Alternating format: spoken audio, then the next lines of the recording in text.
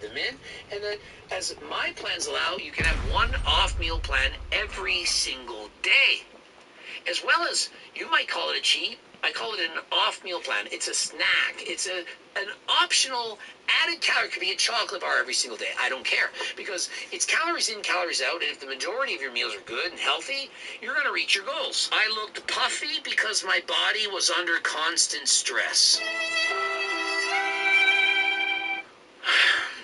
No, you don't look puffy. You look, in your opinion, puffy because right now your body is exceptionally lean. And in comparison, your healthy body in the before, it was carrying a little bit of fat and water, which is normal for a human being. We need to stop thinking that just because you don't have the flattest stomach in the world, that somehow your cortisol spiked and you're carrying stress. I'm not saying I lost fat eating 2,500 calories in a surplus. I'm saying that eating enough to support training allowed me to build muscle, look leaner, and improve the word that starts with a B/restrict cycle. Unless she's doing a lot of cardio or lifting weights for well over an hour each and every day, you're not going to look like this as a female while eating 2,500 calories.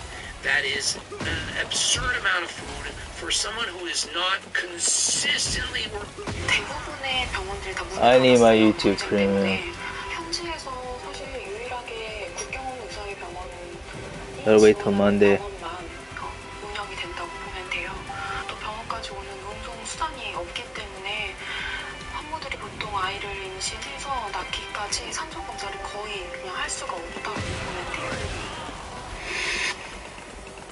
되게 안타까웠던 아이가 하나 있었는데 15살인 소녀였는데 그 아이가 만삭인 상태로 왔었어요. 아이가 워낙에 아파하니까 합병증이 있을 거다라고 생각을 하고서 An absurd amount of food for someone who is not consistently working out for hours. Now, I'm not saying she's not. I don't know. It doesn't say. If she's doing an hour every day and lifting weights for an hour every day, she probably needs 2,500 calories. But if she's not, if she's just lifting weights, if she's not doing cardio, 2,500 calories to be shredded, it's a lot of food for a female. You don't have to starve yourself to achieve your dream physique. The word starve is debatable. I'm going to say that if your dream physique involves you looking like this, paled, show stage ready, that you do have to starve yourself. And so if she's on certain GLPs, for example, Ozempic or Tirzepatide. What's going on, Mr. Too Slick? Mr. All A's 1B. How you doing today? I'm doing good, Dad. How about you? I'm doing good. Well, I decided to check the portal this morning. The portal, where I can log in, check your grades myself. Because I know it was too good to be true.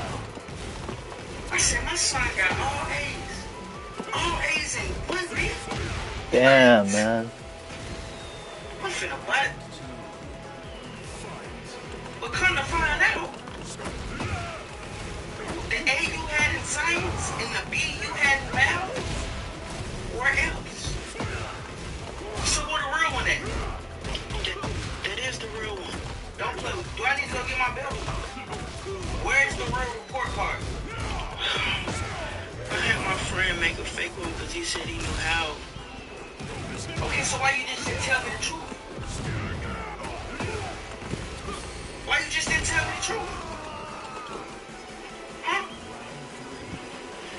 Why you just didn't tell me the truth? This is why I didn't tell you the truth. I knew you were gonna be mad. Take out your clothes off, I'll be that. Take off your clothes. Hey, glorious day. Hey, what's going on, Dad?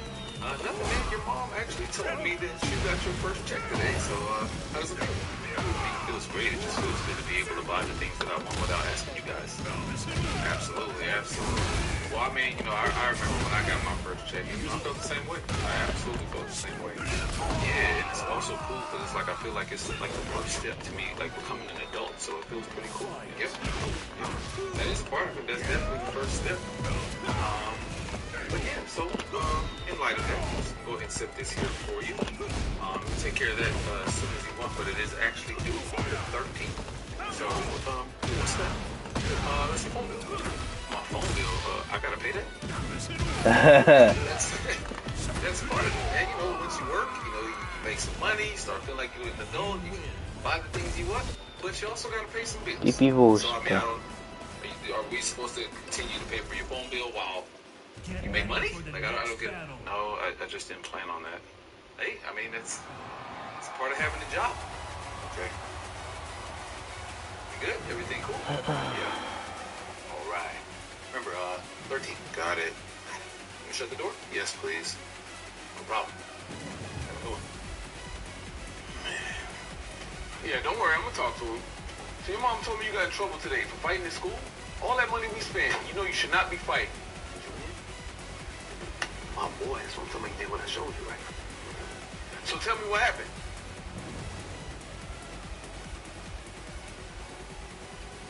Hey, if he put his hands on you, you should have knocked him out. Don't let nobody touch you. So I need you to sit here, you know, think about what you did. You're going to be on punishment for a week. You know, good and damn well you shouldn't be doing that. I got you. All right. Yeah, I'll talk to him. He's all right. What's up, Dad?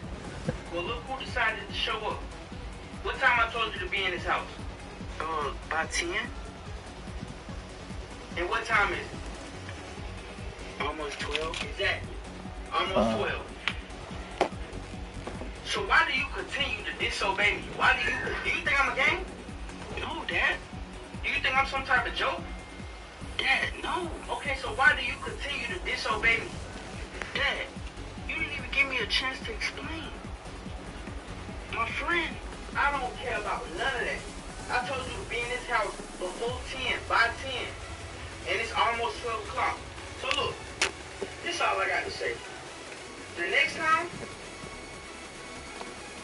you step foot in this house and disobey me, not listen to my rules, it's gonna be me and you.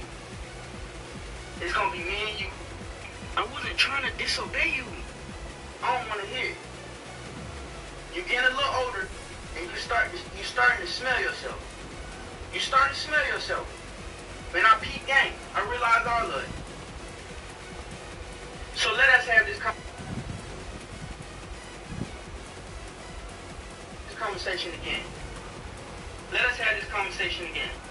Dad, can you at least hear me out? I'm trying to tell you. Alright, you heard what I said. Hey, what's up, Dad? Hey, what's up, man? What's going on? How are you? I'm doing good. How are you doing? Doing great, man. Doing great.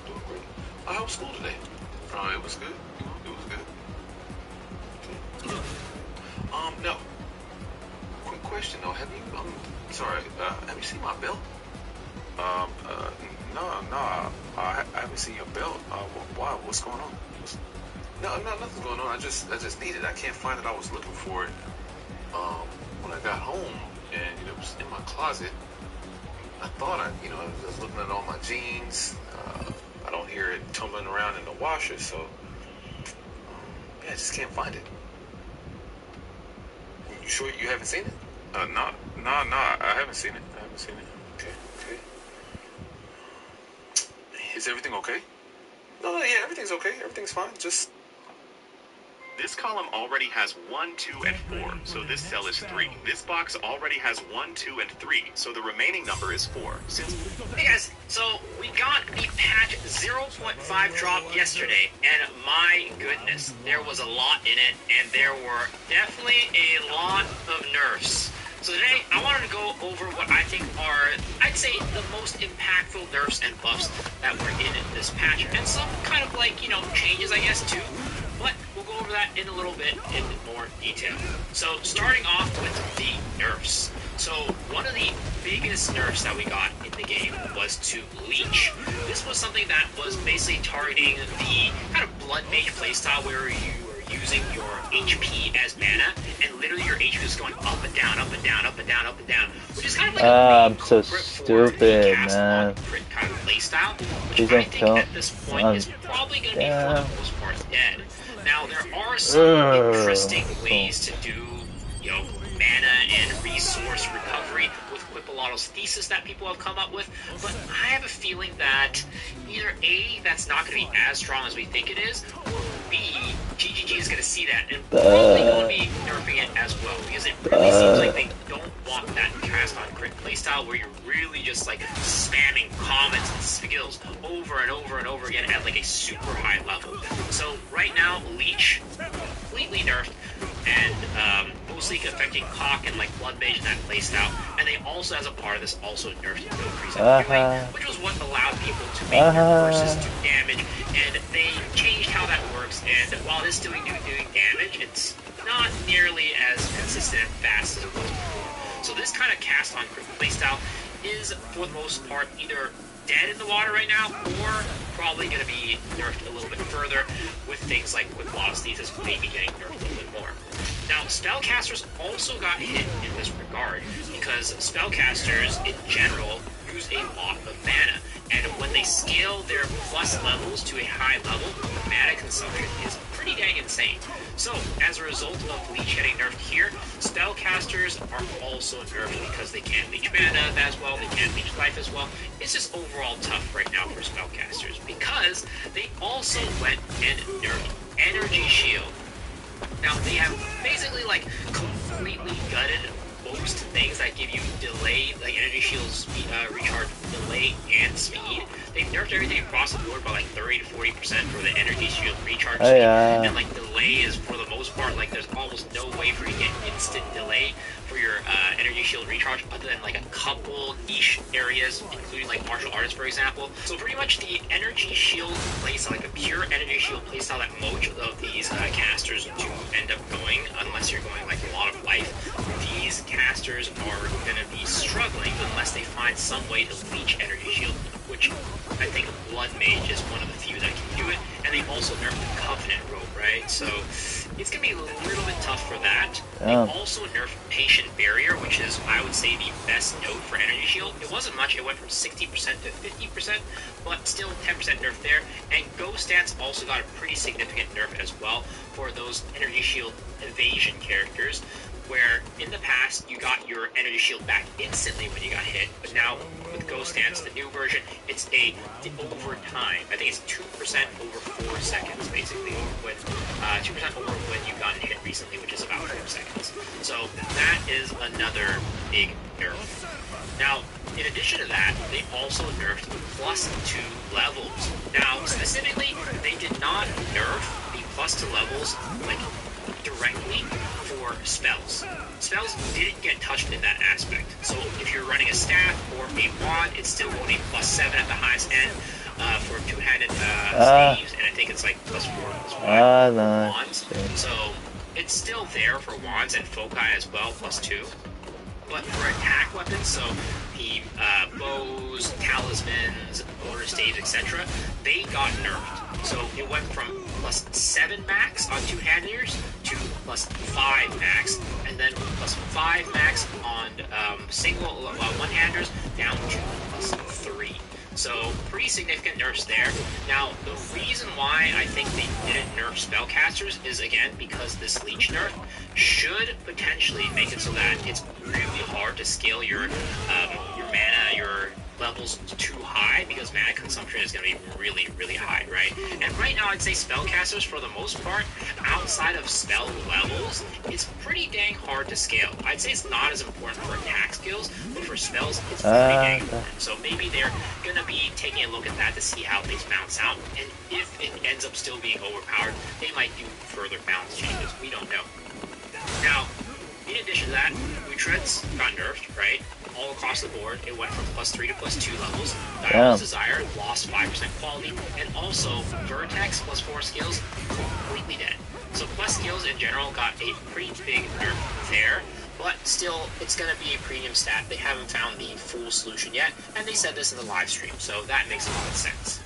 Now, as for classes and weapons, Pathfinder got nerfed. The stacks for their poisons got nerfed from like 35% reduced duration, or less duration, to 50%, which is crazy, which basically means poisons are hugely nerfed. automatic W. Damn But it. also, in addition to Pathfinder getting nerfed in that aspect, Good Toxic job. Growth also now has a max limit of 5 pustules. Poison Burst also got its damage reduced and duration reduced, and Plague Fingers now don't let you apply elemental ailments. So that was one of the most powerful things about Plague Fingers before, because you were able to apply ailments and shock enemies and freeze enemies and things like that. So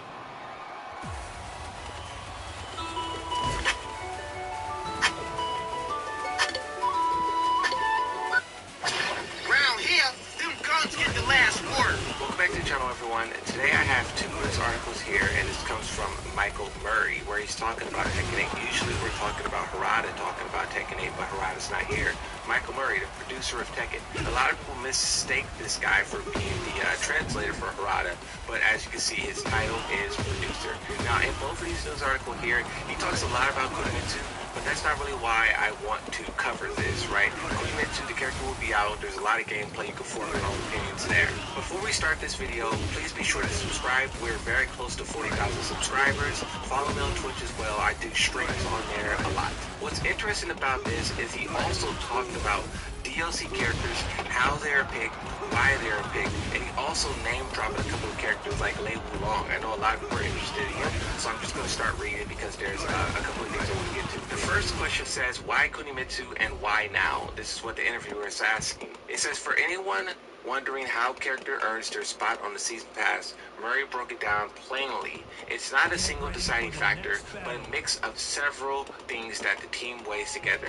And the quote says, there are several factors that goes into it. The quote says, is there a playstyle or martial art that we haven't represented yet in the current cast? We also look at play data to see how popular a character is that maybe hasn't released yet. And not just how popular they are, but what kind of group are they popular with. This is talking about trying to bring in different demographics. This is why when they create a new character, it comes from a totally untapped region of the world. Like, for example, with Mami Zo, she comes from Madagascar, and they were very specific to say that there's never been a fighting game character that was done in that region, which is why that region loved it so much, and it broke news headlines there, right? But then also that they do create characters in like Poland, Saudi Arabia, these places that have big audiences and big hearts for Tekken. So you can see that the Tekken developers is kind of always scouring new territory to cover with Tekken characters. Skipping past all of the stuff about Kunimitsu, down at the bottom of the interview it says, revealing the full season at once. Season 3 also marked the first time Bandai Namco revealed all the characters in the past at the same time, rather than spacing them out one by one.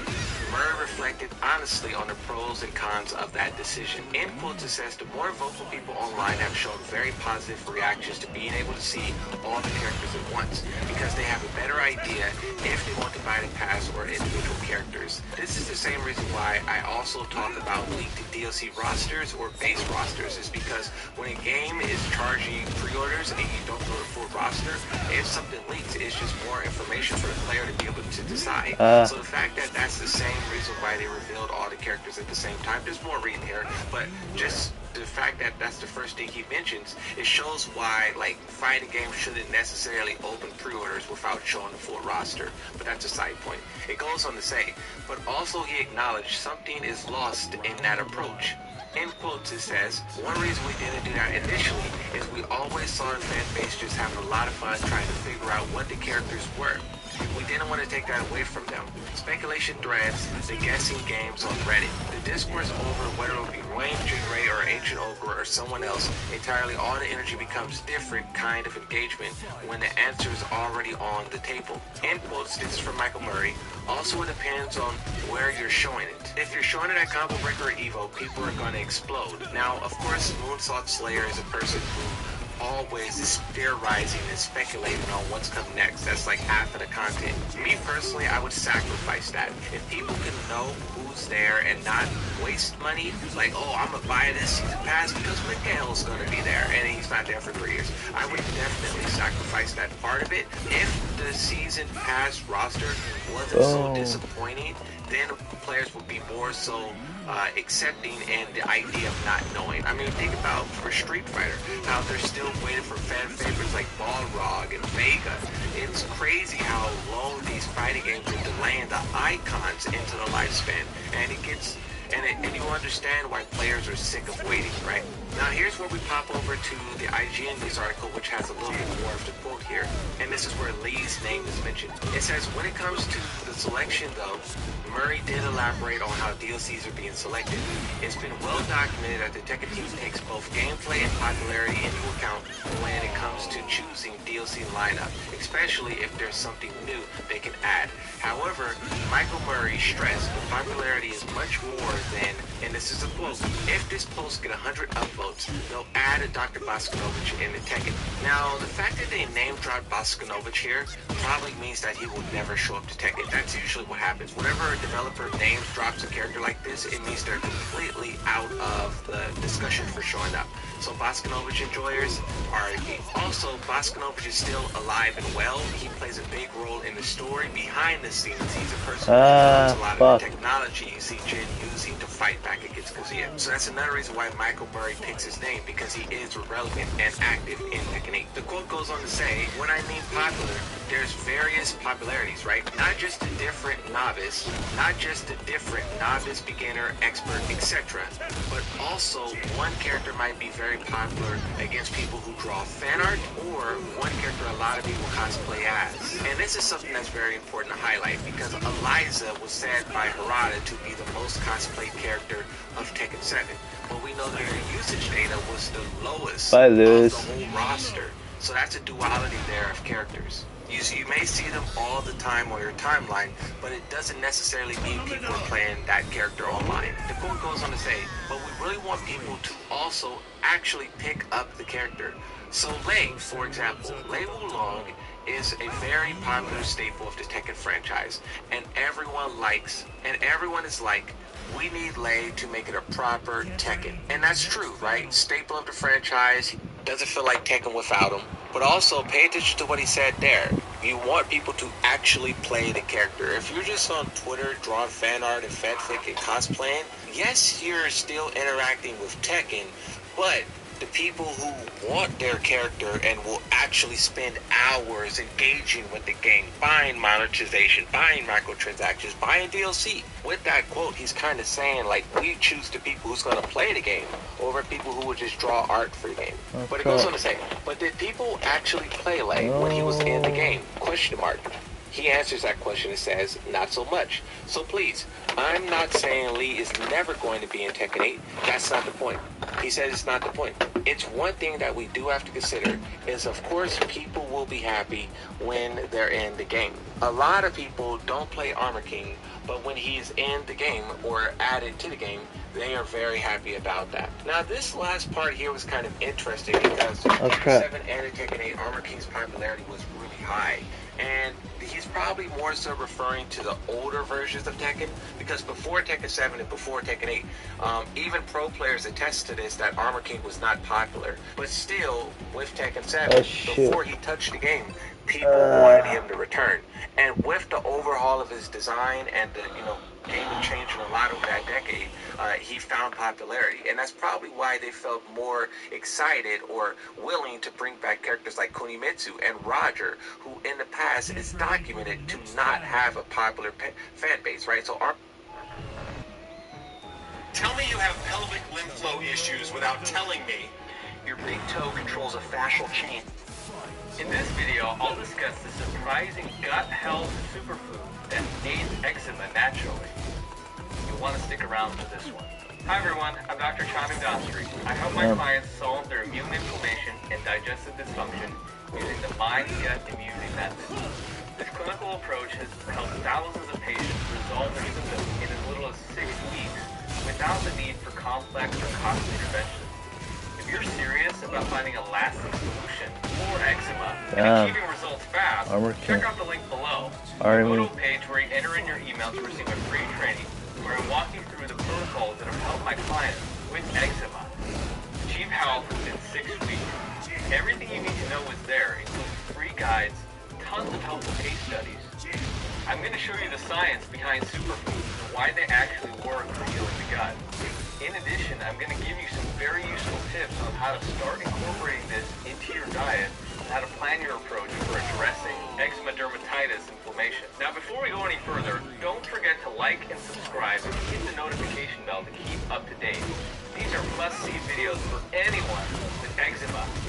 reverse their symptoms for good. And it's really helpful information that you probably won't get anywhere else. Now, a little bit of background. The mistake I see most people make is that they think all food is created equal, and that they can just eat whatever they want and expect their eczema symptoms to go away. While everyone may be different, the truth is there are some significant ways to decrease inflammation on your own, within your control, which greatly impact eczema symptoms. One way, the best way, is to improve your gut health. This is what I teach in my clinic, and the material you're about to watch is taken straight out of my Mind Gut Immunity Academy, where people just like you learn how to beat their eczema for good, even when the diagnosis is unclear. Remember that the gut contains over 1 trillion immune cells. That's trillion with a T. So certain conditions which are caused by immune inflammation have a strong relationship with gut health. Now, to understand the topic of gut health, there are a few useful low parry. Now, I want to introduce you to the concept God of damn it. intestinal transit time.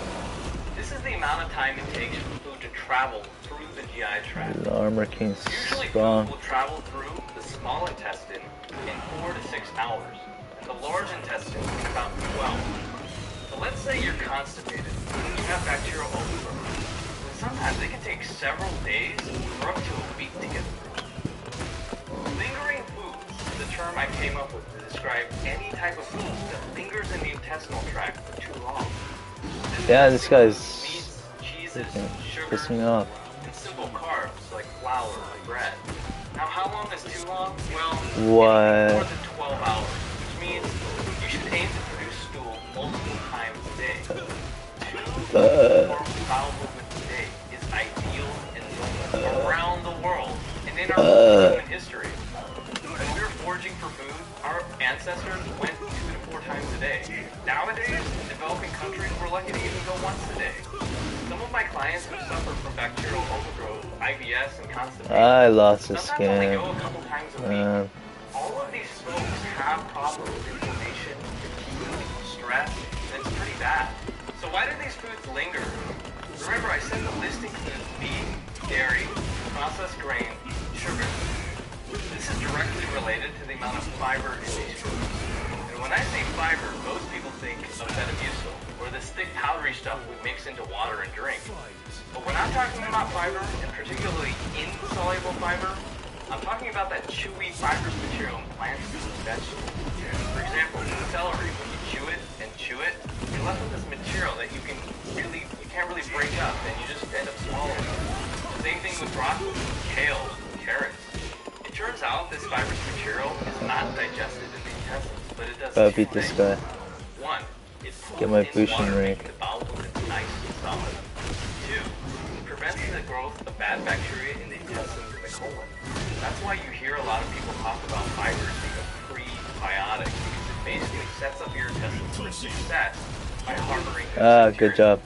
By the way, there's nothing special or profound about prebiotics, so don't get tricked by the marketing. All prebiotics are basically fiber, and you should be getting enough of it from your diet.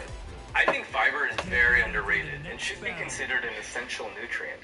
And because it's only found in plants, it's considered an essential phytonutrient. So what are some examples of high fiber foods? Here they are. The list includes things like sprouts, microgreens, broccoli, celery, carrots, dark berries like blackberry, blueberry, and elderberry, avocados, almonds, pecans, and walnuts, lentils, beans, and peas, quinoa, and turnips and beets. These foods, by the way, should comprise 75% of what you eat, so that you know that you're getting enough fiber. If you have an elevation in blood pressure, really anything over 120/80, every 1 millimeter increase in blood pressure from 120 systolic is a 1.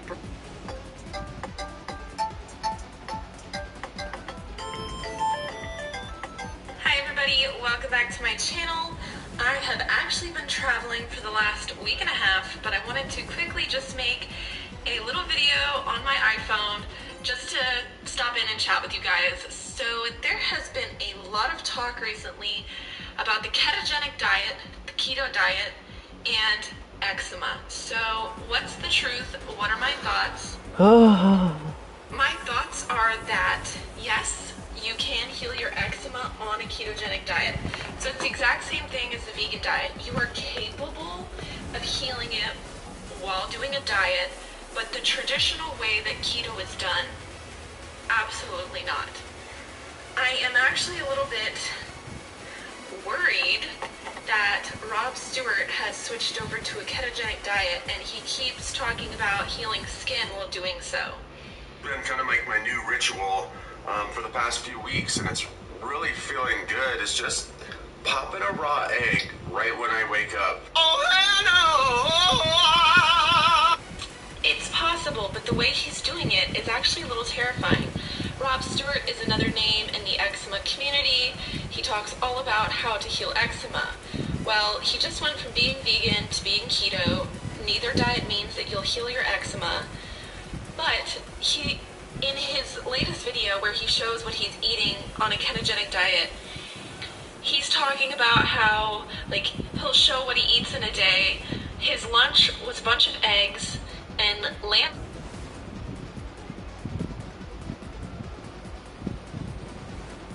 Hi guys, this is Dr. Berg. In this short video, I want to discuss CP가 언제 들어오려나 Here you go on this ketogenic 보고 diet, 있는 거 and you end up 아니야? with this terrible rash, right? What is that? Well, if you look it up, there's hardly a lot of information on this. There's not much information. It's hard to know what it is. 화면 And so 클릭 people 안 try all 하고 sorts of things. 보이는 거 They 아니야? start eating more carbs, and let me tell you what I think it is. And I think this is just my theory on what it is. If you look at a rat, this rash, it's usually itchy. Okay, it's called pruritus. And itchiness is really coming from the liver. High levels of what's called histamines are dumped up from the liver because when you switch over to ketogenic or you're running on ketones, you're releasing tons and tons of fat that's coming out through the liver, okay? And if you don't consume enough vegetables, you're going to actually end up with fatty liver, but you're dumping more fat, okay? And that fat holds a lot of stuff, like chemicals and toxins and things like that. But what happens if you don't have enough bile, B-I-L-E, okay, in your gallbladder, and you do a ketogenic diet, you might not be able to release the toxins that are coming out with the fat in a proper manner, and you're going to create a little bit of an immune reaction with these histamines, okay? Because one of the purposes of bile is to break down fats, but the other purpose is to eliminate toxins. So here you are, trying to get rid of these toxins, but you don't have enough bile. 아야 Fat 아파 on the ketogenic diet, and then you end up with this rash. So what is the solution? You need to add some purified bile salts. You can use my formula, which is the gallbladder formula, or you can just find some purified bile salts. But what will happen is that will increase the flow of bile through the liver and gallbladder, so you will eliminate the toxins a lot better and reduce this rash, this reaction. Alright? 아사 Thanks for watching. I'll see you in the next video.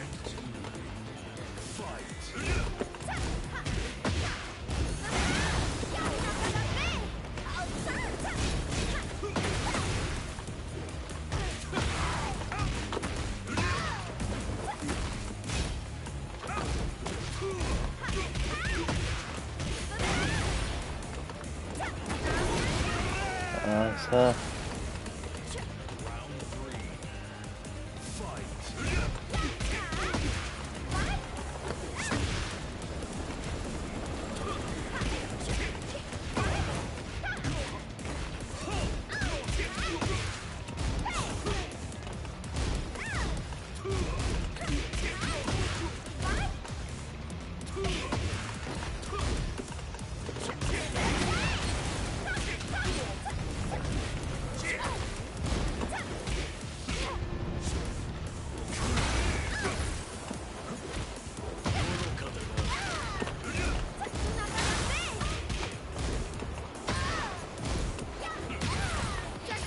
아 그걸 노리고 있었어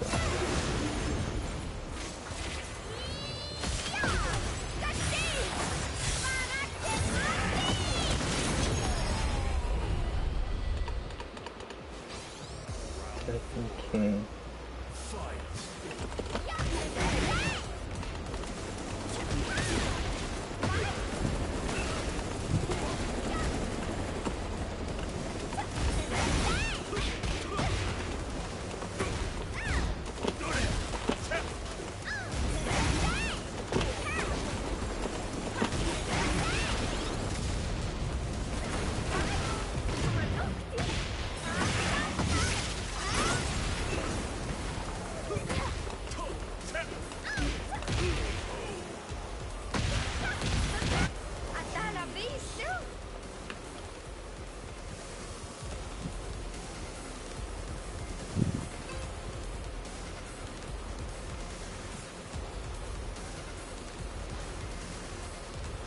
Get ready for the next battle.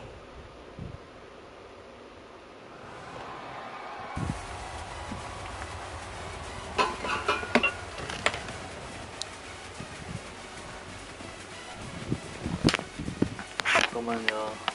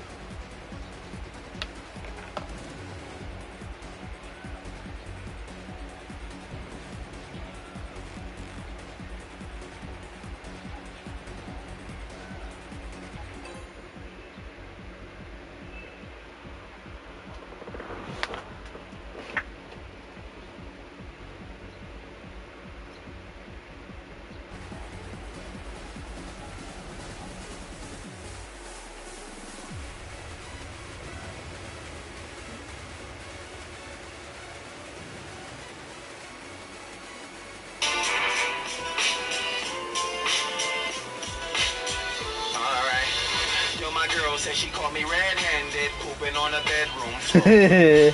Then she told me that she caught me red-handed, pooping on the porch next door. It wasn't me, saw me pooping on the counter. It wasn't me, saw me pooping on the sofa. It wasn't me, saw me pooping in the shower. It wasn't me.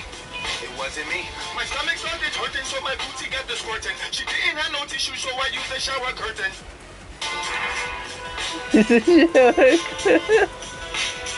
Alright. Yo, my girl said she caught me red-handed, pooping on a bedroom floor.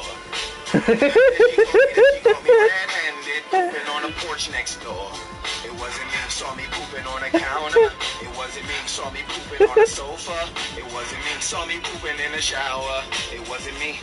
It wasn't me. My stomach started hurting, so my booty got the squirting. She didn't have no tissue, so I used the shower curtain.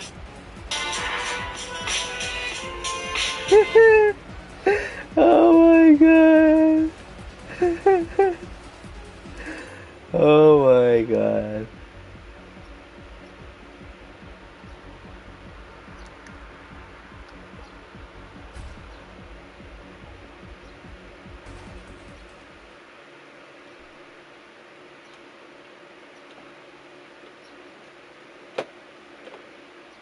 Shaggy.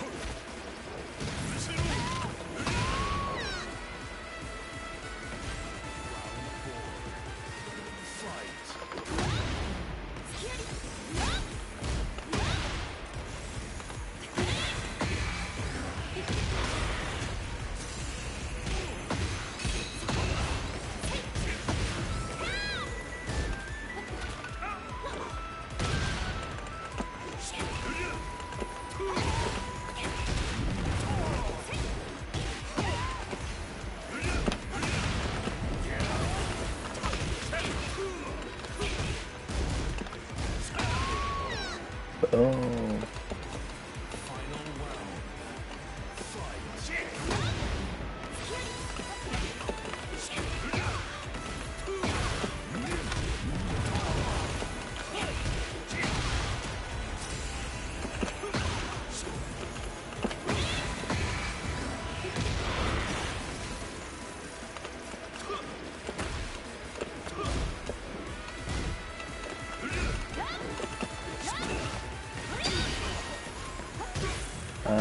좋았어.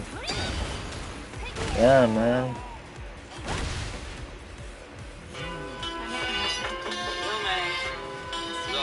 Open up, man. My girl just caught me. You made her cat. Let's turn on some music.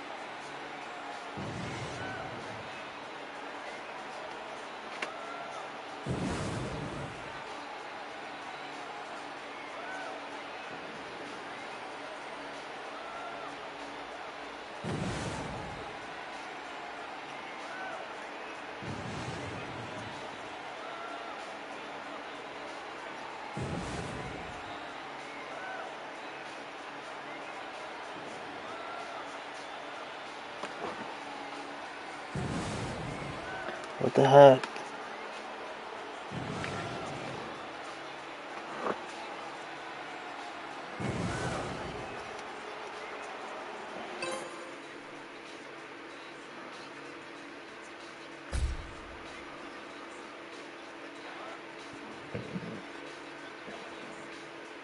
Get ready for the next battle.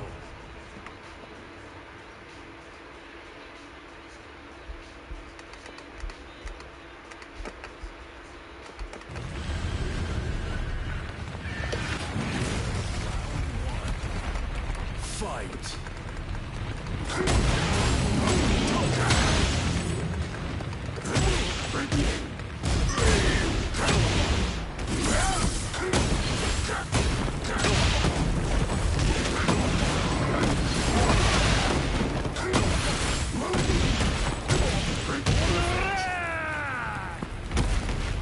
Round 2.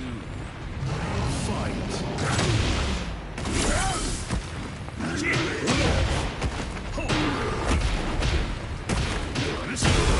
아, 이제야 렉을 키네.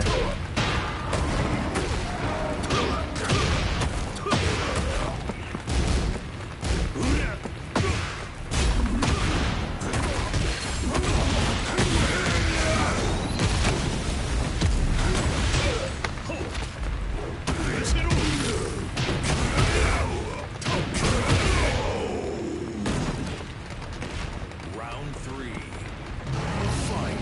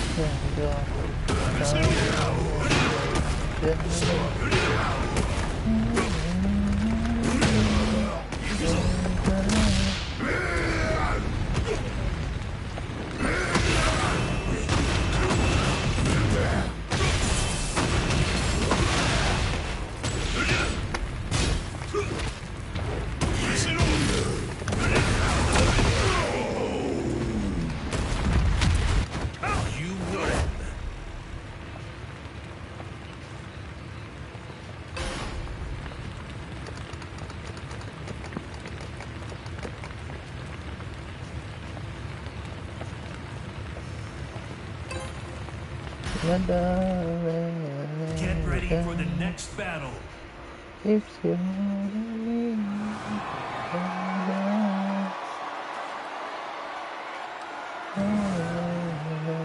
Yeah.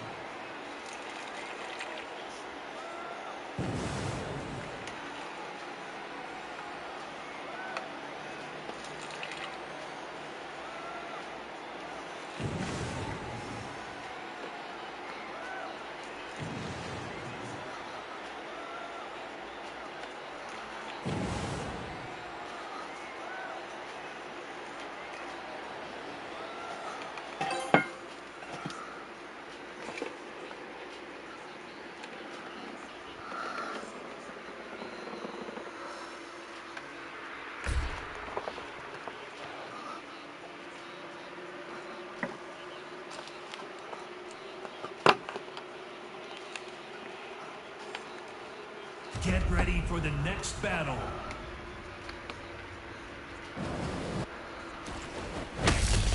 Round one. Fight.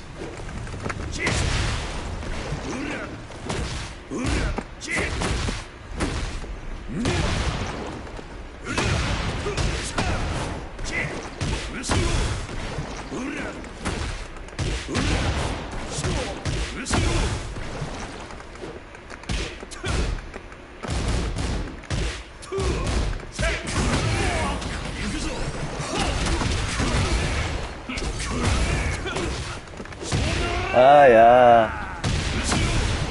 Round two. Fight.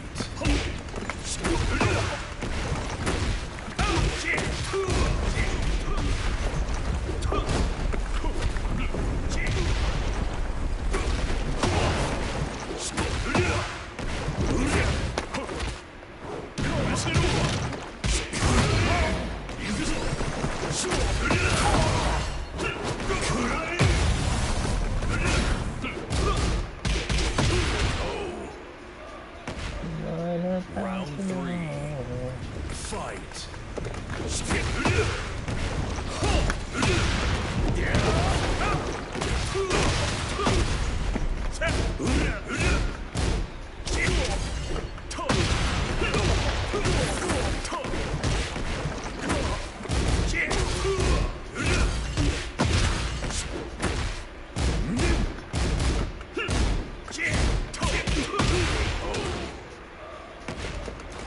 Round four. Fight.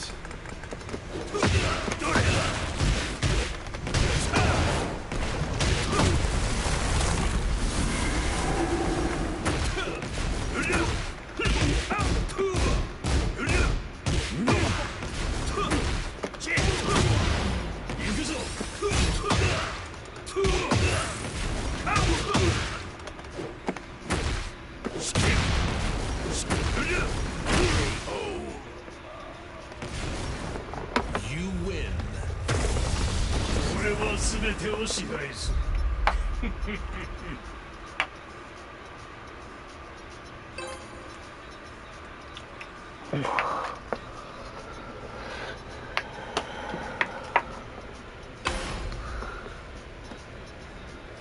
貴様をここで終わらせる。Round one. Fight.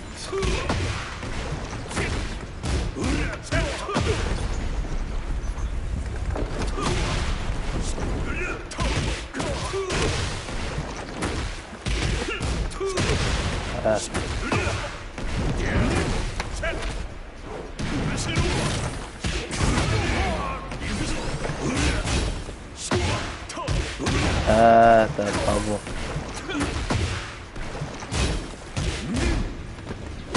Nossa. Round two. Fight.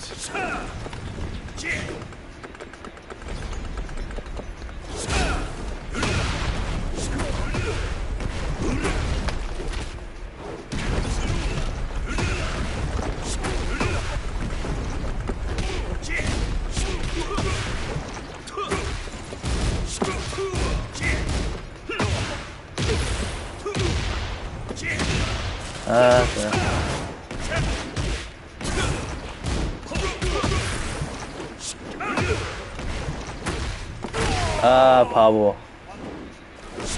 Round 3. Fight.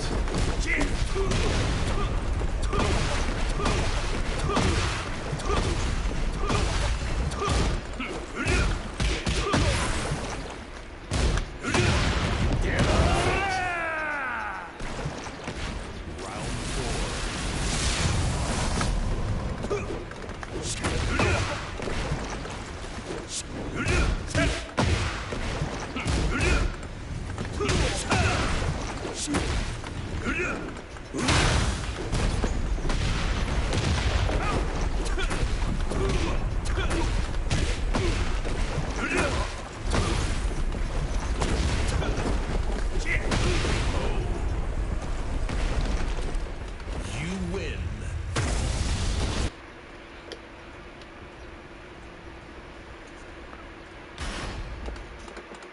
Get ready for the next battle.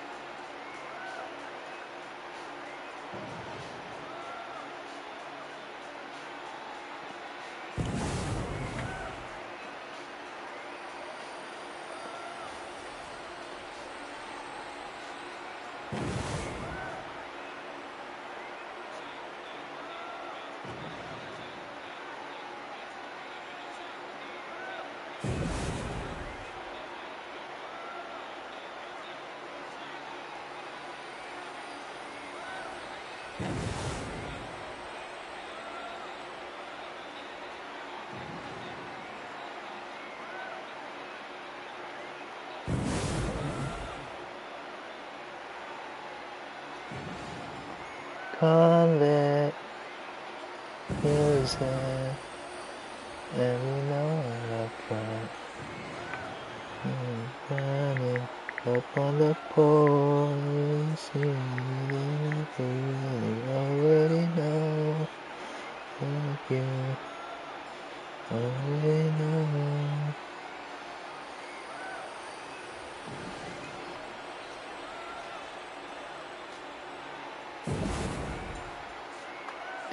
Convict music. Obey.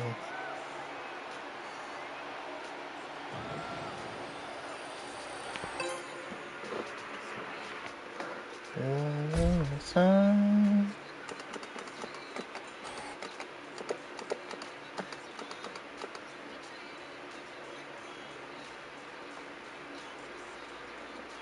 Get ready for the next battle. Through sack.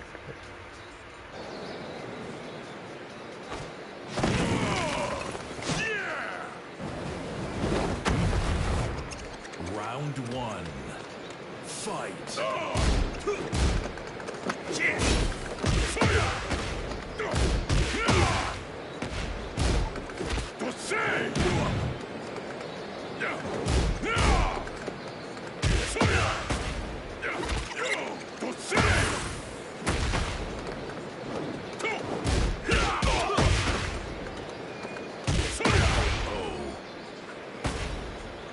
Round two.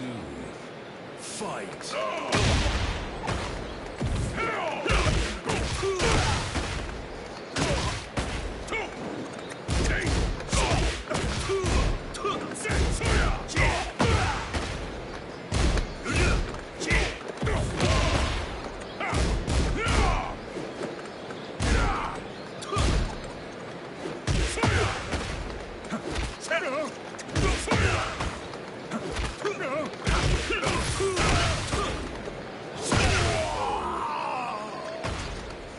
Round three. Fight.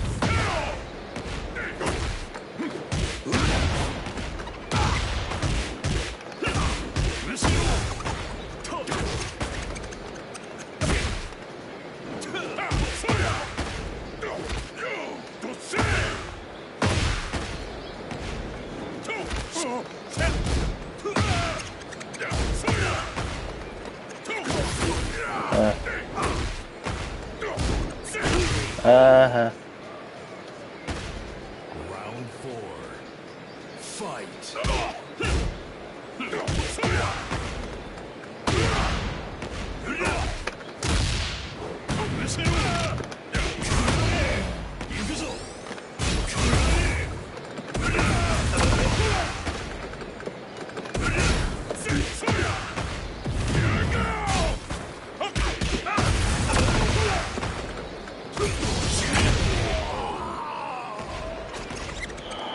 Paul is always a challenge.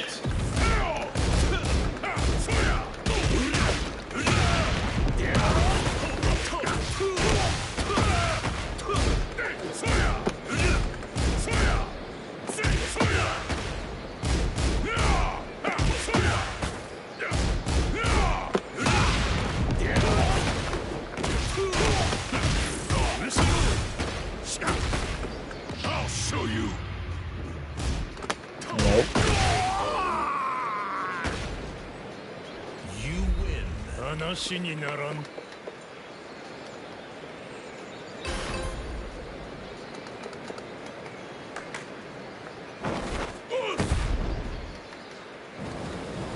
Round one. Fight.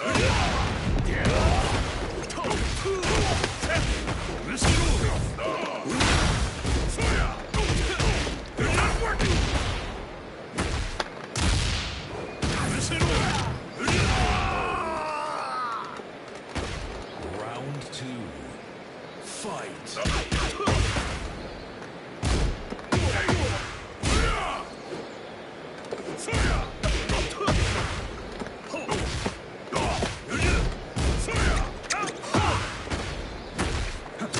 Yeah.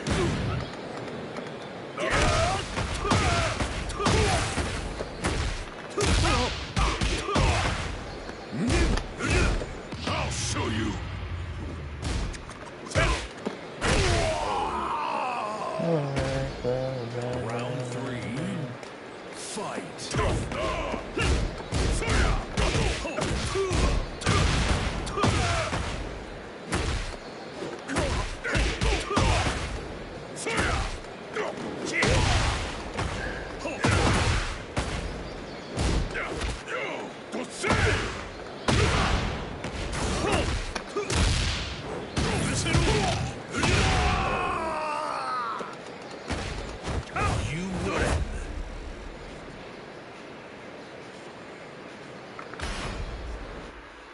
Get ready for the next battle.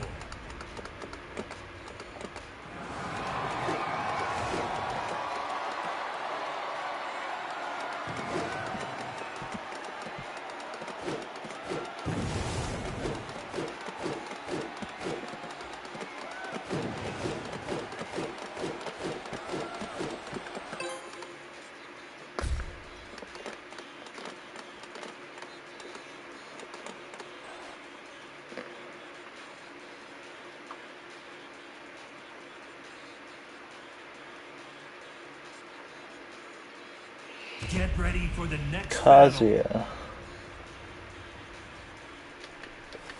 Round 1. Fight.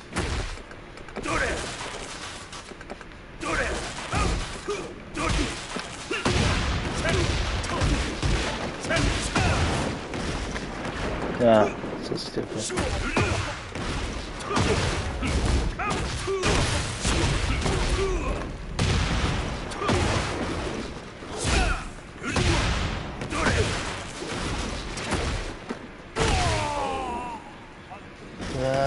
Round 2. Fight.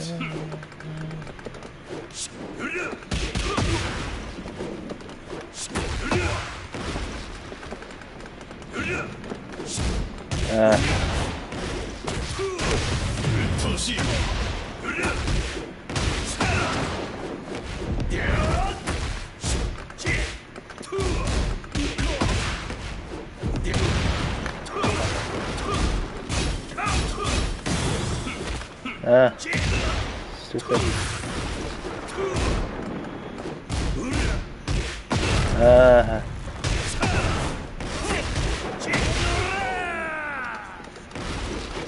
Round 3.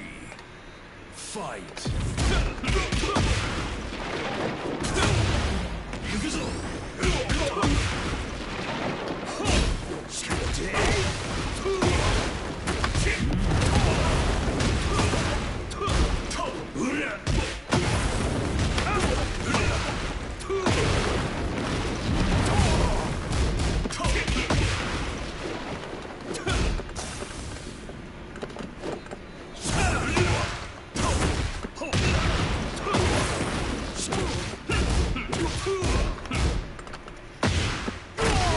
Yes. Round 4. Fight.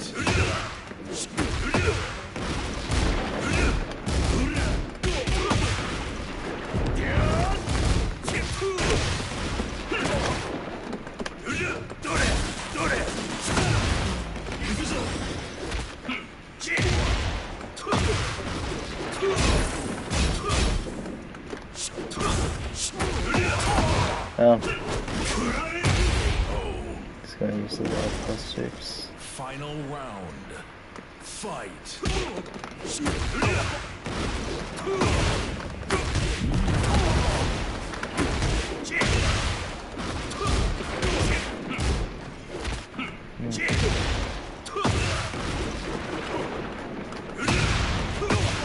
Yes.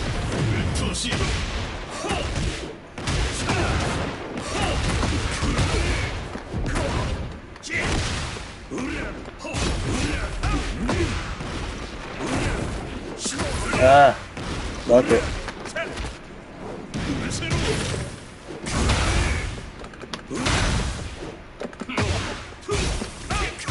Nice. A 5-win streak.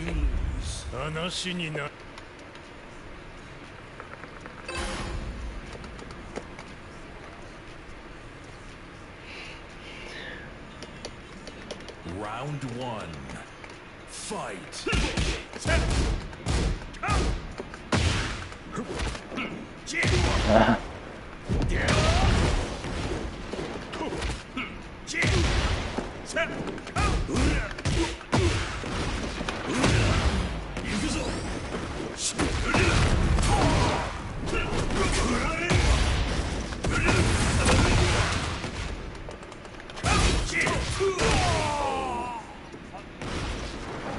Round 2. Fight.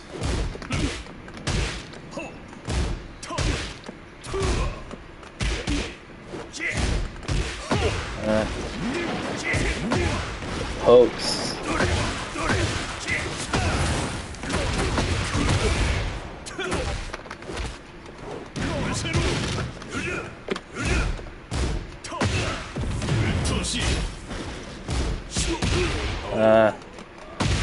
Really good. Round 3. Fight.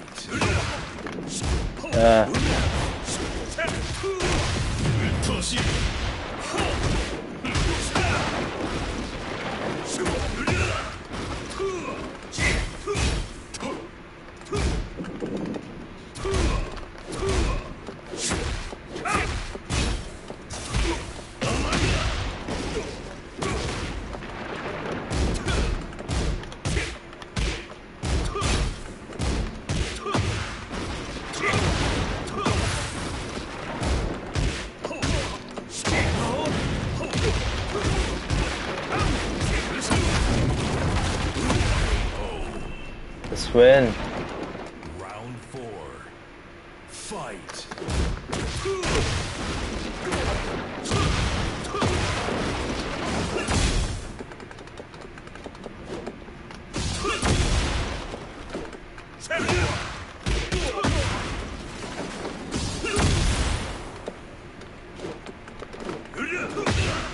Just...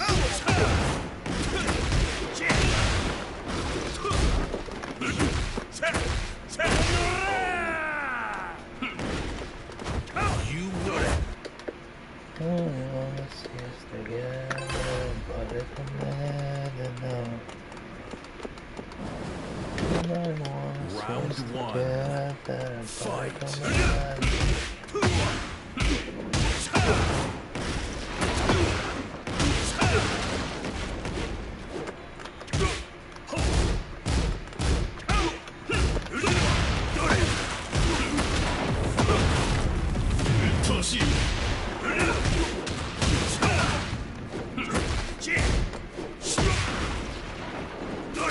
Nice step.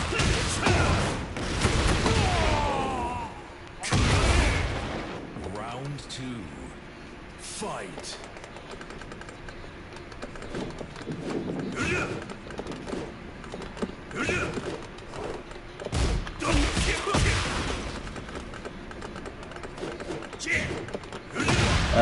Nice.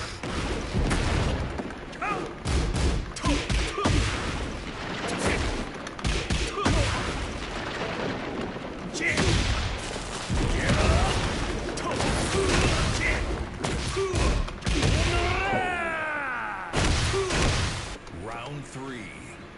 Fight.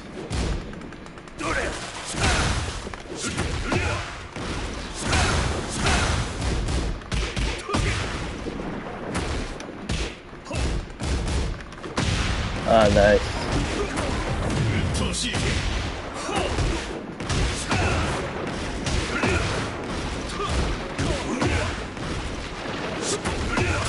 Nice.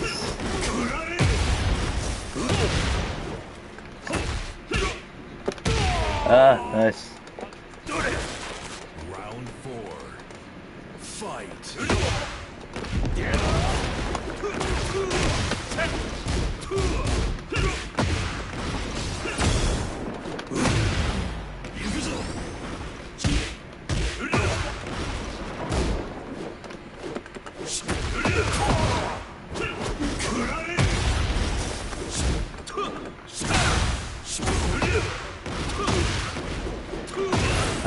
Nice.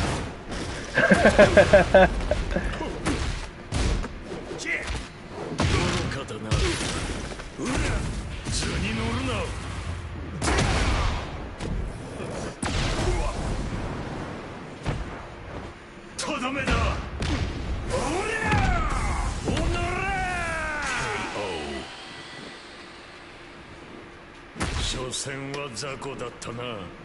Final round. Fight.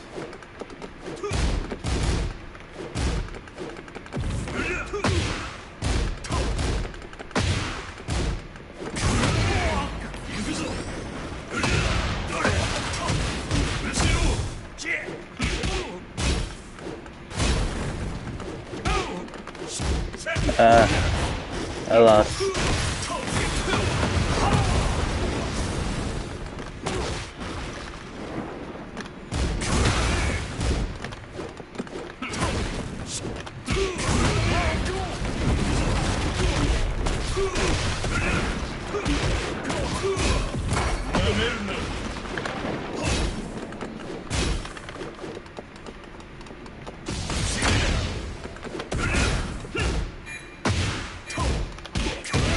Nice.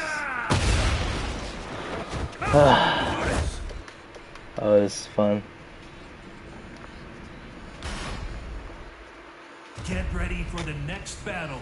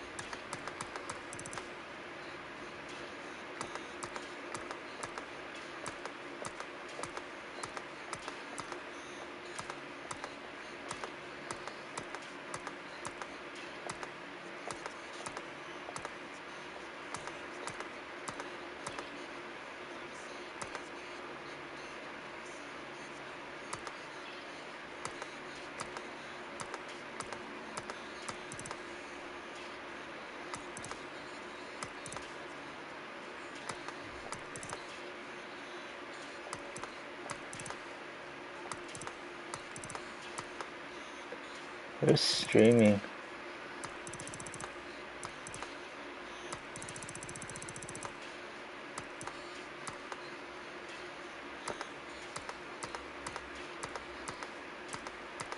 Streaming. Here it is.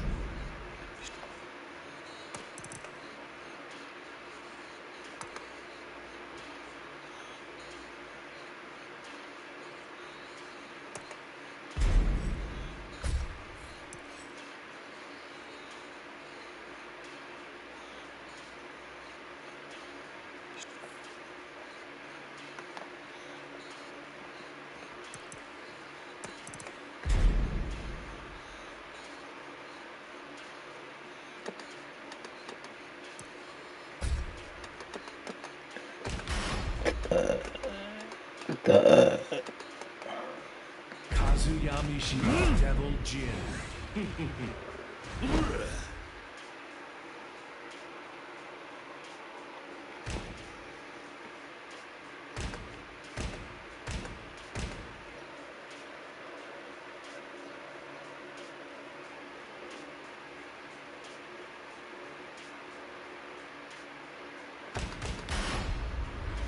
ready for the next battle.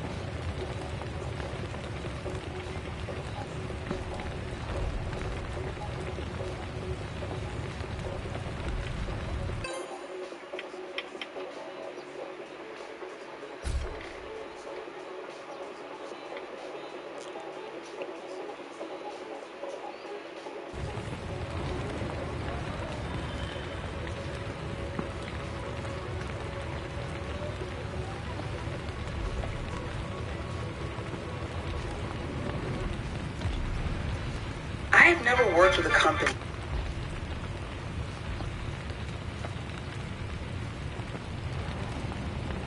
that can like so accurately match my skills and my want anything too extreme. We don't want anyone anorexic, nor do we want someone who can star in an episode of My 600-Pound Life.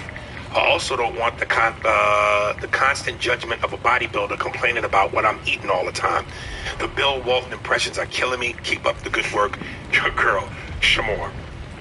You know, one time I tried to exercise, and it just wasn't for me. I would rather do peyote and smoke weed and sit in the wilderness and wait for a wild animal to approach me just because it's hungry, and then it would find out I had the ability to communicate with it. And the wolf would say, "Hey, Bill, do you have any more peyote?" I said, "Sure, coyote." You should do, Bill, calling the shots of the 3-point shots that Larry Bird was taking. Oh, there's Larry. I remember my one time in Boston. After everybody left, he made sure the doors were locked, and he would run around the top tier of the gymnasium and just grab random and say Jerome Tyrone Terrell.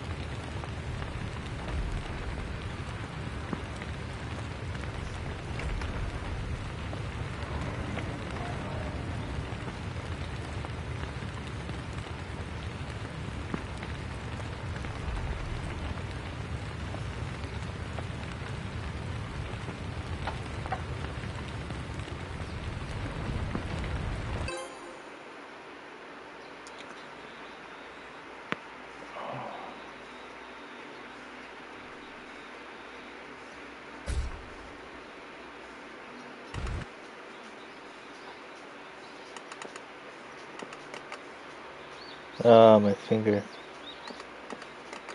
Get ready for the next battle.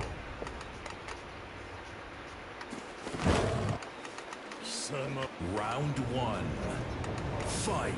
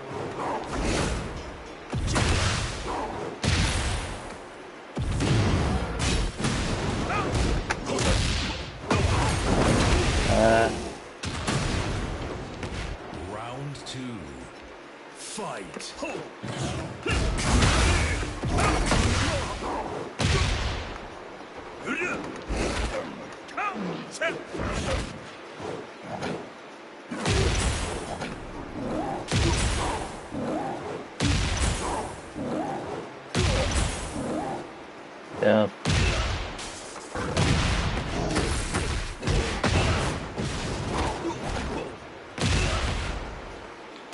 I need a break after this. Round 3. Fight.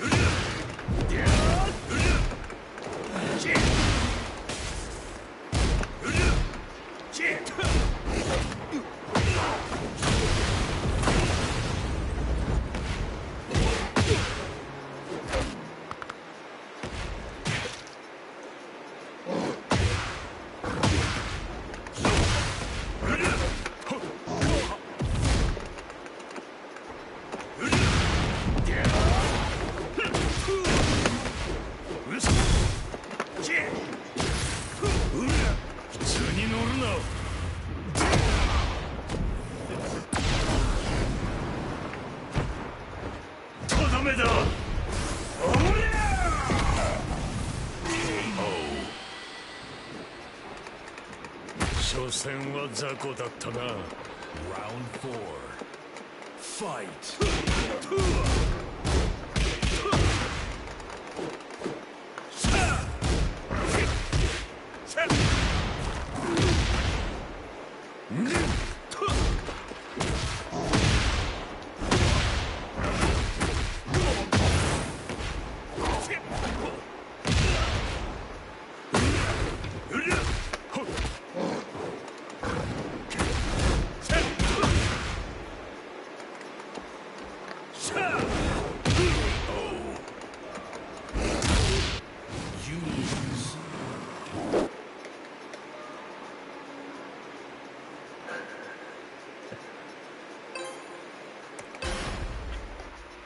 Get ready for the next battle.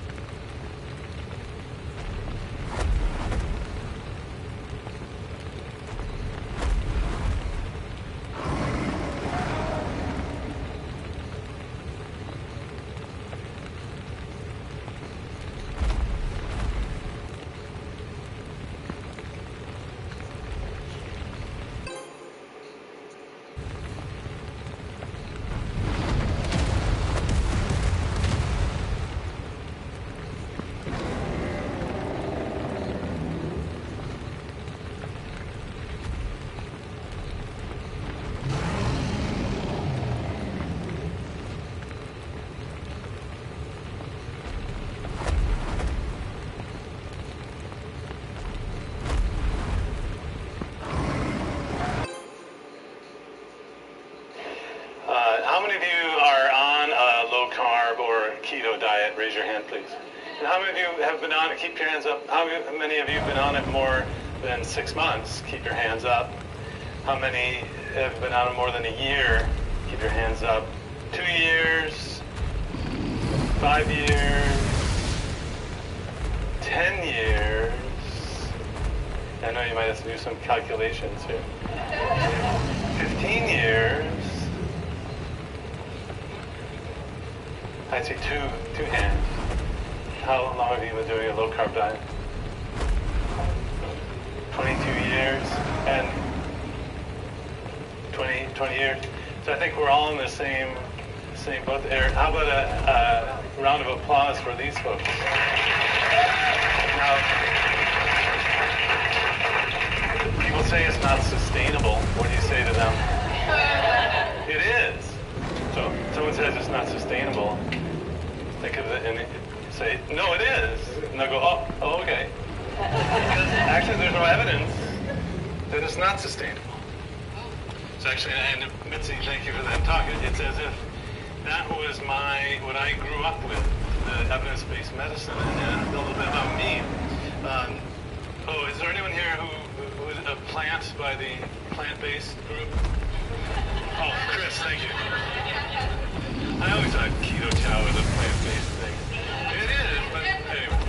Okay, and anyone kind of flirting, no, brought by their spouse or friend here, they really want to just go out on the deck? Yeah, okay, so, Chris, can you remove them, please? That's only because I met Trevor already on the cruise, okay? For those of you who think, what an offensive guy. So, reflections on 20 years of low-carb research and clinical practice, personal use. I started out at Stanford University. I was a history major.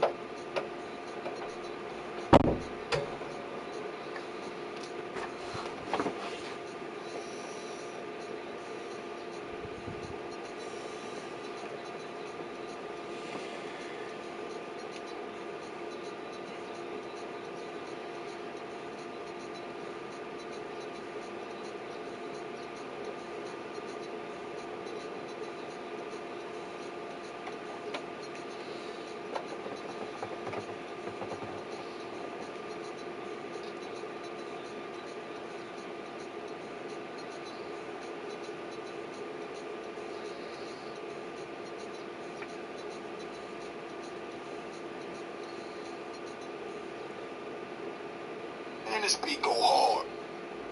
Bruh. Real gangster. Making my way downtown, Glock in hand, ops run up, get laid down. Bow, bow. Bow, bow. Watching out for the feds, brakes in the trunk, smoking a skunk while holding a tray pound.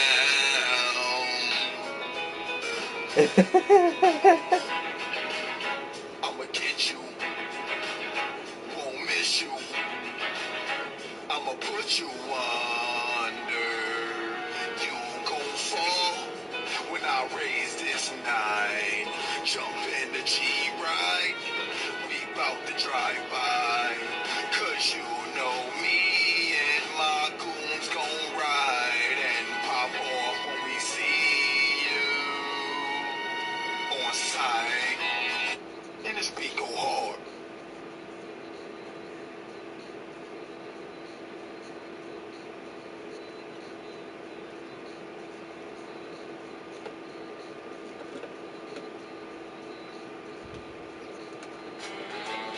아이허브에 대해 알려줘. 아이허브는 믿고 살 수 있는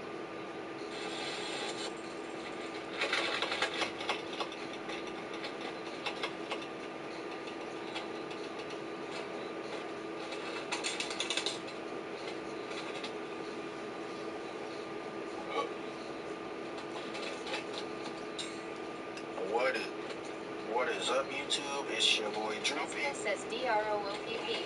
What's up? NYA Nicole says hey. What's up, Naya? Bye-bye. We're gonna be playing some Tekken 8 today. Make sure you guys sub to the YouTube, follow the Twitch. Links are in the TikTok bio. Thank y'all for joining the stream. And let's get this party started. Turn on my graphics to medium. Alright.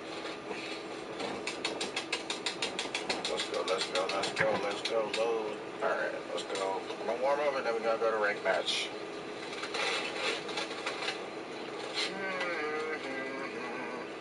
Starboy says wait, you can change the graphics? Yes. On PC, not on, I don't think PS5.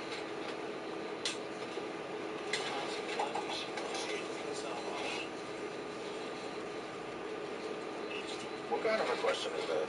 I hope you're not PC, Starboy.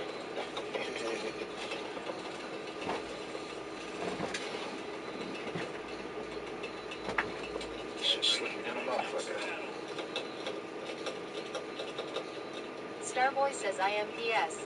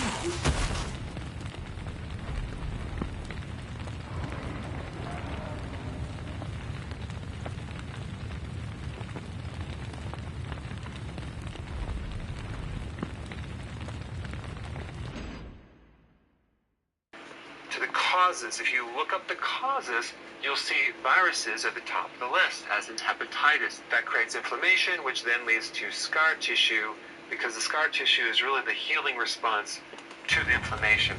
Then you have high iron. Why? Because iron is very corrosive, creates oxidation to the different tissues.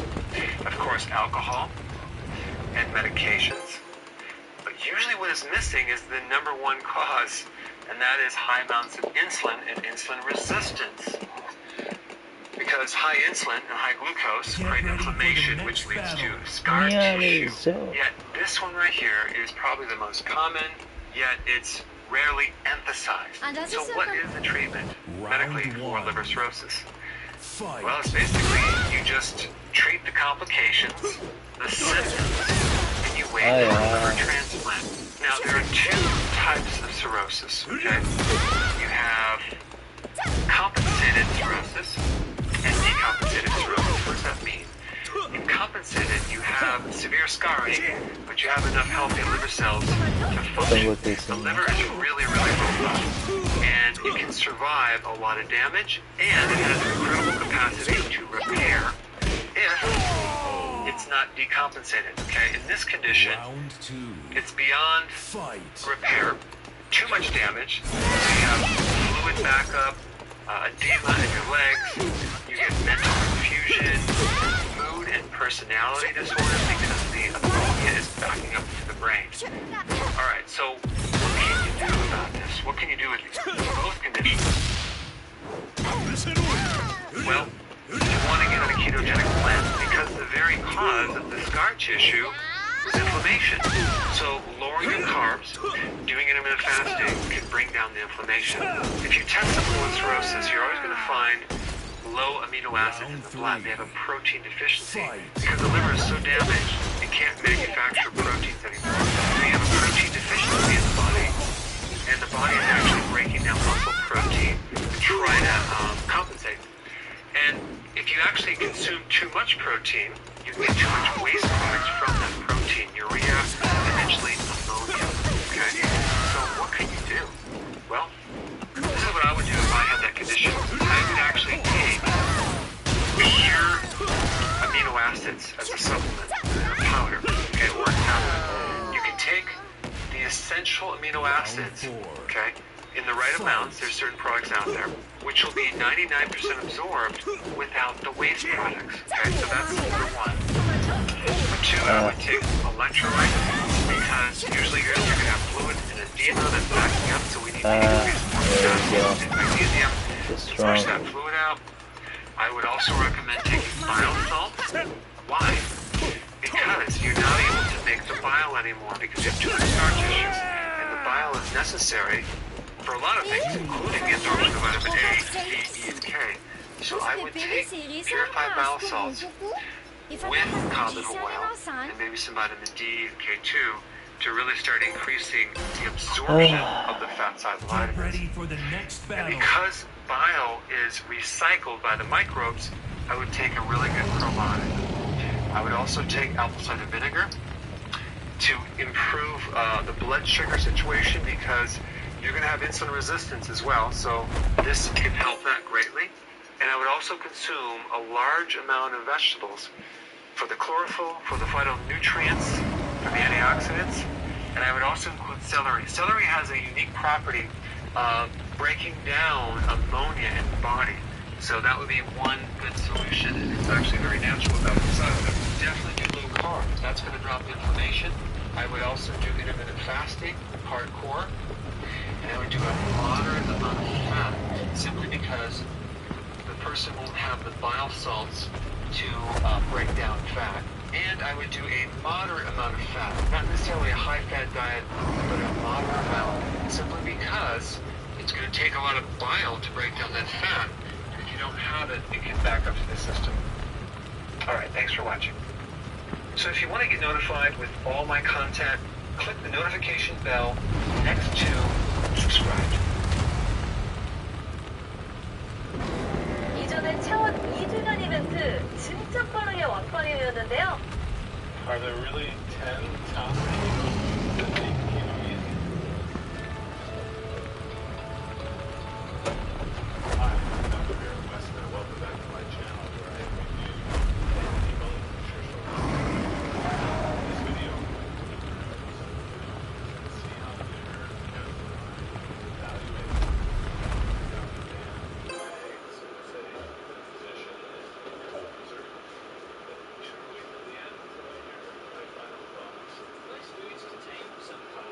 Knowing which contain the least will help make your low-carb journey very easy.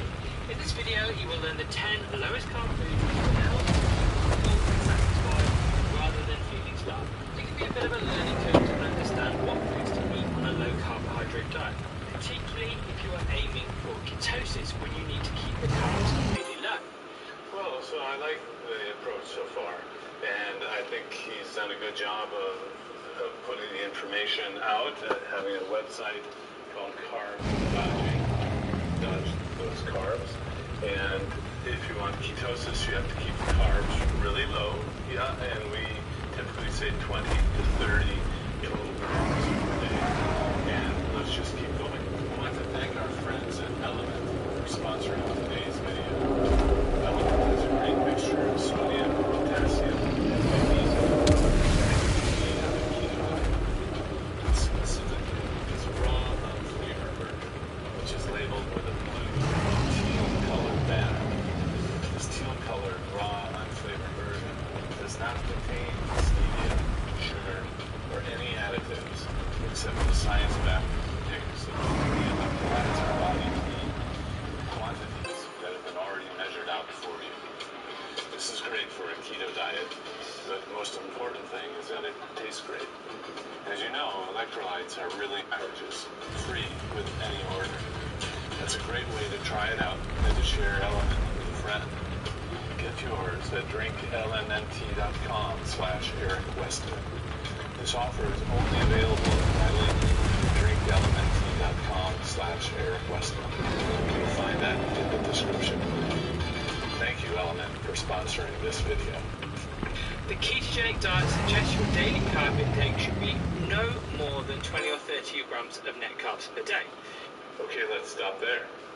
So it's been very interesting to see how keto and low carb has played out, sometimes like a game. Remember the old telephone game where you would whisper something in someone's ear, and by the time it gets around the room, it comes out like something totally different. Well, when I teach a low carb or keto diet, I use total carbs, not net carbs. And fascinating is that net carbs can work. So here we're learning a net carb level of carbs. I just wanted to let you know that I use total carbs because with net carbs you subtract out the fiber and the alcohol, sugar alcohols, under the assumption that they don't impact the blood sugar or the metabolic state of ketosis or induce more cravings for sugar. So net carbs to me is like the over-the-counter version of a keto diet. And when someone comes to me in a clinic reversing diabetes, they want to lose hundreds of pounds, for instance, use total carbs. It's more like the prescription strength of a drug or of a diet. And what you do with total carbs is you don't subtract the fiber and the sugar alcohols under the assumption that they affect the metabolism less than any other food or other carbs. So I know this is a point of, well, that I learned through the products that are out there now, and pretty much all the products use net carbs. That's the front of the label. What you want to do is look around to the back or the side or wherever it is and look for nutrition facts, total carbohydrates, and look at the grams of carbohydrates. So G means grams on these labels, and that's the gram I would want you to count if you're doing a prescription strength keto.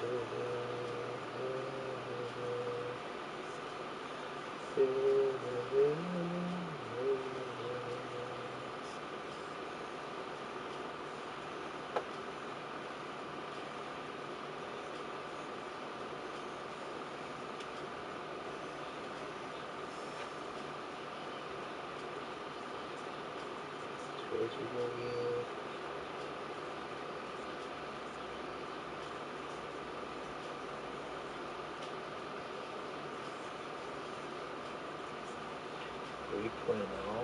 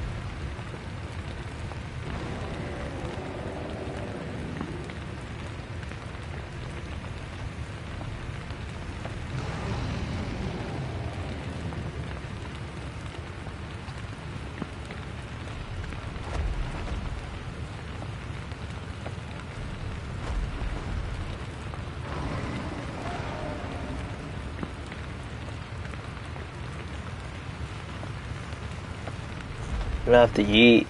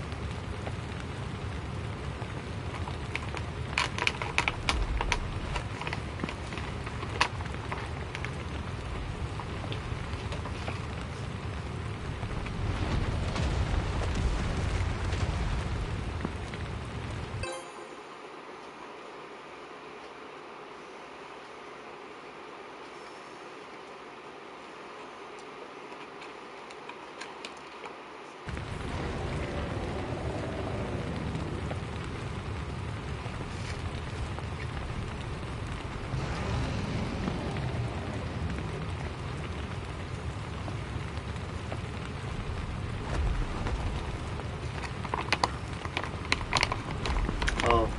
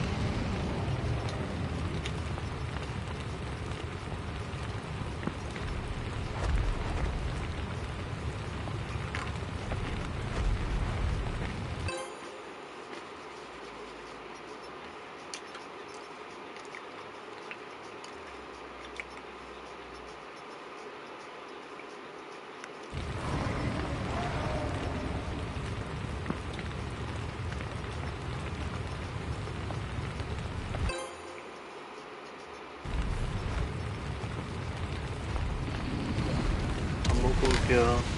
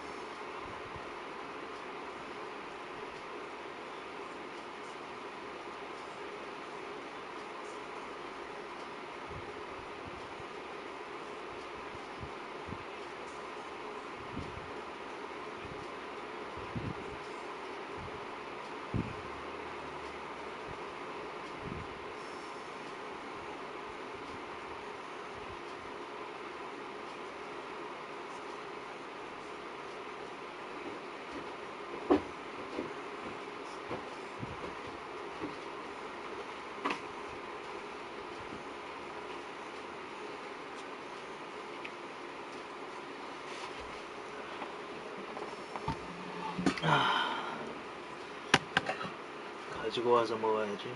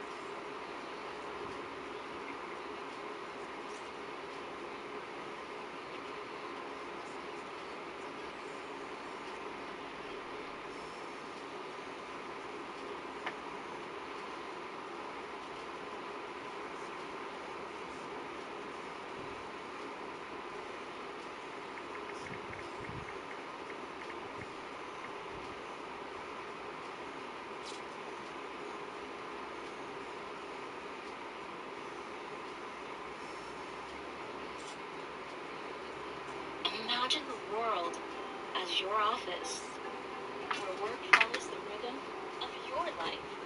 There's some pretty strange, very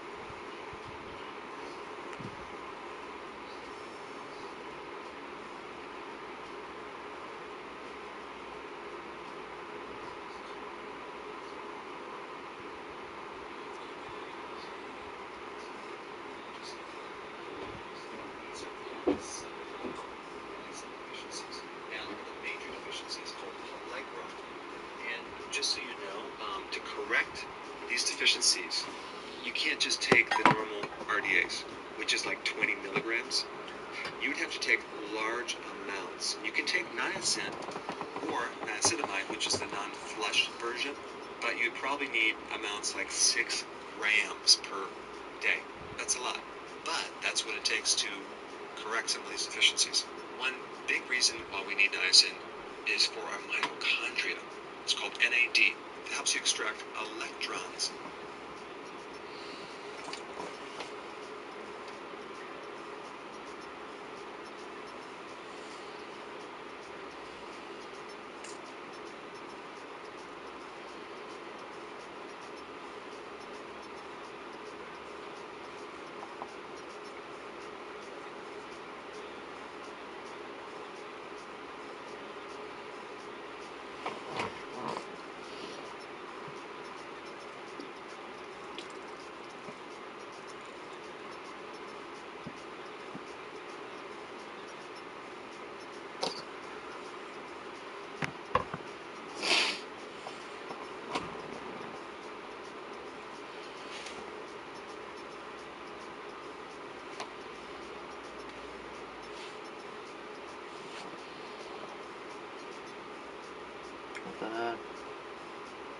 From foods, which is your energy currency. B3 directly is the precursor for this, and also having sufficient amounts of niacin, You can produce more energy from the food that you eat. You can support something called sirtuins, which is involved in longevity and DNA repair. I mean, if you think about most diseases, they really originate from the mitochondria. In all these degenerative diseases, you're going to see a great deficiency of this NAD, and especially in diseases that are related to aging, okay? Because as you age, your NAD gets less and less and less. Tryptophan can actually turn into niacin. Tryptophan also converts to serotonin and then melatonin for your sleep. But B3 is super important for your skin. I mean, think about what a deficiency will create. Severe, scaly, damaged skin. So it's super beneficial for the skin, for acne, psoriasis. If you take the form of B3 as niacinamide, that can actually help you more with inflammatory conditions like rheumatoid arthritis, any of the arthritises. But the niacin version greatly helps your lipids, cholesterol, LDL, HDL. It was really, really popular before we came out with statins. And of course now with research, we found out it no longer has any benefits, right? Well, if someone told me that niacin doesn't do anything, I would ask them what happens when you become deficient in niacin. And if we take a look at what foods are high in B3, you're going to find high levels of B3 in animal meat products, as well as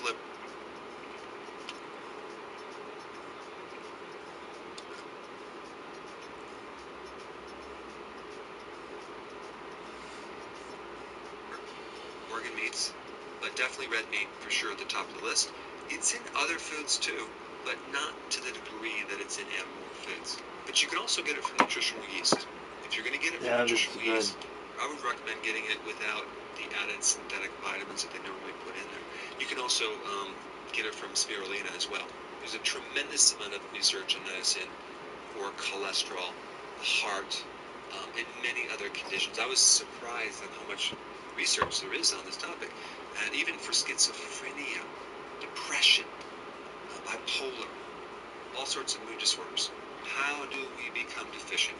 Processed foods can create a B3 deficiency. Processed corn, processed grains, wheat, cereals, things like that.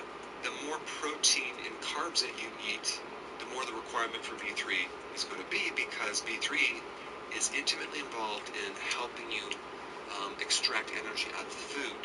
But of course, if you're eating the right foods, you'll have your B3 that's already in these foods. The requirement for B3 is going to foods can create a B3 deficiency. Processed corn, processed grains, wheat, cereals, things like that. The more protein and carbs that you eat, the more the requirement for B3 is going to be, because B3 is intimately involved in helping you extract energy out of the food. But of course, if you're eating the right foods, you'll have your B3 that's already in these foods versus the refined foods or the ultra-processed foods. Pregnancy, being an alcoholic, COVID-19 can increase the demand for B3, therefore explaining a lot of the symptoms with a lack of smell and taste. Yes, it can be a zinc deficiency, but don't forget about niacin. And of course, if you're on medications, a lot of medications, boy, your need for B3 goes way up as well.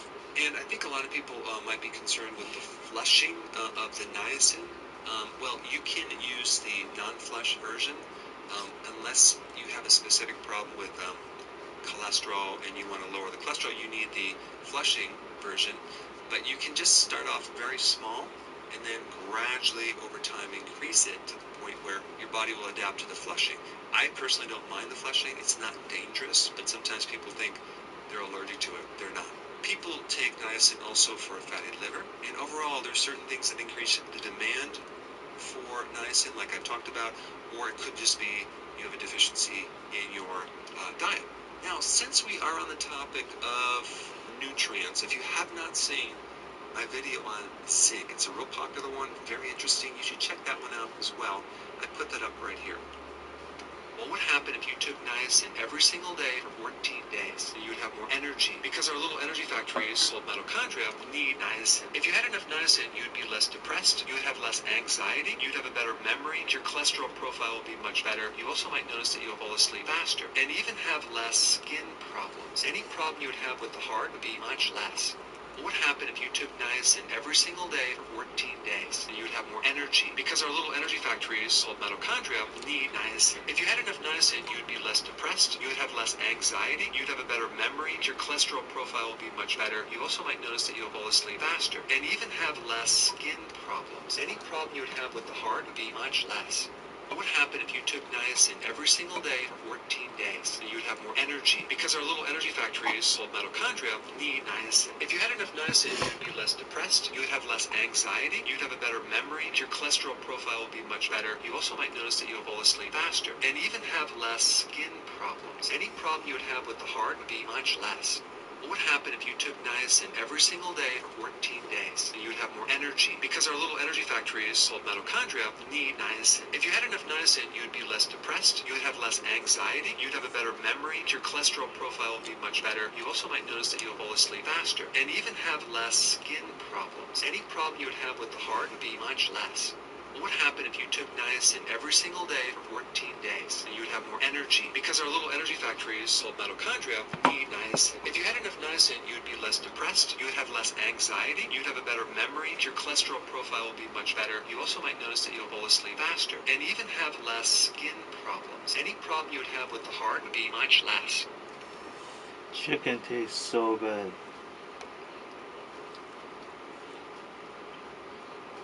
Damn. Didn't know that.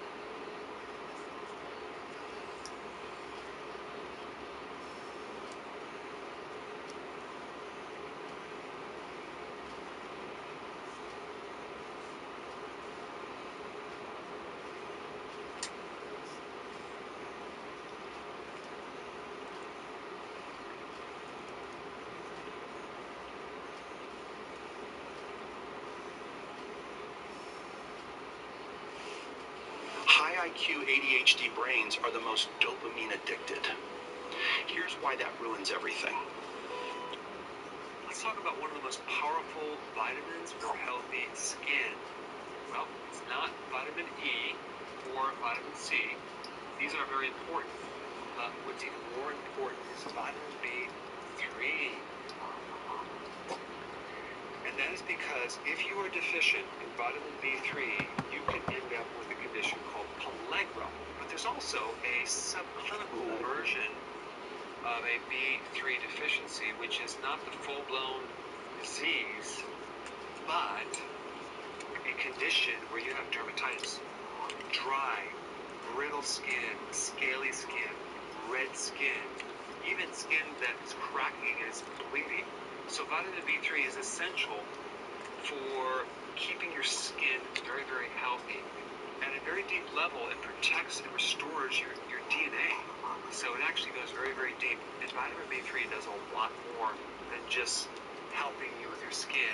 It helps with cholesterol. It can decrease the risk of schizophrenia and depression. But in 1931, a chemist discovered if you give a patient with pellagra vitamin B3, they become cured. It gets rid of their pellagra.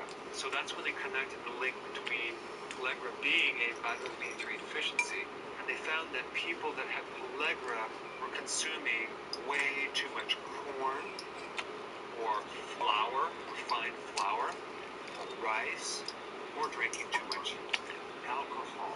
So what they did to solve this problem at that time was, instead of telling people to avoid corn, flour, and rice, they enriched the grains with synthetic version of vitamin B3 and other vitamins.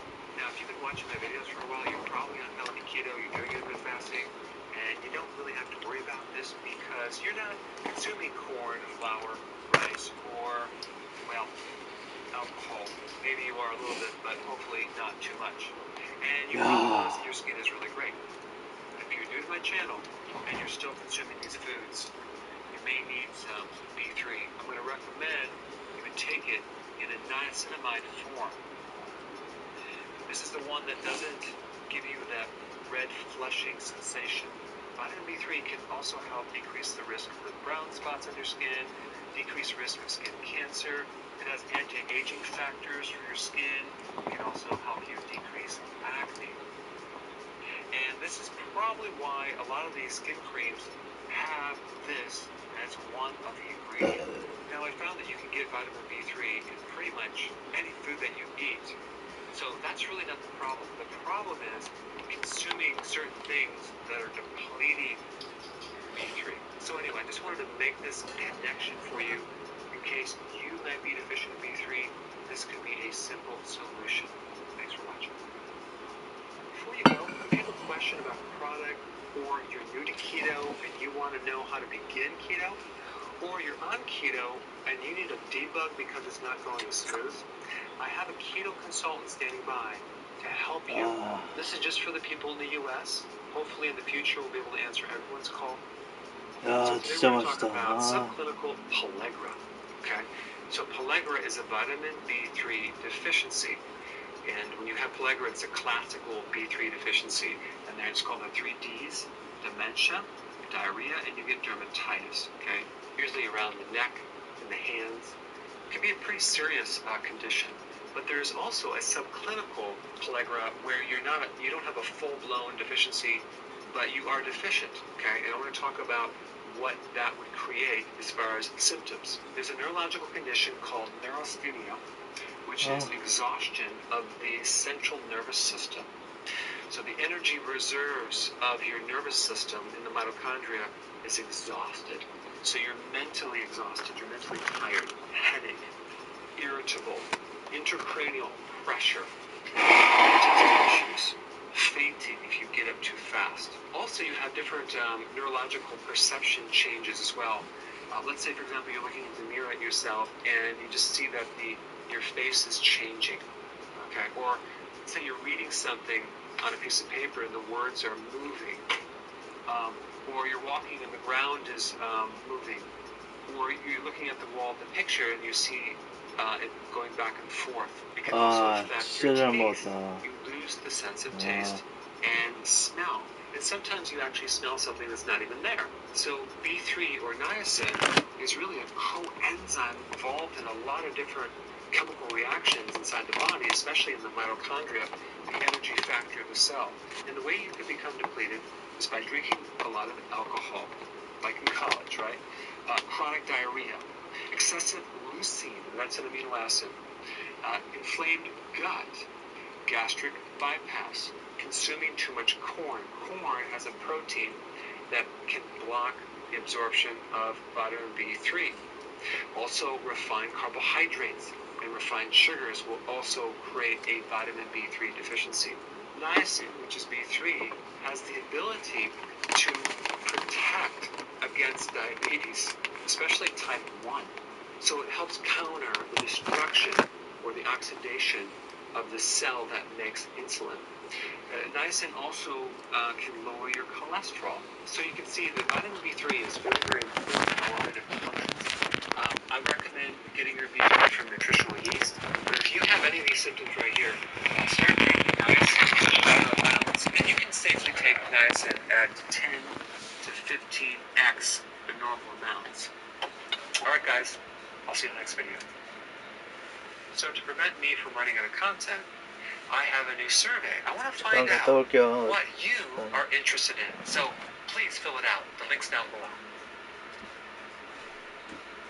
지금 욕구가 치솟는데 해결해줄 사람이 곁에 없나요? 이 앱을 한번 써보세요. 당신의 갈증을 채워줄 저와 다른 예쁜 여자들의 영상이 수천 개나 준비되어 있어요. 로그인 필요 없이 완전히 무료이며 안전하고 보안도 확실해요. 일반적인 사이트에서 볼 수 있는 그런 내용이 아니거든요. 무슨 뜻인지 알죠? 마지막으로 팁 하나 더. 재생 버튼을 누르기 전에 문을 닫고 헤드 쓰는 거 잊지 마세요.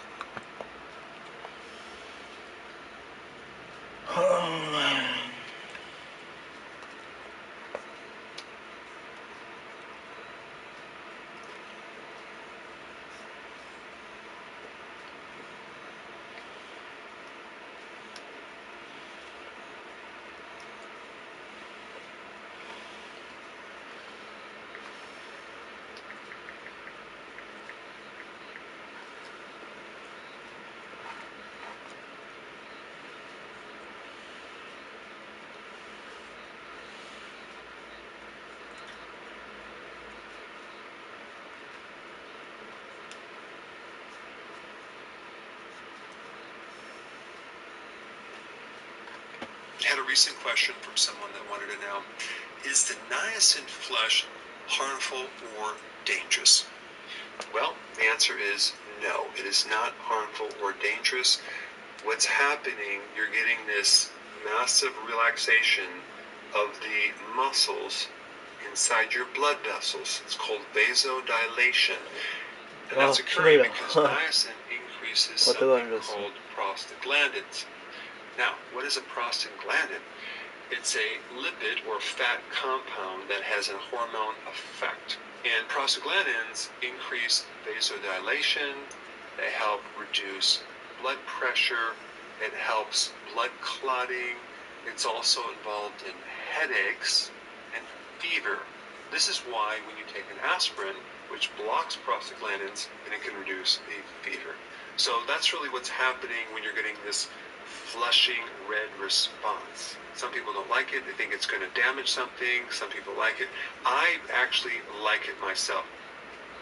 Do you enjoy watching movies featuring beautiful girls spreading their legs wide every night?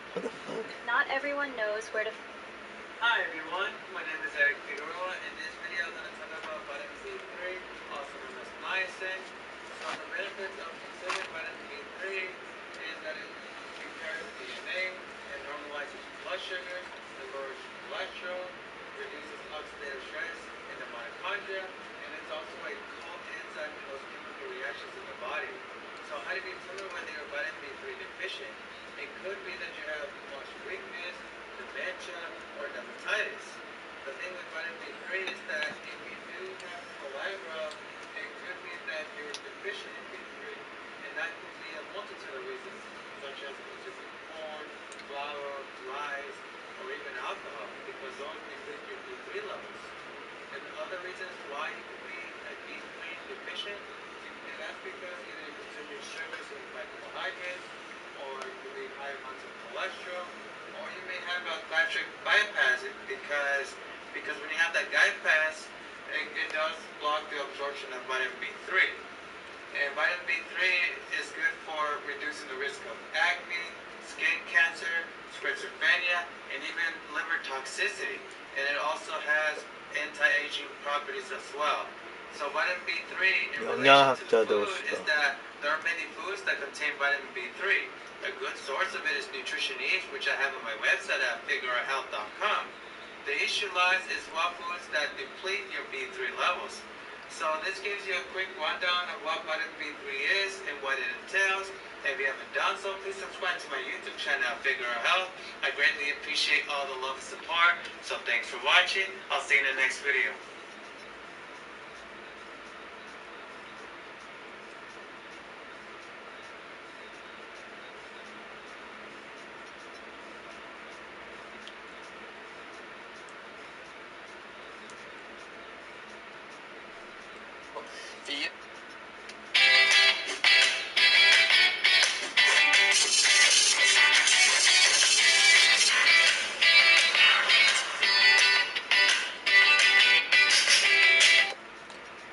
Hey everybody, welcome to Pick Dr. Osborne's Brain. Great show for you tonight. We're going to be talking all about vitamin B3, otherwise known as niacin. So stay tuned with me. We're going to be talking about what are the symptoms, what foods you can eat more of, how much to take, what drugs and medications interfere with niacin. There's some very common ones, and much, much more. So stay with me through the show. Now, if you're new to PDOB, Pick Dr. Osborne's Brain, say hello. Let me know where you're tuning in from. I like to see how far we're reaching, how many people we're reaching. As always, our mission is to save 100 million lives, and hopefully you're going to help me in that endeavor as I help you each Monday night. So without further ado, let's dive into niacin. So niacin is vitamin B3, and it's also sometimes referred to as nicotinic acid.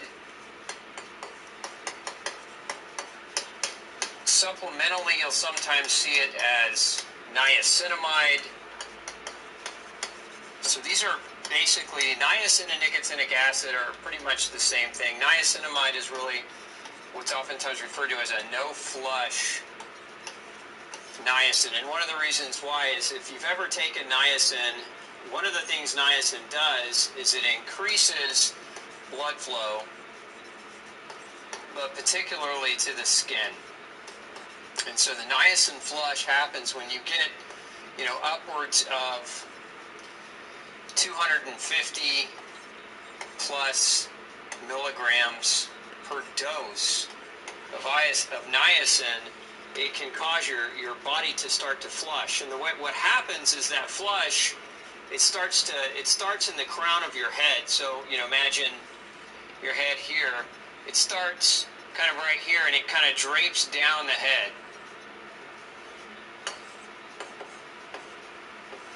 Okay, and it kind of sends tingling, and it'll turn your face really super red. It'll almost look like you're having a reaction in the face, almost like a hive outbreak. Some people look at it and they think, oh my gosh, I'm allergic.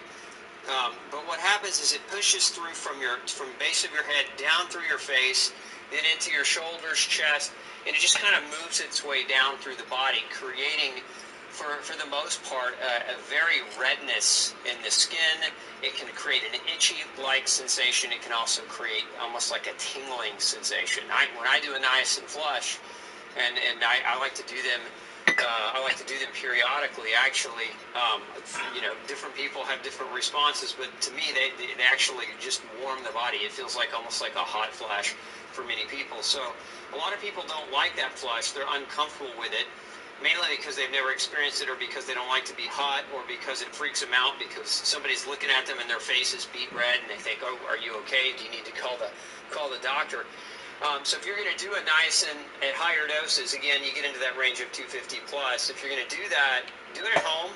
Best time to do it is at home, and not do it and then go to the grocery store or hang out with family members, because they have a tendency to freak out on you if you're doing a flush. My wife used to yell at me. She said, "Don't do that during the day. People are going to think there's something wrong with you." Anyway, that's in a gist. That's the niacin flush. So there's a form of niacin called niacinamide, which is a supplemental form of niacin that you can take, and it doesn't deliver that flushing reaction.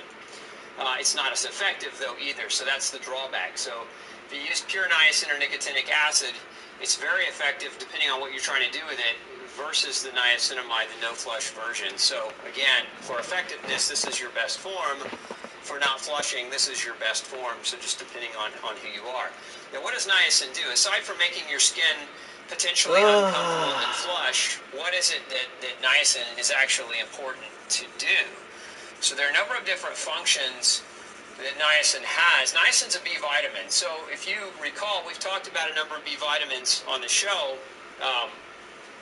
In biochemistry, if you have an old biochemistry textbook, maybe you took biology in school, 5kg 빠졌어요. there's this term in most biochemistry, well, in all biochemistry textbooks, called NAD. That stands for nicotine adenine dinucleotide.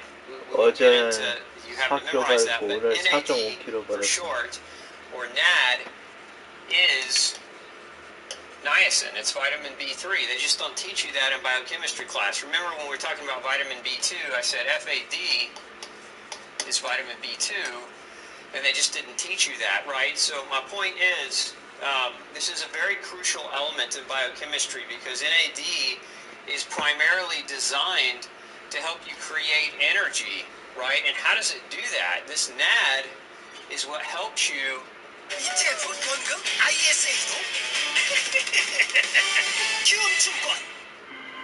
I found something in the store. Okay. What did you find? That's what I'm trying to figure out.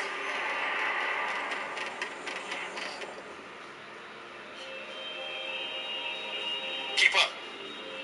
It only gets better. You got the camera, right? Or you can borrow it again. You still haven't told us what we're doing here, man. I did tell you. Research. What the fuck? All these places and buildings, rooms, misremembering themselves. It's a real mess. But also beautiful. In a way. No? You break down I need YouTube carbs, Premium. fats, and protein, and then 유튜브 convert those 프리미엄이 into ATP. 사야 돼. ATP is what your body uses as energy. So this is, in essence, for all intents and purposes, this is energy that your body produces. But it's very difficult to get to that energy, to get to this point, if you don't have NAD or niacin, because it's very hard for your body to molecularly break down carbs, fats, and proteins. So you have to have niacin to do that. So again, it creates energy. Now, niacin also protects and repairs DNA. There's a mechanism that we know about. As a matter of fact, I think I have a nice diagram. I'll just pull it in and show you. Here we go. Let's move you out of the way. So if you see, look at this diagram here. This is, so most of you've heard of glutathione before. Glutathione is the master antioxidant, right? So if we're really talking about glutathione here, and most of you have heard of glutathione. and you've done something supplemental, right? So like, for example, a lot of people will take supplemental glutathione or will take N-acetylcysteine or NAC because it's helpful to help your body produce glutathione, and glutathione obviously is glutathione, but NAC helps your body to produce glutathione. But glutathione is a lot like your cell phone battery. It has to be charged, okay? It has to be recharged, if you will. So once you burn through it, once glutathione is used up to protect you as an antioxidant, again, then what has to happen is that glutathione is used up in this process where it becomes oxidized, okay, and it has to be regenerated. So it has to, it has to basically do full circle and come back to here where it's functional. And in order to do that, you see this right here, what I showed you a minute ago. This is very common in biochemistry textbooks, is they don't say vitamin B3, right? They don't say vitamin B3. They write out NADP, in this case, nicotine adenine dinucleotide with a phosphorus group attached to it. And anyway, so my point is, when you see that NAD like that, this is actually niacin.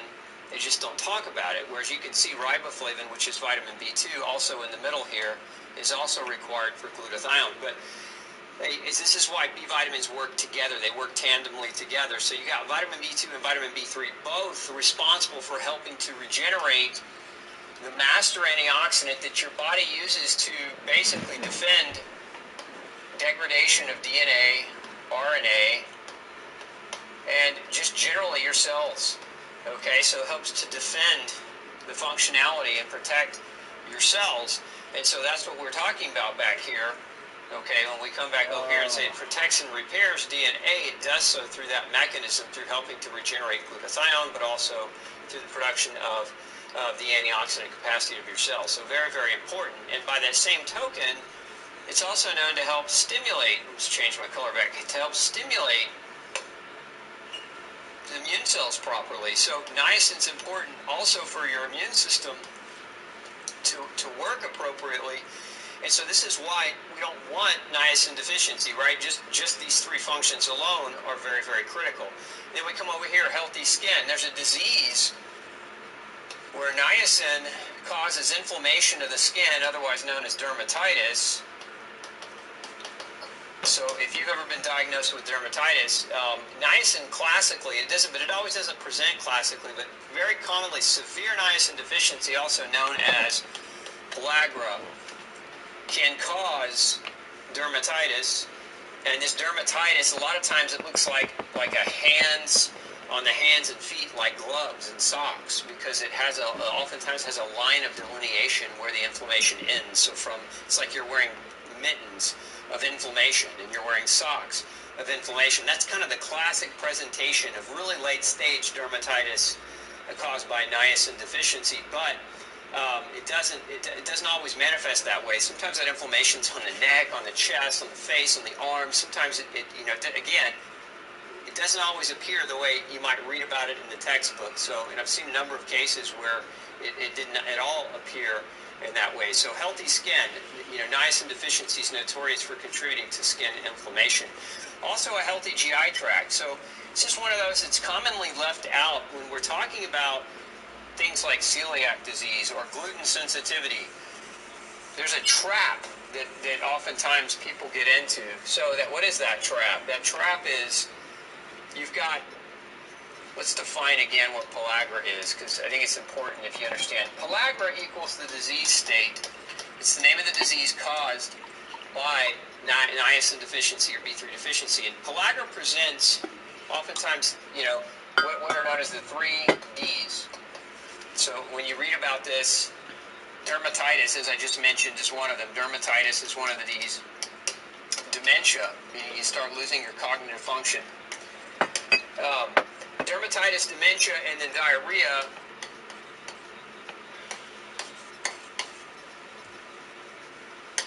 are what are known as the 3 Ds of pellagra. And then, of course, the 4th D is death, because this is something that can absolutely kill you if you don't figure out what's going on. So it's important to know that niacin deficiency classically late stage will manifest with these types of things. A person will start to lose their cognitive function, so their brain, their thoughts, their ability to remember will start to decline.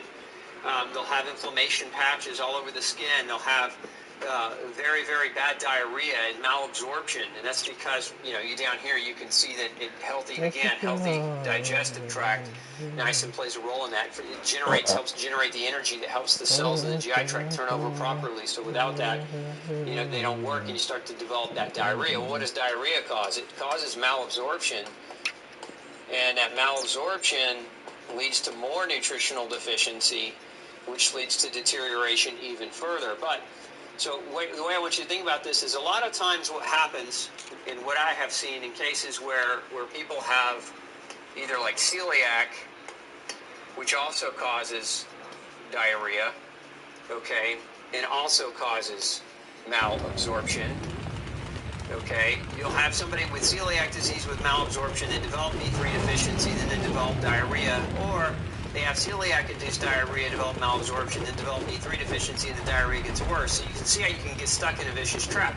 And if you are celiac and you're struggling in this way, and you're not getting your nutritional values measured and tested, it could very well be. Even if you go, so once when you're celiac, if you go gluten-free, you can go gluten-free, but going gluten-free doesn't stop the diarrhea. It won't stop the diarrhea if the malabsorption led to a vitamin B3 deficiency. You will still be vitamin B3 deficient and continue to have diarrhea. And so some people going gluten-free that have been celiac disease continue to struggle because their doctors don't have the knowledge, the nutritional background to check them appropriately for these deficiencies. And so they end up in this trap where they think they've changed their diet, or they know they've changed their diet, and they think they should feel better as a result of that, but they continue to struggle until the greater and greater disease continues to be more and more pervasive. And you want to try to avoid that, because again, that fourth D, right, we don't want this, obviously. I mean, we don't want that fourth D of pellagra. So very important a lot of times, again, with people with gluten sensitivity, because niacin deficiency can cause malabsorption and gluten can cause damage to the gut that causes malabsorption. There's this overlap, and people can get trapped in that middle. We also know that niacin regulates cholesterol. Now, if you're a fan of cholesterol, of checking cholesterol and worrying about cholesterol, I'm not.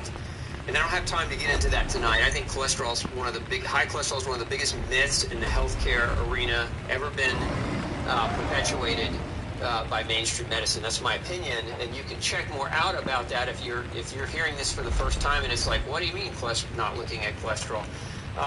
I have a video called The Cholesterol Myth. You can go back and check that out in one of my past shows.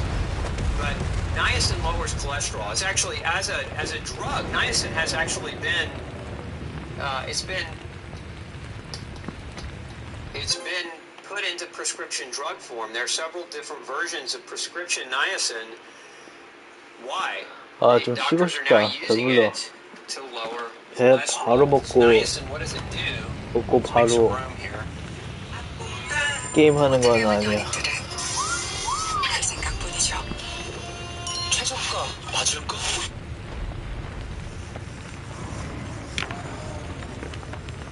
Niacin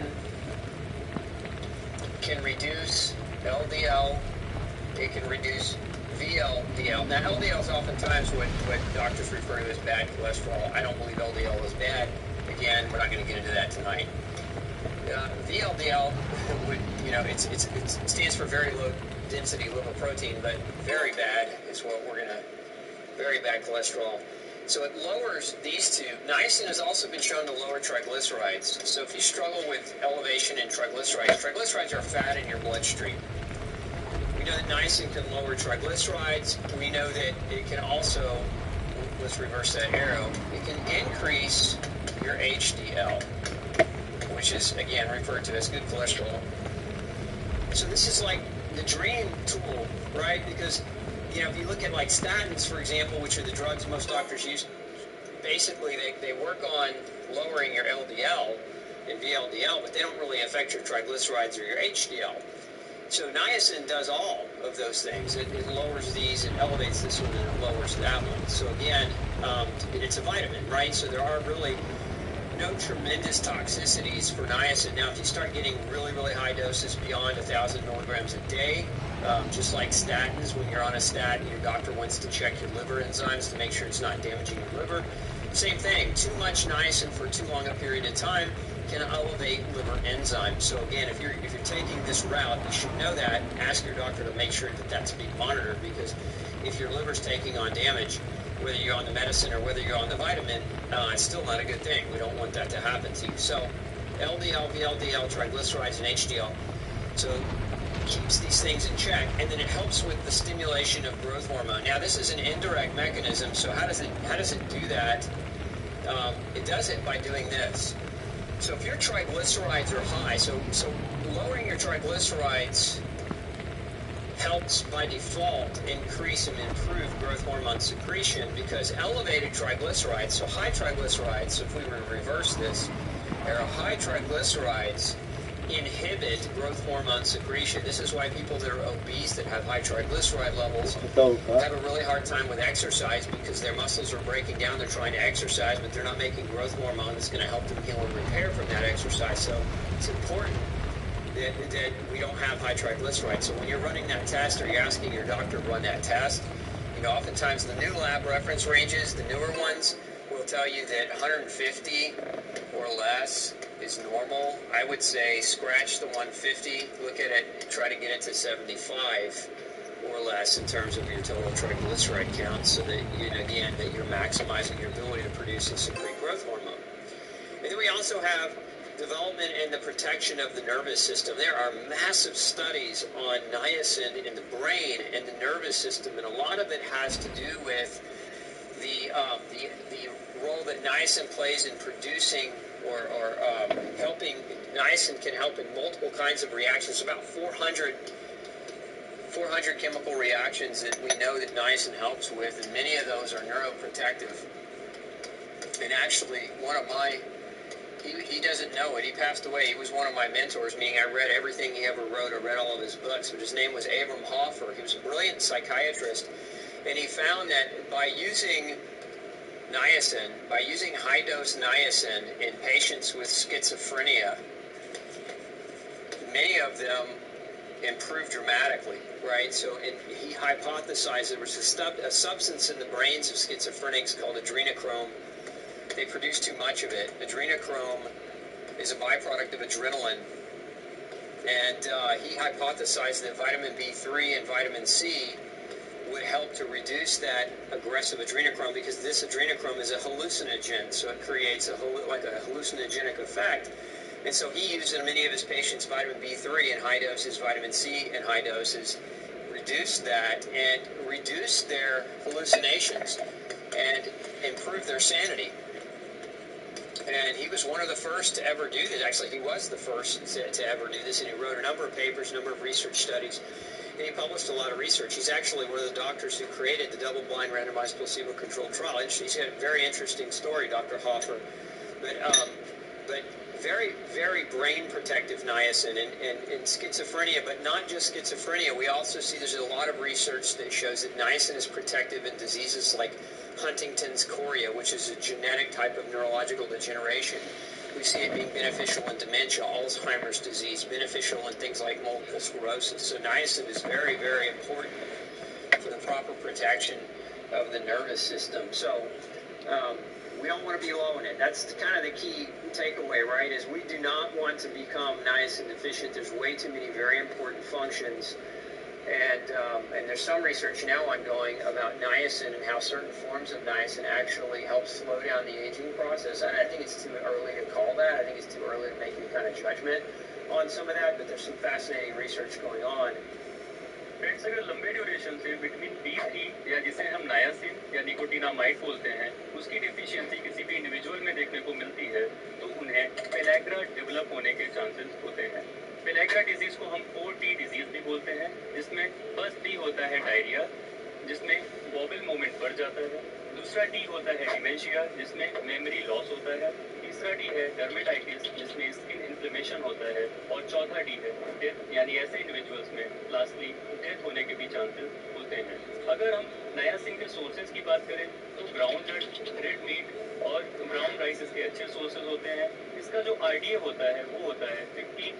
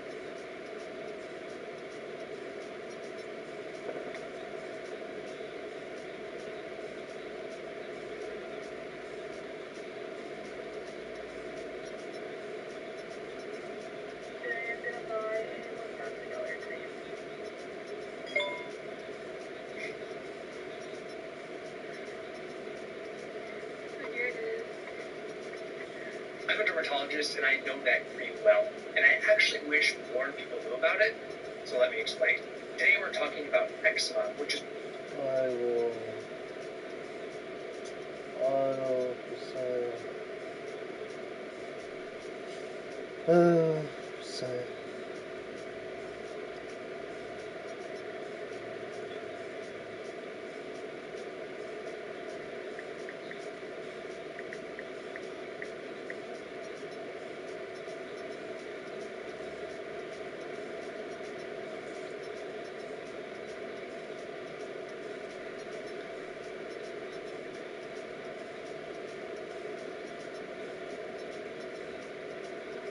Vitamin B3 and eczema.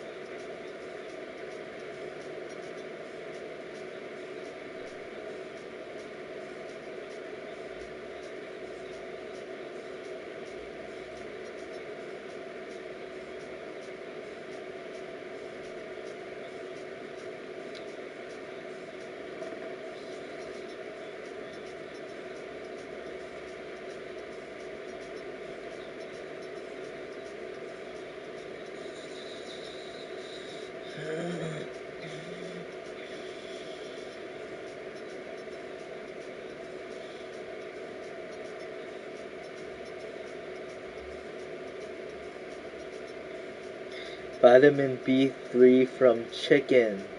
Benefits for eczema.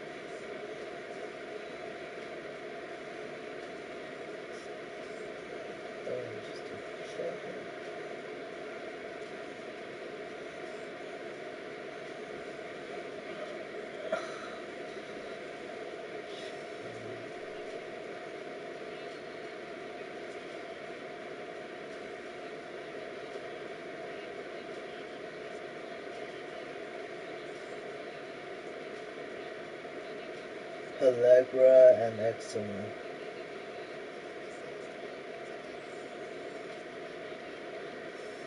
Allegra and Eczema.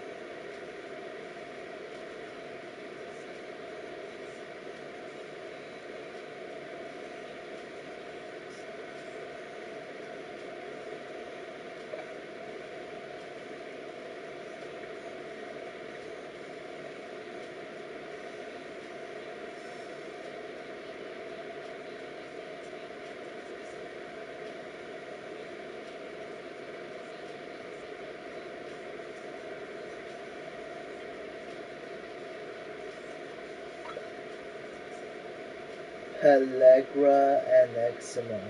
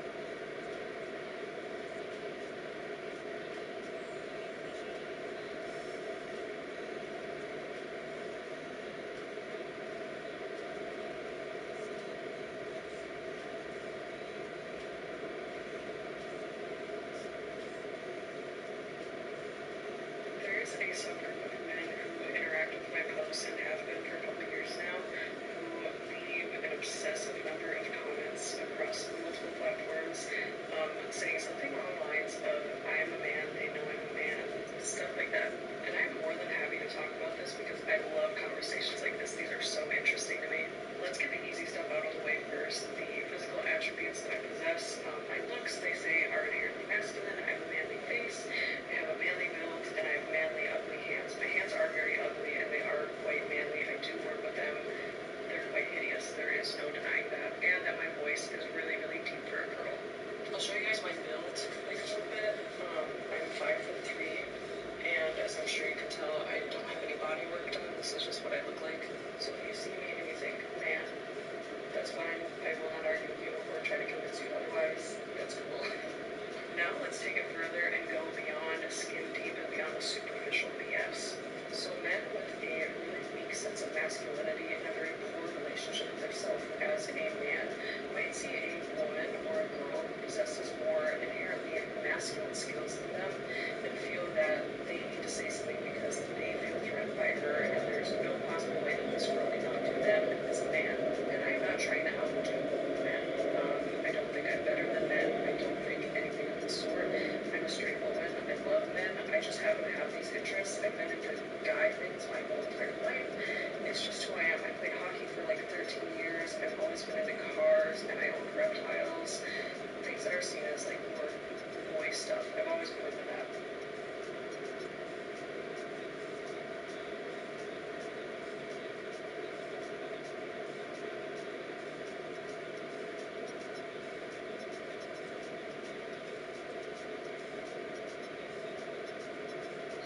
As you guys are familiar, in some cultures, I know in Cameroon, we have what we call impression.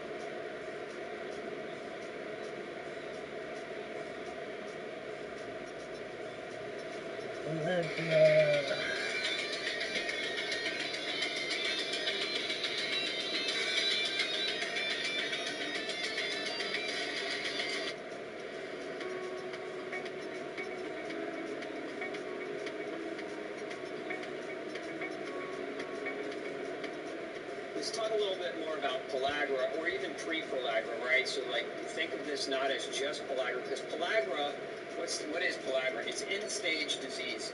End-stage, what does that mean? End-stage is where the disease is very advanced and very progressed. What about pre-pellagra? This is some of the symptoms that you might develop before you get to the severity of dermatitis and the severity of cognitive decline or diarrhea. So some of these things here might happen kind of pre that.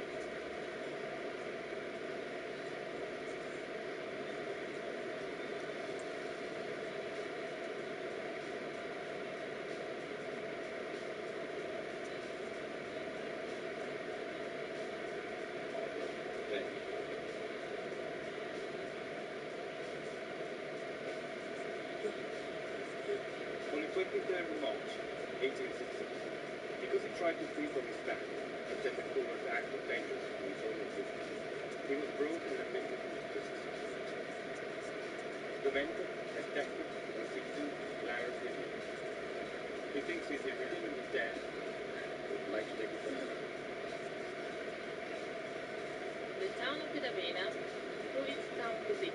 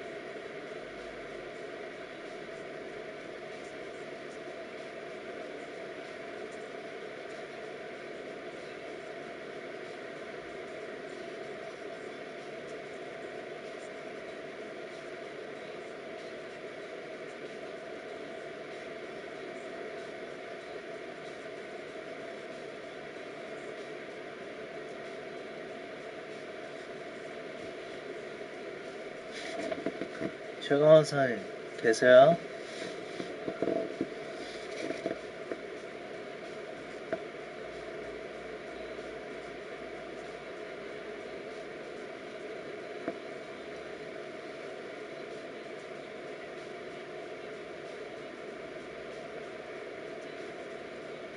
저 아토피가 비타민 B3 부족이라서 그런 것 같아요. 쭉 봐야지.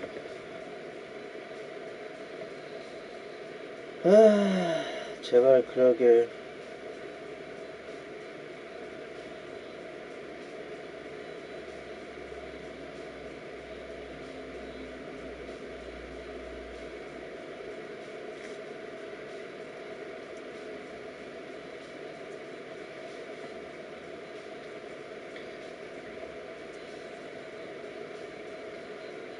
These are 15 embarrassing rapper stage moments. Stage dive. This is the painful moment when a man dives headfirst into the audience and no one catches him.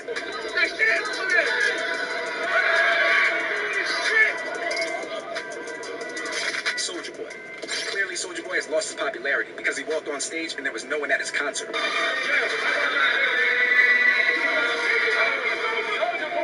Travis Scott. Listen to this priceless moment when Travis Scott fell off stage and screamed with auto-tune. Designer. Check out Designer throwing up mid-verse on stage and continuing to rock out for the crowd. 21 Savage. Watch as 21 Savage plays to a crowd in Poland, and no one knows a single word to his music. Model bitches wanna. And drugs come in handy. My last name Savage, bitch for the. Tyga. A fan ran on stage during a Tyga show and security tackled the intruder, only to knock Tyga to the ground as well.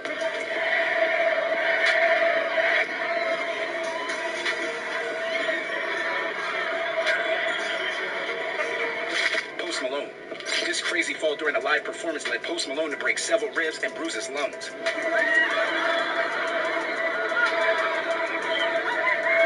Kanye. Watch as Kanye does a full sprint across the stage while performing at a charity benefit.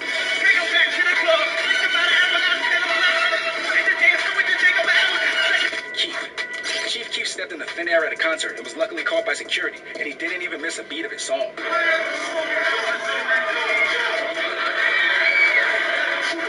Tyler, the Creator. While playing Red Rocks, Tyler, the Creator fell on stage and performed the rest of the song from the ground.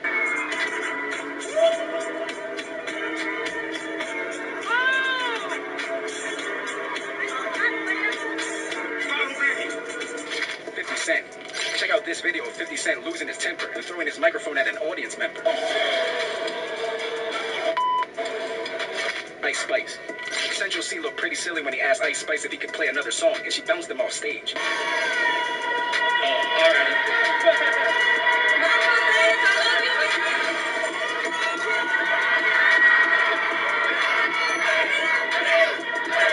Playboy Cardi.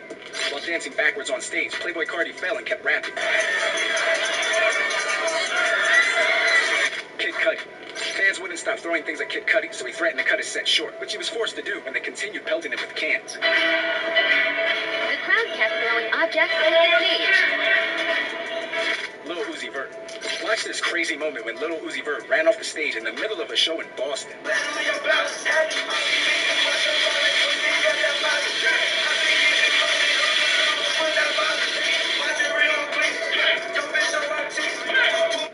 These are 15 embarrassing rapper state. 밥을 잘 먹었다. 잘 먹었다.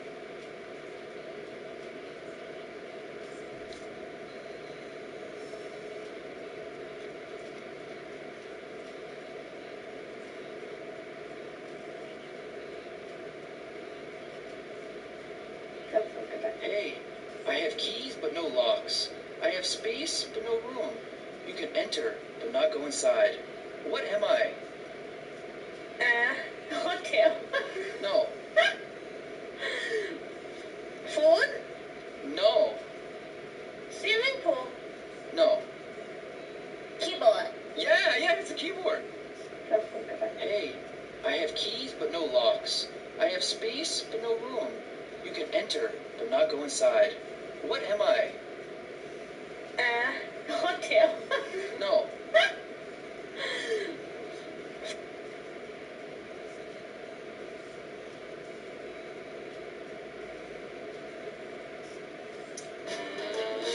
아이허브에 대해 알려줘. 아이허브는 믿고 살 수. So if you're a true Tekken 8 player, you know all about the Mishimas. What is Tekken 8 without the Mishimas? Well, you know what I say? The people who play Mishimas. They're the coolest, yet the most difficult fucking characters to play in this game. It's safe to say that the people who hate on the Mishima characters in Tekken 8 are typically the ones who wanted to play Mishima characters in Tekken 8, but they don't play Mishima characters anymore because they can't. Why? It's not that they don't want to, it's because they can't. I can't fucking do an electric wind god fist if you had a gun to my head. That's how difficult it is when playing a Mishima character. I tried playing Kazuya in rank matches, and look where I'm at now, playing as a bear. Nothing against bears though, bears are awesome. The barrier to entry on playing a Mishima character like Reina or Kazuya is so difficult to the point you need to be borderline not human to perfect the wave dashes and the electric wind god fist in Tekken 8. The hours required to master these characters are a minimum 1,000, and it's 10,000 if you want to be the best Mishima player in the entire planet, which to be honest, there's only a small handful, and you decide to say to yourself, I could be a pro Mishima player someday. Something that most people can't do, but you can, is enough incentive to play one of the toughest characters in Tekken 8. There are over 30 characters in the game, and you decide to choose the hardest character to play as. And here are the reasons why people play Mishima characters in Tekken 8. Skill barrier. When it comes to skill, nothing compares the amount of time, dedication, and depression that's involved in mastering a Mishima character. You are the type of person that picked up this game called Tekken 8 and asked yourself, who's the toughest character to play as? And the moment you discover that the Mishimas are the toughest characters to play as, you already have chosen your character. You wanted to find a way to make Tekken 8 more difficult than it already is, and you found your answer, and that's the Mishimas. Congratulations on making the game called Tekken 8 that much more difficult for yourself, Hotshot. Tryhards. You can't tell me that you play characters like Kazuya or Jin casually. That's bullshit, and you know it. You've chosen these characters strictly to make this game tougher for yourself. Why? Because you're a tryhard. That's why. It's alright if I'm calling some of you guys out watching this video.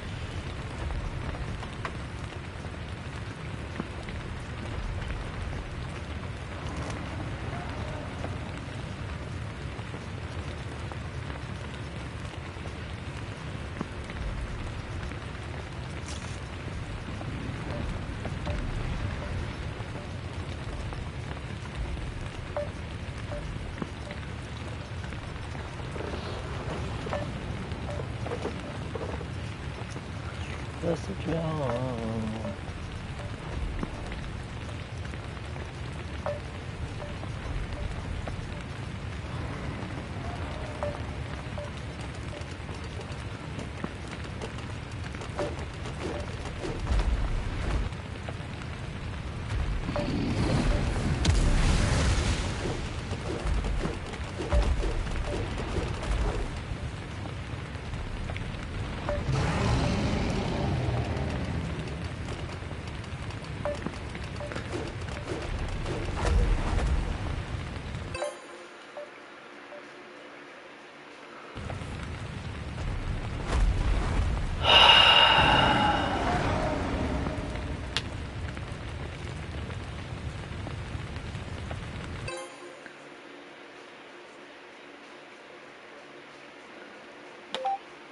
Dr. Berg, vitamin B3.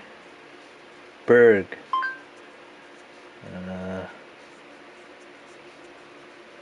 Get ready for the next battle. 사사.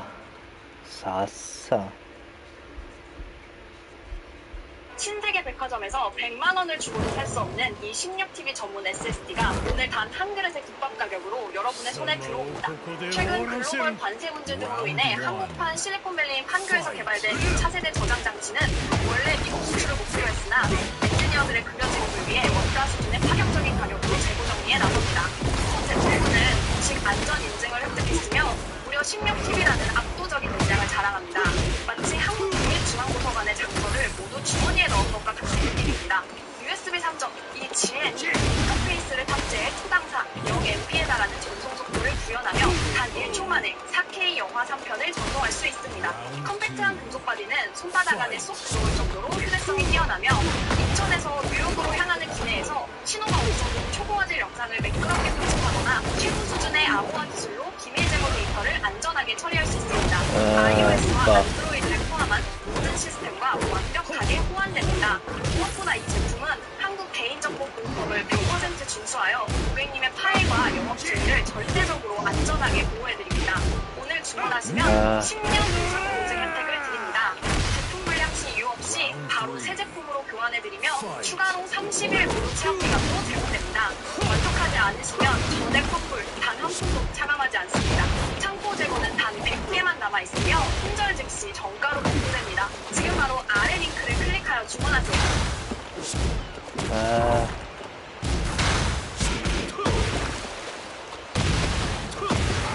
돈 없어도 창업할 수 있는 거 알아? 무기로 무자본 AI 창업을 배울 수 있도록 노트북 지원받고 훈련 장려금도 받고 최신 AI 툴 비용까지 지원받을 수 있어. 게다가 정부 지원 사업 합격 컨설팅, 수료 후엔 법인 설립까지 도와준다니까. 랜딩부터 마케팅, 업무. There's some pretty strange, very unique, different symptoms with a B3 niacin deficiency that you need to know about, because you might have these. You're dealing with the 4 Ds: dermatitis, really bad skin reactions, diarrhea, dementia, and the 4th one is death. Other than that, you're perfectly fine. But let's go through the subclinical symptoms, okay? And this might shock you. And when we're talking about subclinical, we're talking about not a major deficiency. You're deficient to a certain degree. Number 1, you might lose the sense of taste. Number 2, you might have a metallic taste in your mouth or rancid taste in your mouth. That could be a niacin deficiency.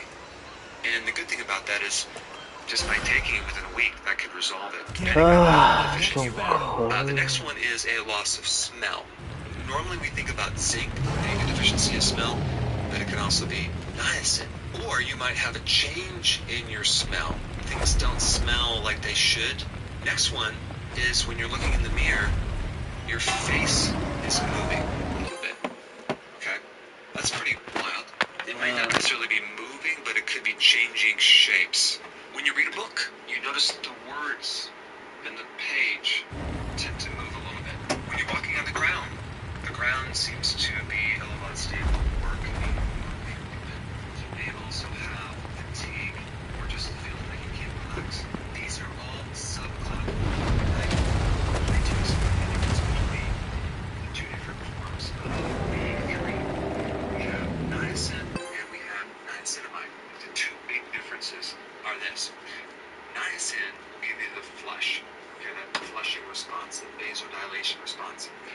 niacinamide, well, so it's a non-flush effect of B3. Other important distinction is with niacin, you get all the lipid benefits. Okay, so you have all these great benefits with lowering cholesterol, lowering LDL, increasing HDL, decreasing inflammation inside the artery. Whereas niacinamide does not have those benefits. So if you're trying to lower your cholesterol, niacin is the one you want to use. Now, both of these vitamins chemically work the similar way, especially in turning food into energy. Now, niacin is really effective for fatty liver. Not just a fatty liver, but a liver that's inflamed, a liver that is developing scar tissue, like cirrhosis. And so niacin is a really good tumor. 좀 옥상 위에 갔다 올게요. What's interesting about this B3, both niacin and niacinamide, is the amount of research that is done on this food. I mean, it's mind-blowing. And to me, I'm just curious, like, what do people do?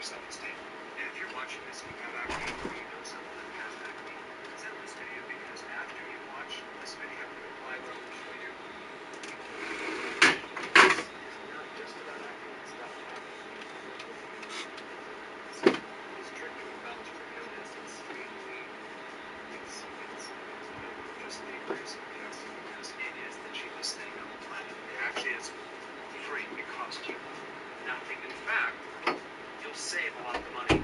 You could save up to $300 to $400 to $500 a month, okay, just by doing this one thing, and then end up with not just wonderful skin, but some other cool benefits.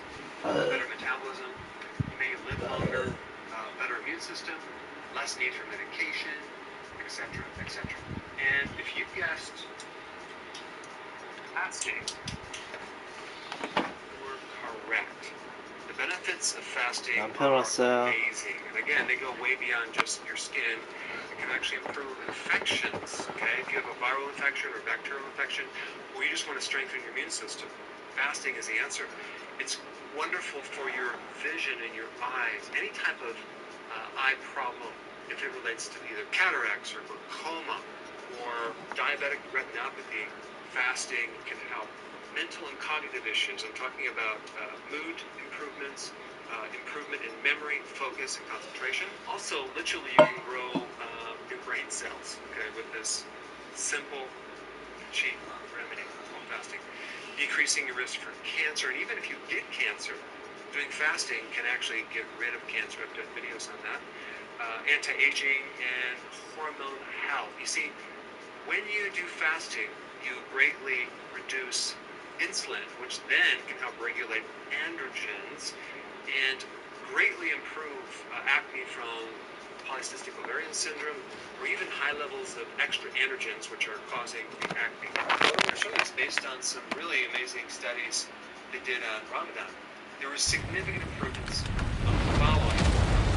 The study that dermatitis, itching of the skin, inflammation reduction, acne, psoriasis, and rosacea. Okay? So, I mean, this is actually quite fascinating. The question is, how can you, like, starve your body and improve your skin? It doesn't make sense. Well, you're not starving your body. You're just mimicking what your body has been designed I'm Pastor Joe.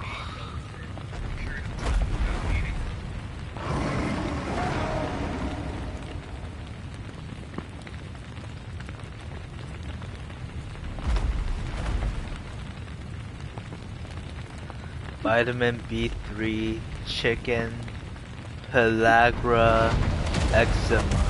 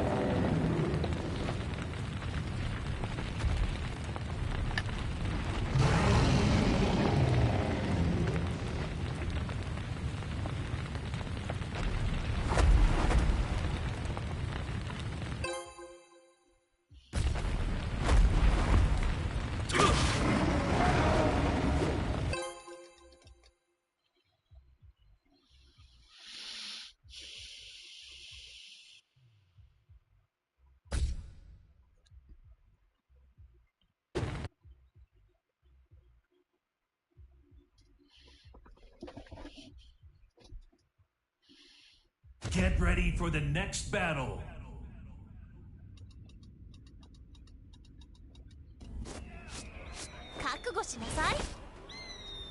Round 1. Fight.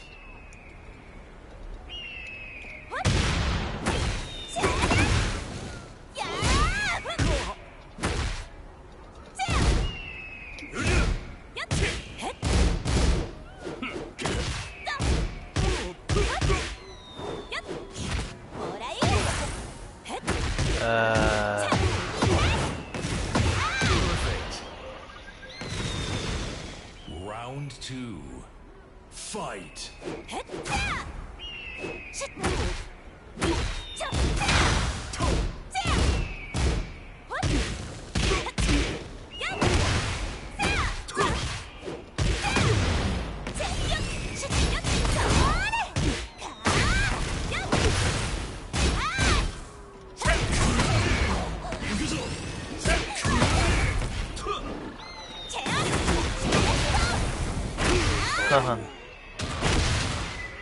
Round 3. Fight.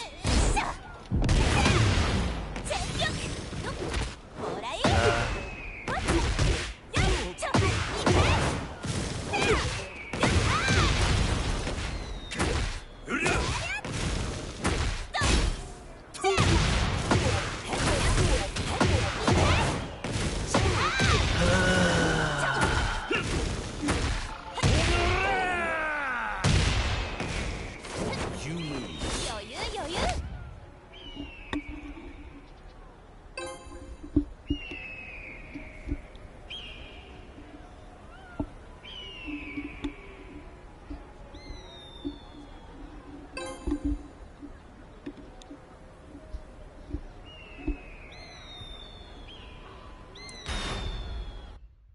Get ready for the next battle.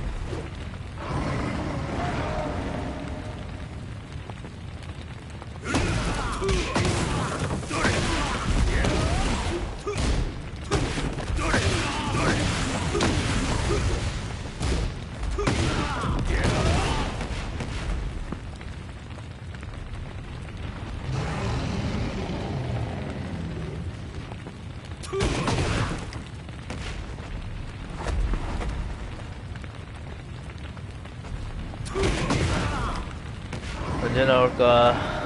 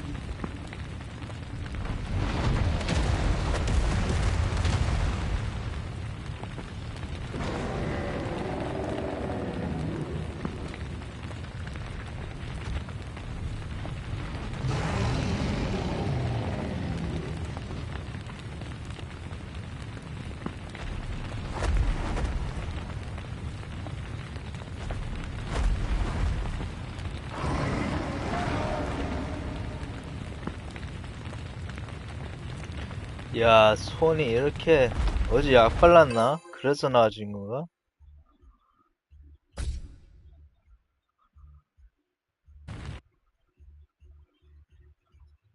아, 어제 약 Get ready 발랐지. for the next battle.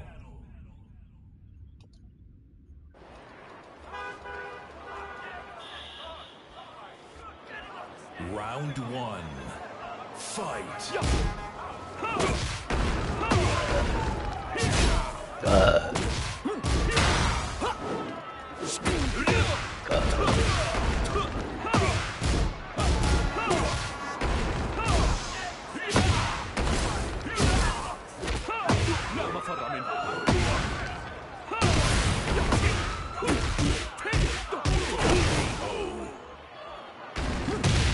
Round two.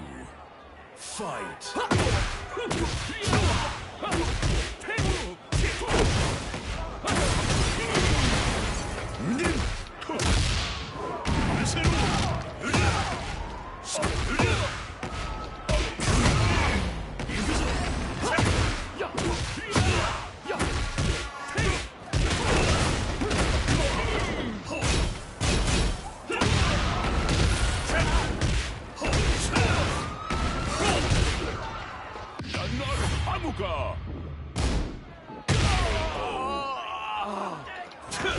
Round three.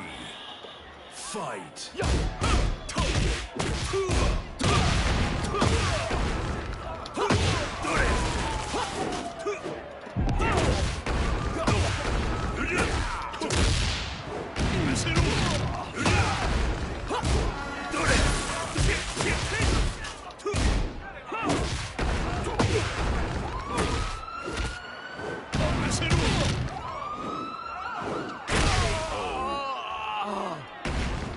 Round four. Fight.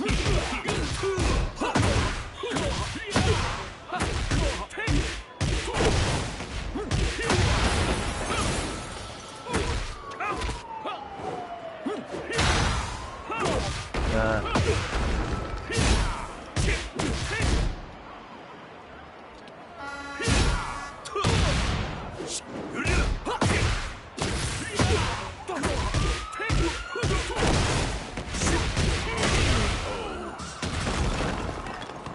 Final round. Fight.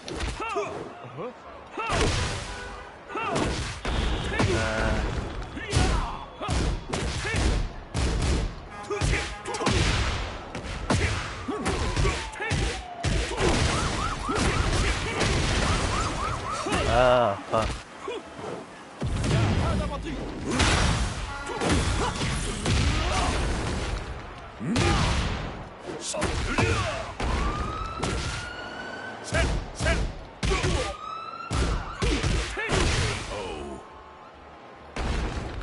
تقبل عقابك كازويا ميشيما.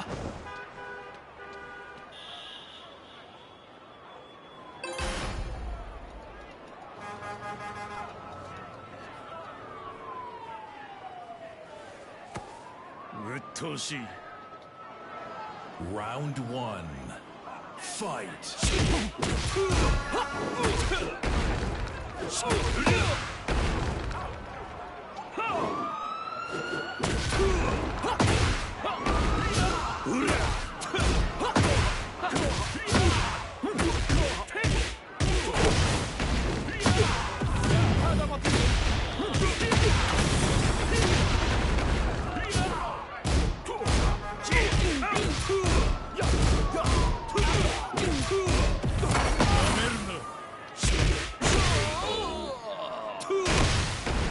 Round two.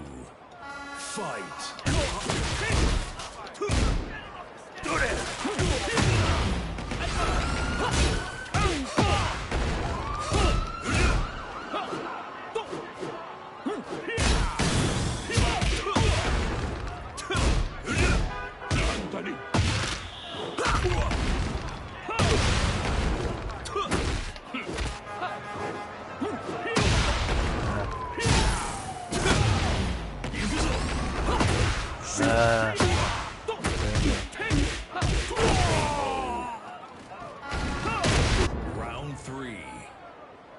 Fight.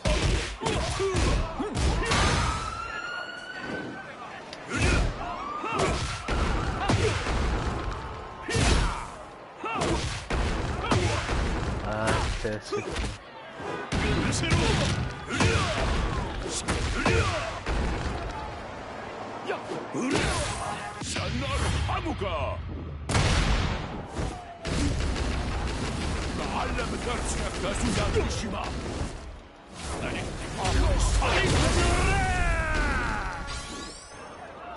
시발로.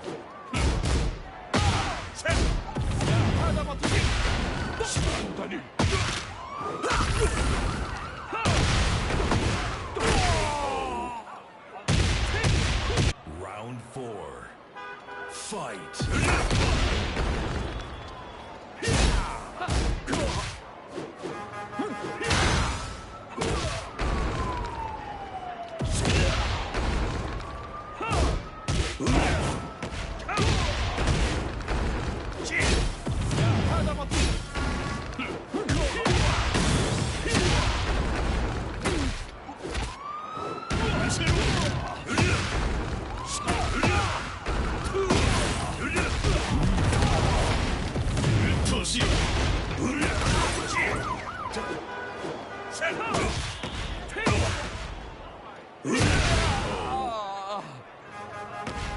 Final round. Fight.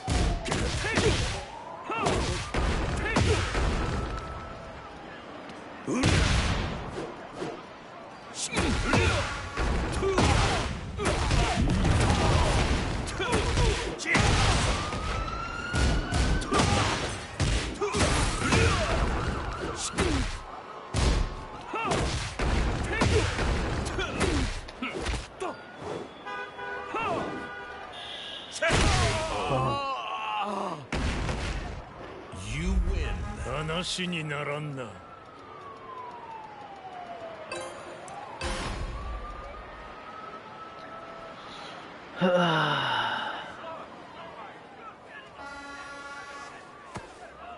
으토시. Round 1. Fight.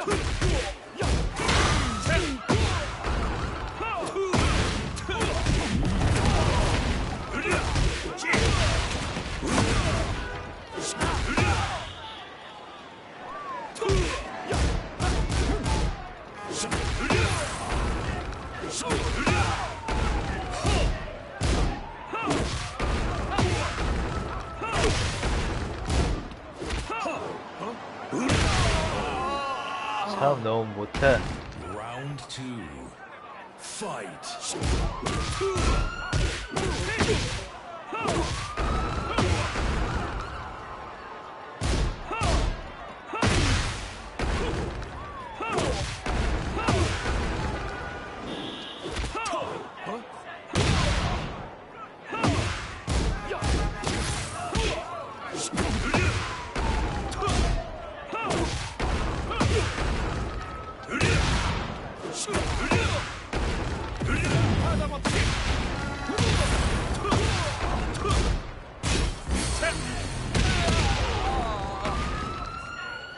Round 3.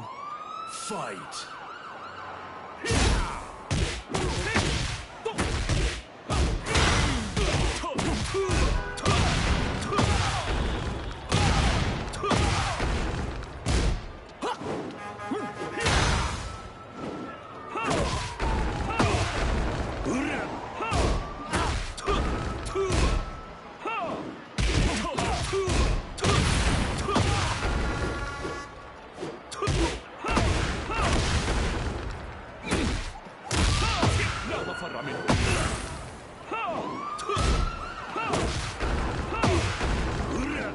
아, 바보. Round 4. Fight.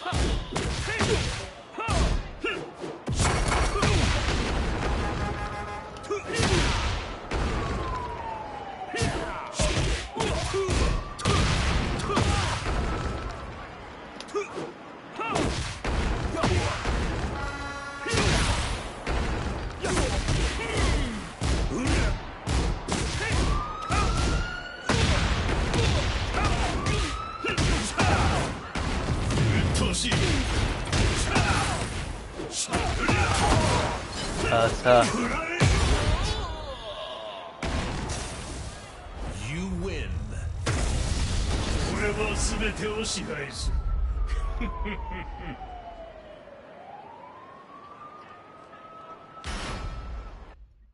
Get ready for the next battle.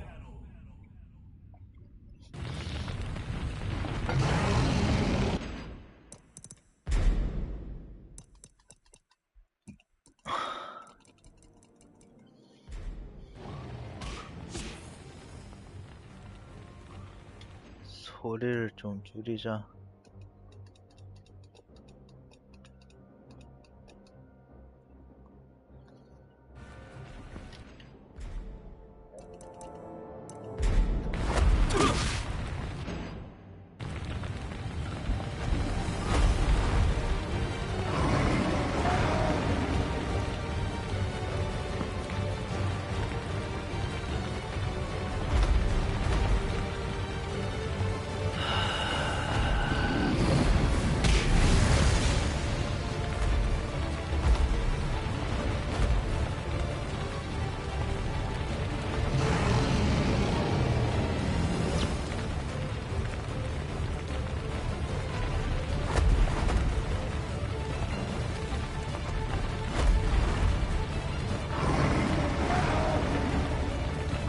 What other nutrients like vitamin D3, vitamin B3 are related to eczema?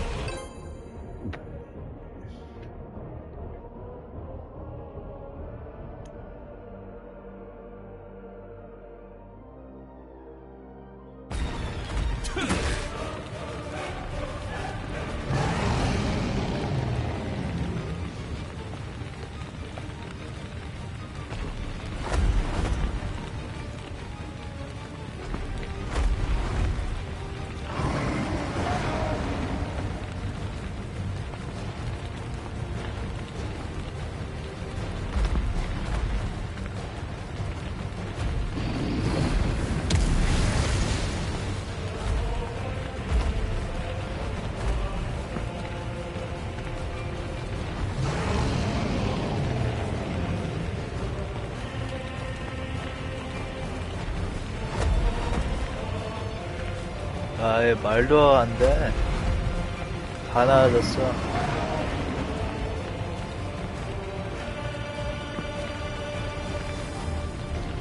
이거 봐봐요.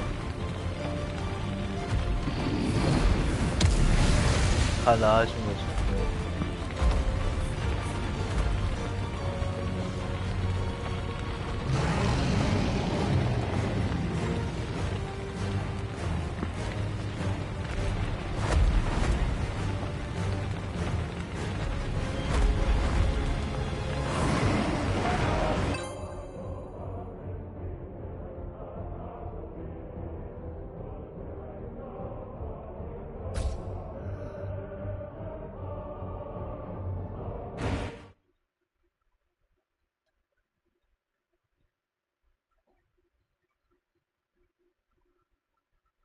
Get ready for the next battle.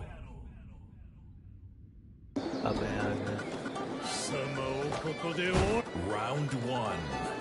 Fight.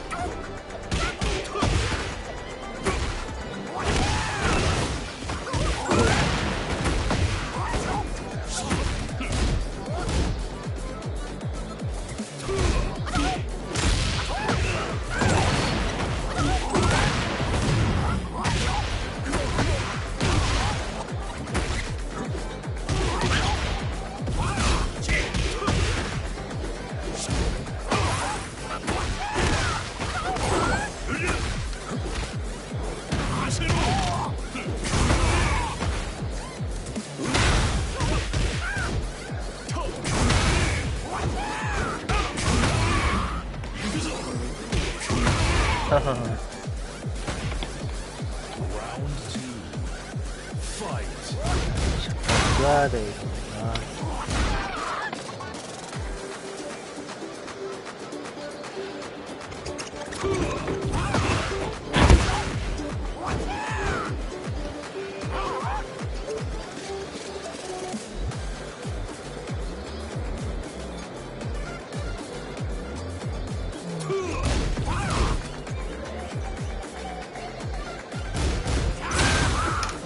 오케이.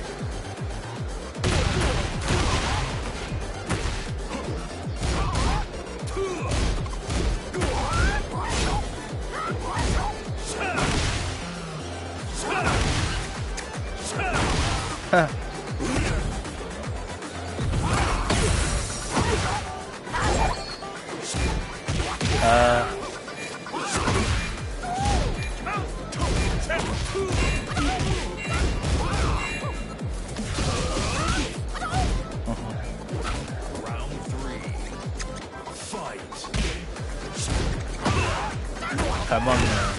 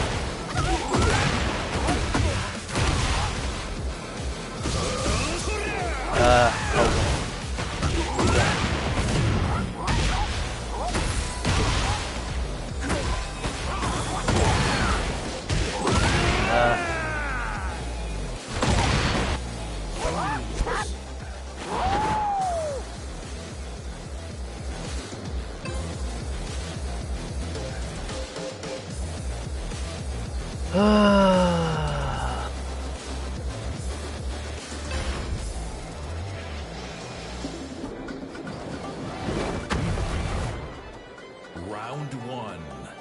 Fight.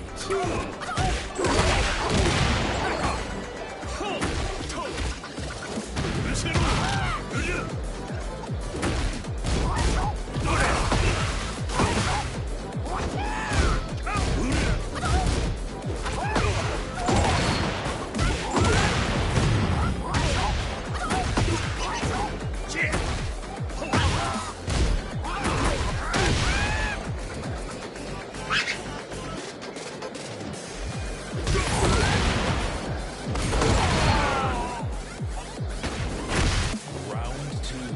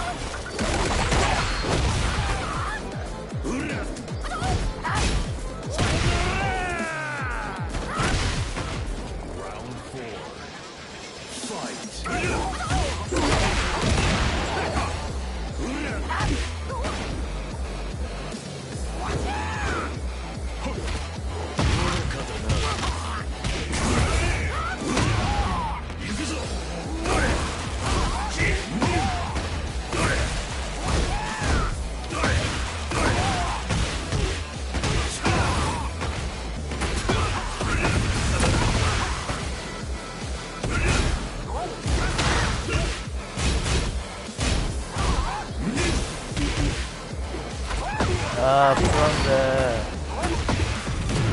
아이, 참, 렉서. 자기한테 불리하면 렉서. Final round. Fight.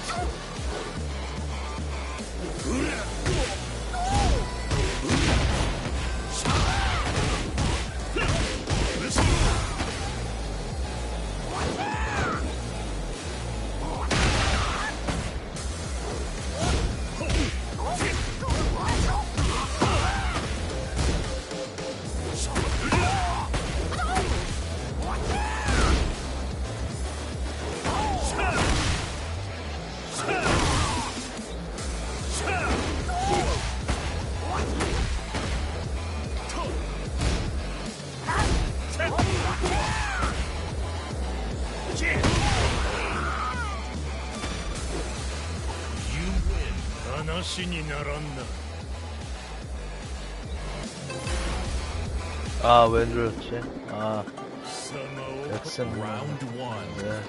Fight.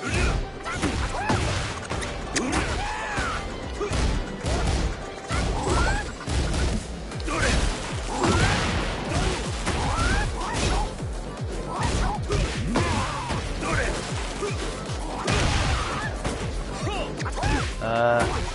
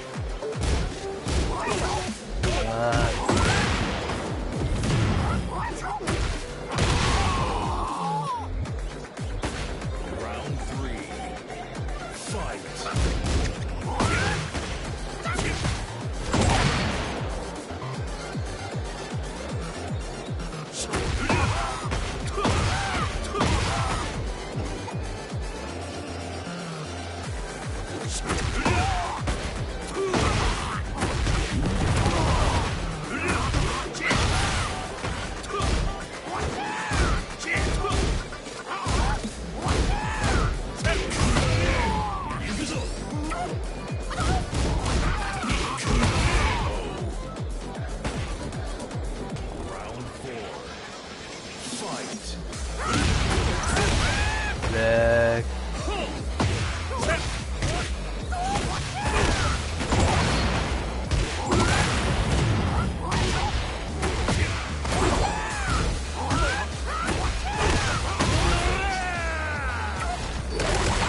Final round. Fight.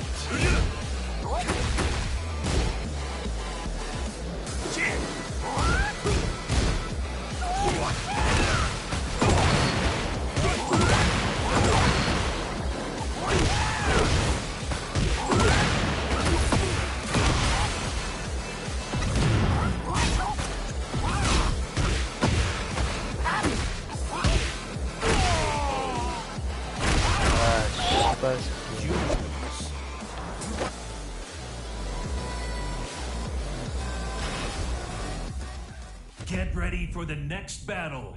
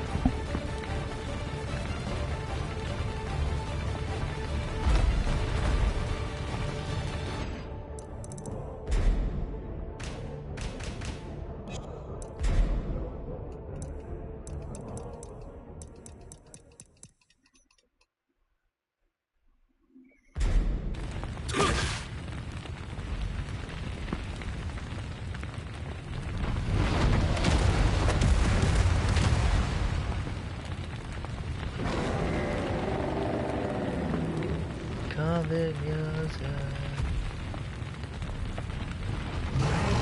가는 오게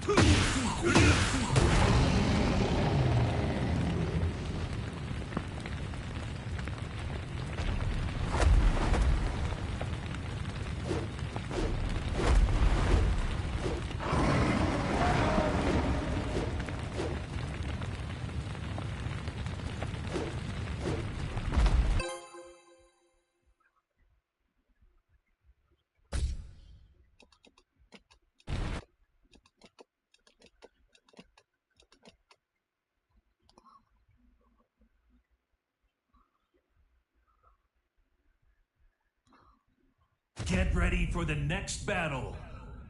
What happened? Round 1. Fight.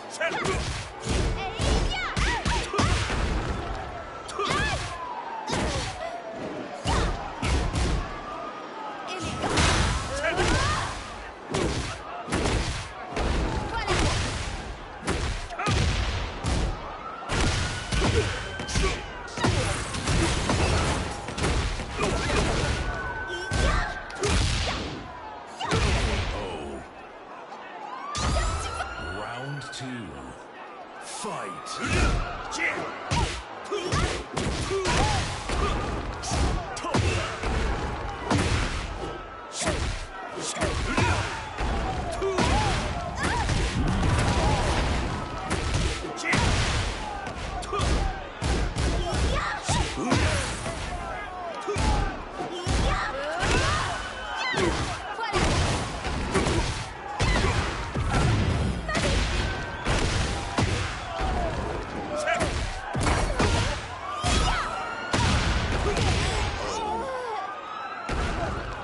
Round 3. Fight.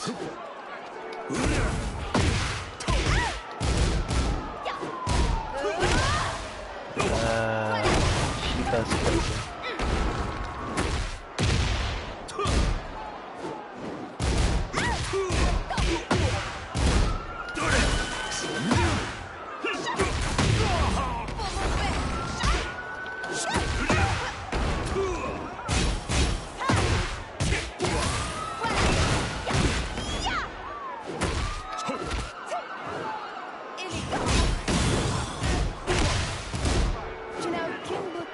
그러면 다행이네. Qu'en dis-tu? Round 4. Fight.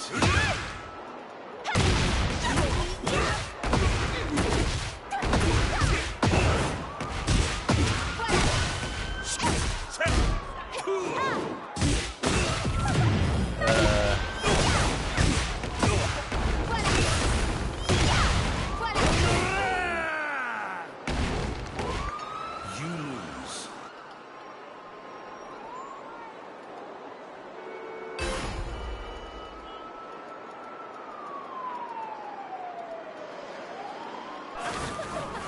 Tu ne crois sûrement pas que tu peux me battre. Round 1. Fight.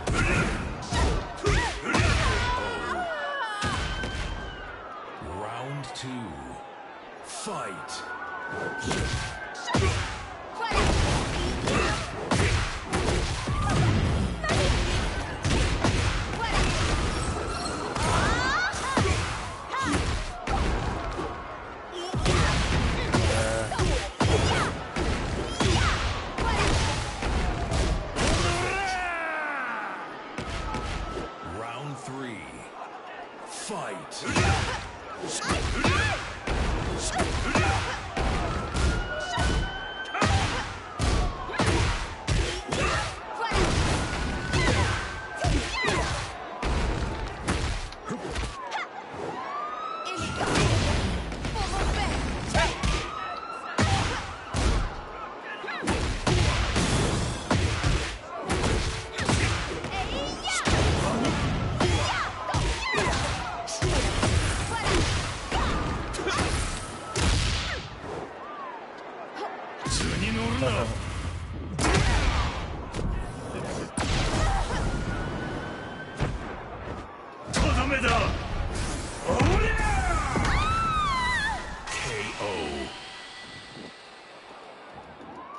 詮は雑魚だったな。Round 4 Fight!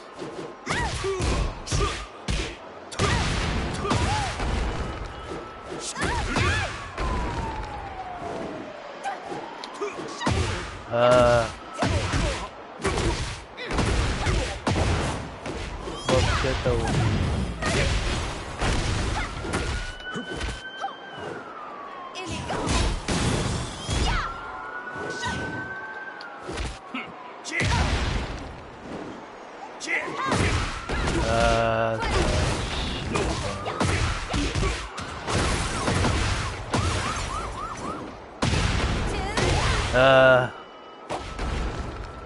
Final round. Fight.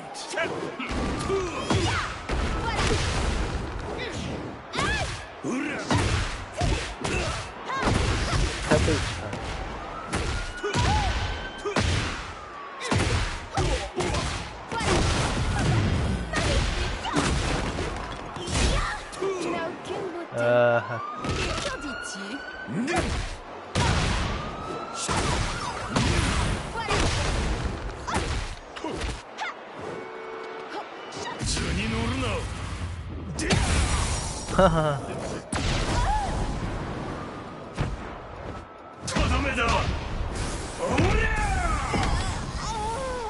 KO. 雑魚だったな。You win. 話にな。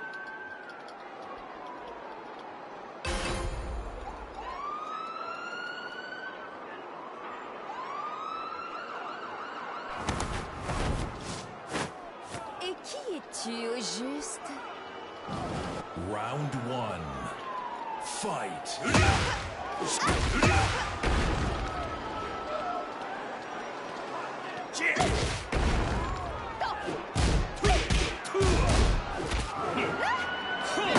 스텝 캐리어 그래서 스텝할 그런 거 없나.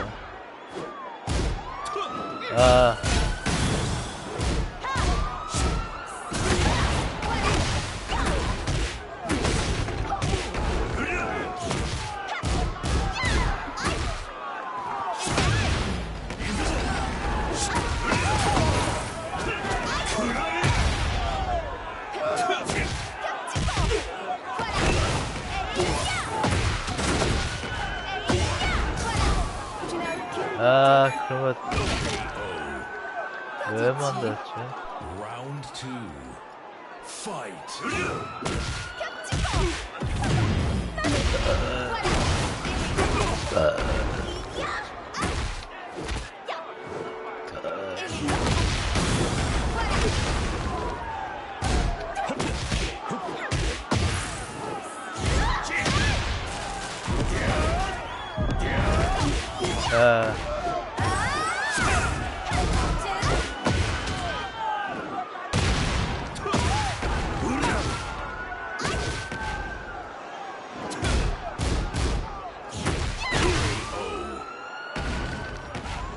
Round 3 Fight.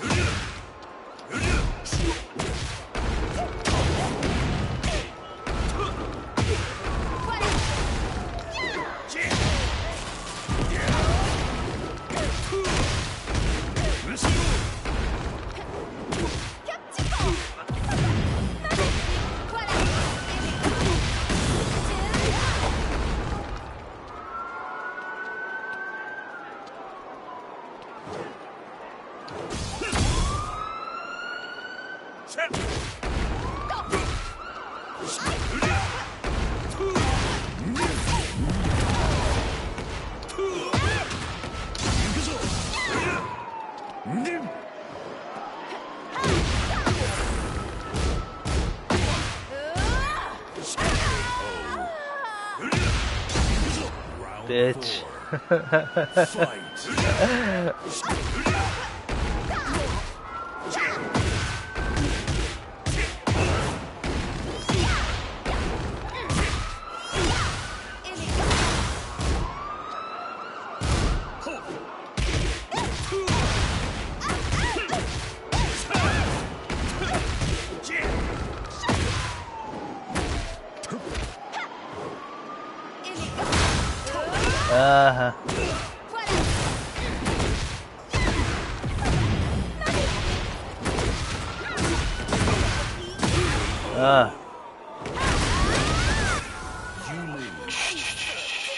Tu es là pour fêter ma victoire.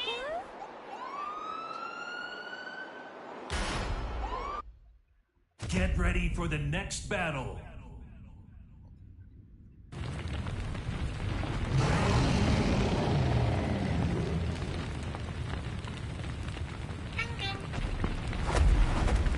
Oh.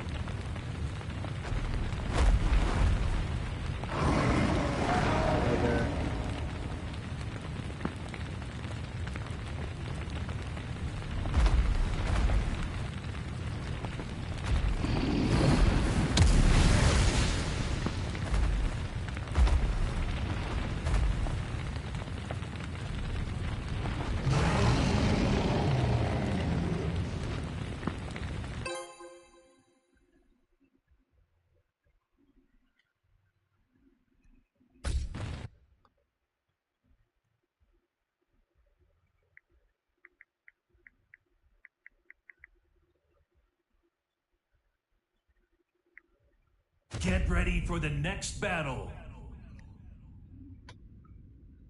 X videos. Round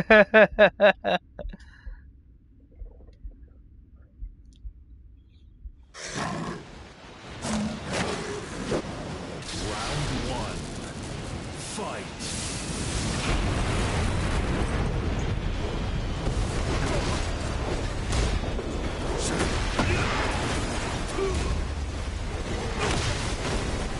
Ah, this guy. So keep playing like a hooligan. Oh man.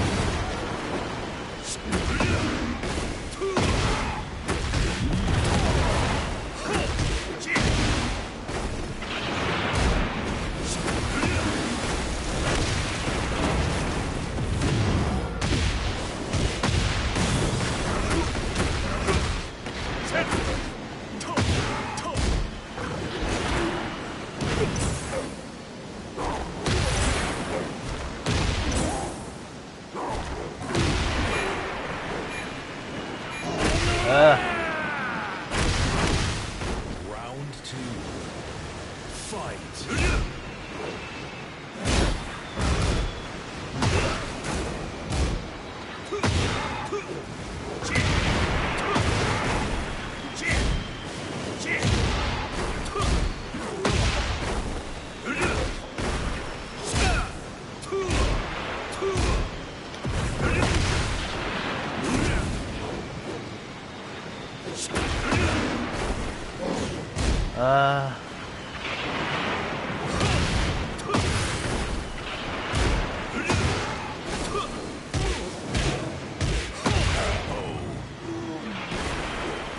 Round three. Fight.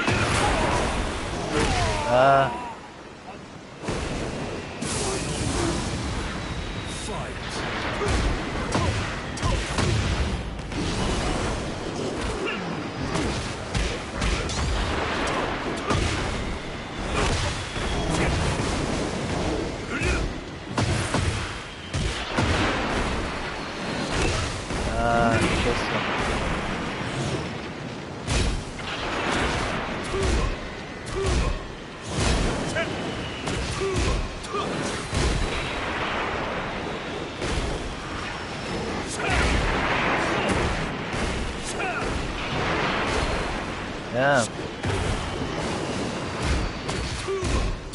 Gonna die.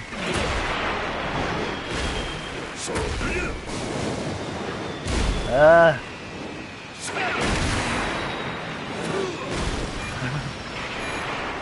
This guy. Yes. You win. 俺は全てを支配する。貴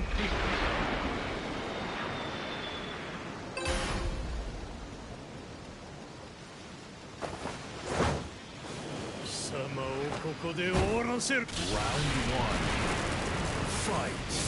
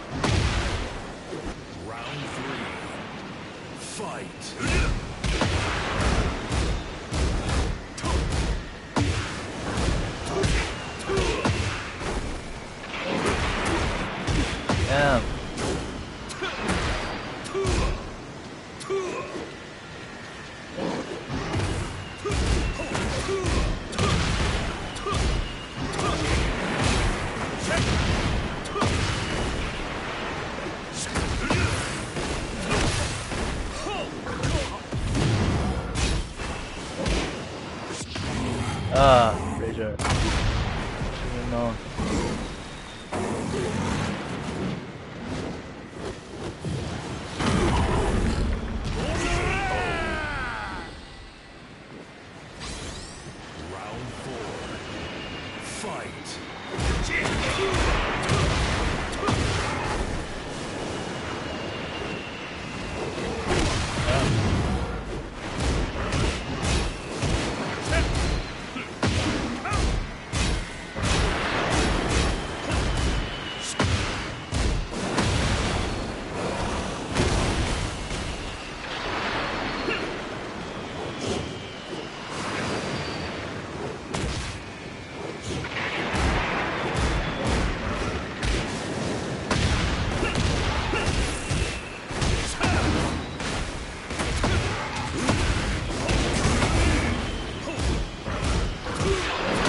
Ah, no.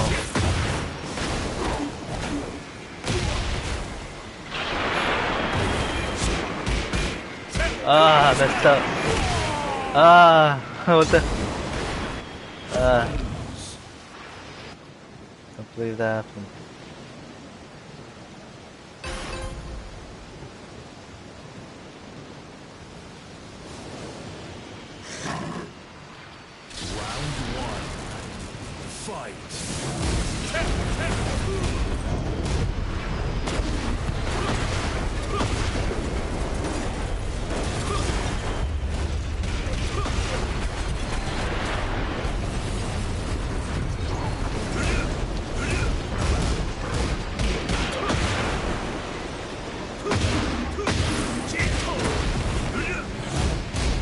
This guy's lagging.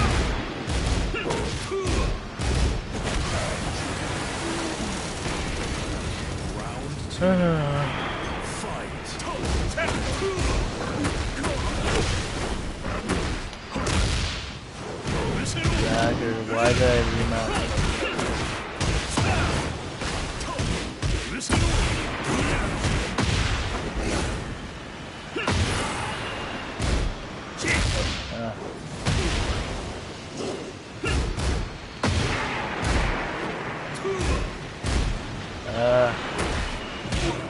This guy.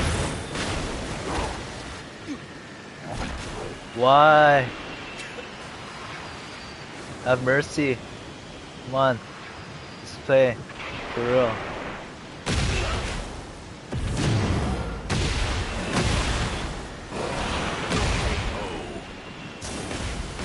I watch X videos too, but come on.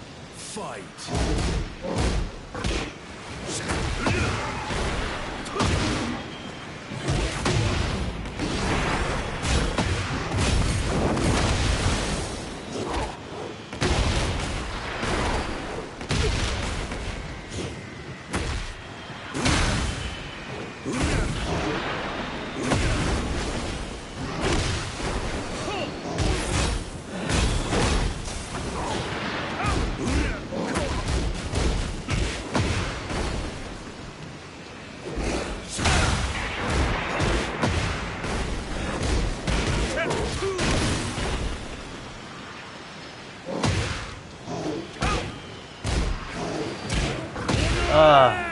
Nice.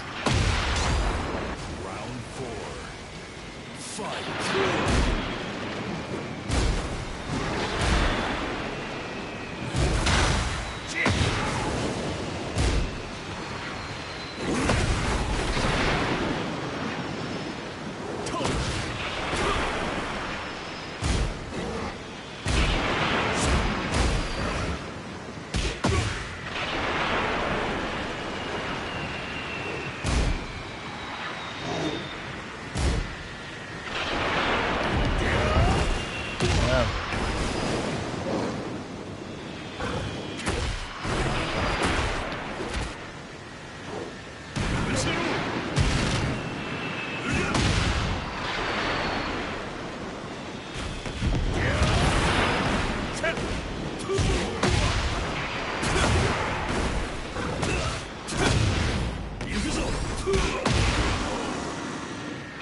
Alright, just one more and you get to end this.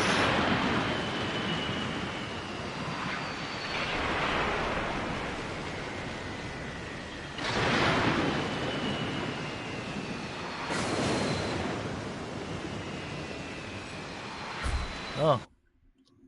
Get ready for the next block battle. That guy. I want to play with him again.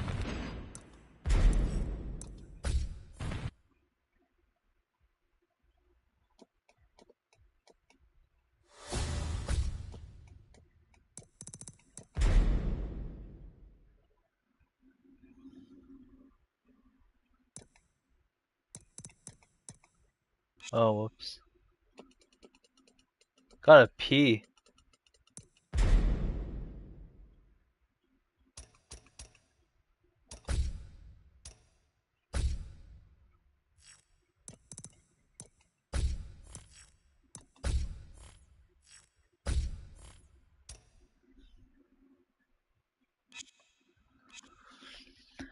BRB gonna use the restroom.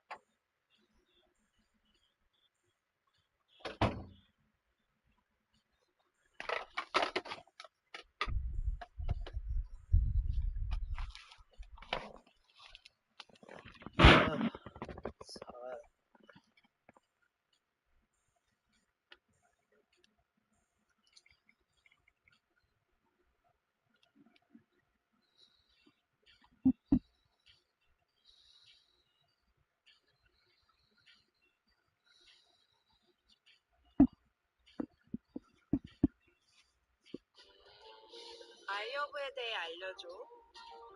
아이허브는 믿고 살 수 있는 웰니스 제품을 엄선해 100% 정. Bow down before my psycho power. Welcome back to the channel, everyone. Today we're going to be talking about a leak that I came across. It was on Reddit, and that's where I found it. And it's been really like low-key under the radar. And honestly, I don't know what to do. I seen it. I wasn't expecting to see it. And I'm just sitting here wondering whether or not it's real. First off, before we dive any further, first subscribe to the channel. Second, I cannot show any Tekken-related gameplay in this video because that would give Bandai Namco kind of like the ability to take the video down, just in case the leak happens to be real, because we know when leaks are real in the past, they would take it down. But honestly, it's not too much to like actually look at. It's not like an image of the character. It's not like a, move list. It's not nothing like that. It's literally just the character's name with the file next to it. So we can't click the file, we can't go into the file, we can just see the name. But the name is very telling if you know Tekken and if you know Capcom. There's two different ways this thing could go. Well, three. One is that the leak is fake, because this is a unverified leak. Asia, Korea, South Korea. And it could be so much fake. And also, it could just, but the reason why I'm talking about it is because I think it's an interesting conversation to have. Because some people are intrigued by this idea and they kind of want it to be true. Some people don't want it to be true. But when you talk about the other two pathways this could go, the first way is for a Capcom collaboration. Are you in Asia as well? So LK, let me spell it Mini out F. like this. Currently, right now, there is a unverified leak floating around Reddit, going around the sewers of Tekken, and the name is in Japanese. And once you translate Japan. to like a, Are you Japanese? It's the name is Daigo Kazama. Or American living in Japan? Me just reaching Kazuyami Shima, Devil Jin. Tournament. They were joking and they briefly mentioned the possibility. You wish you were Japanese? They said, and I quote, "Oh, okay, American." Kazama has returned. Now we know that the commentators know more about the game than we do. What are you doing in Japan? Final character, so it would make sense that someone walking around that building knows about this Get character. ready for the next battle. When you look it up, it will probably lead you to a old game called Rivals. Now I don't know too much about this, but I do. Vacation, huh?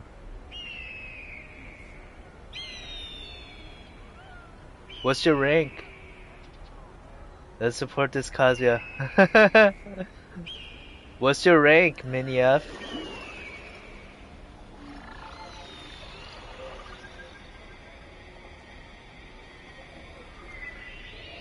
Tekken Emperor.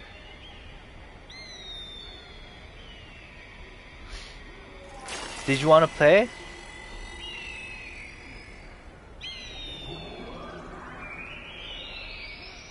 I can use some non-ranked matches. Maybe next time. Okay. Alright, maybe next time. Oh, it's 10 right now.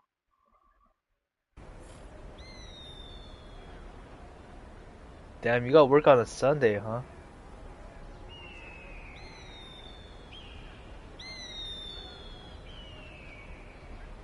Oh, Dino, yeah, we can play.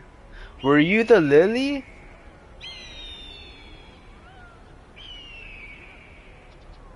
I hate playing against Lily. Oh, you were the Lily? I can practice against Lily. Are you Asia server?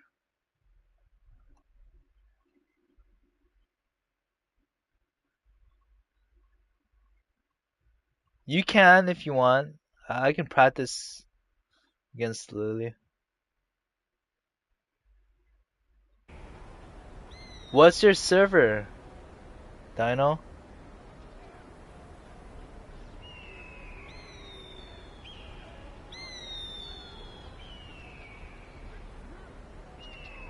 If it's American, then I can't play against you. I'm in South Korea. Really same as Minimum Frost? Oh, that's his. That was his name. Okay, you wanna play right now then?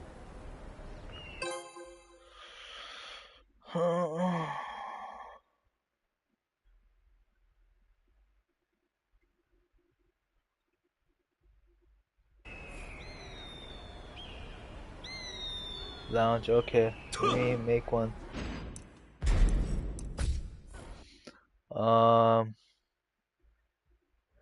Region, other.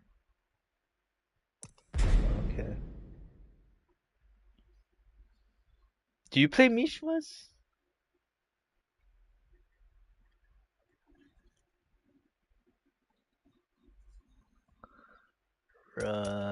Other. Okay, 001. Just waifus.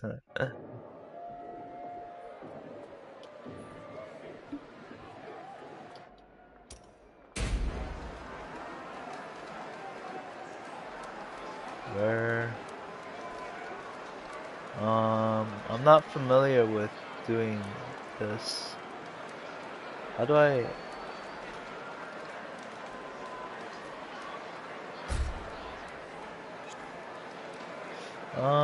Let's see.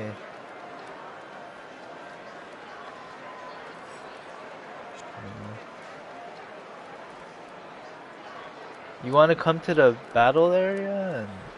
And I'm not sure how we do this. Medium. Is that you? Okay, how do we play against each other? I thought we were gonna meet up in the player match. And I could just invite you. Hop on.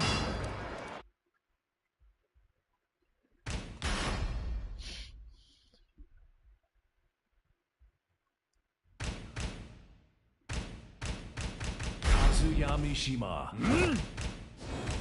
Rebel Jin.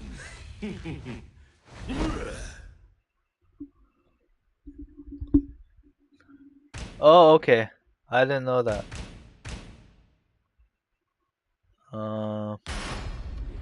Get ready for the next battle.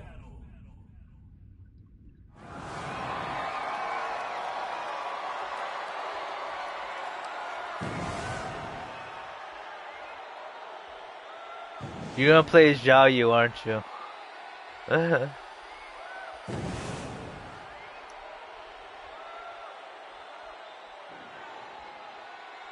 It's not working. Are you on? Oh, there we go.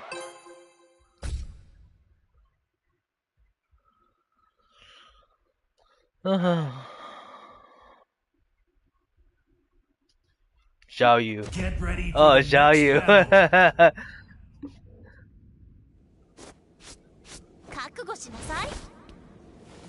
Round 1. Fight.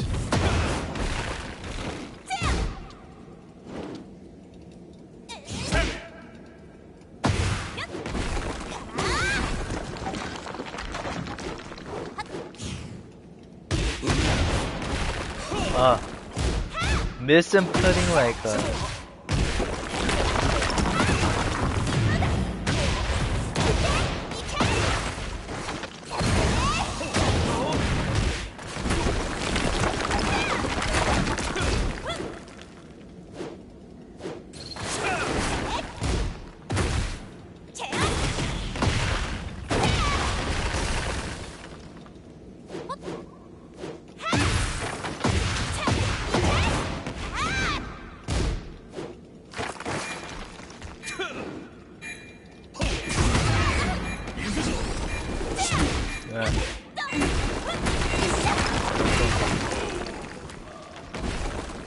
Round 2.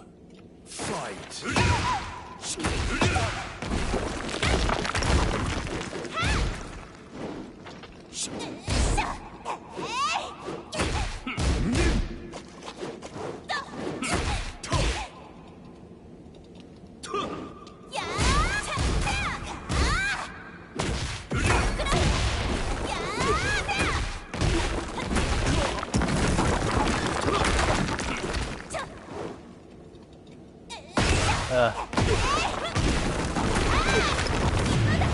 Now I'm nervous. I never played with a YouTube viewer.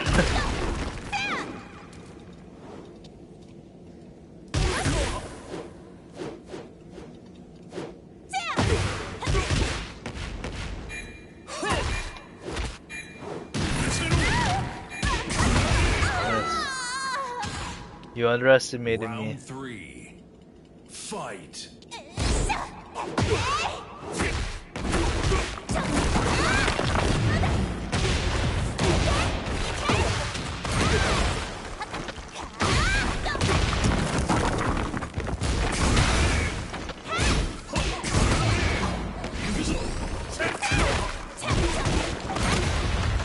Nice.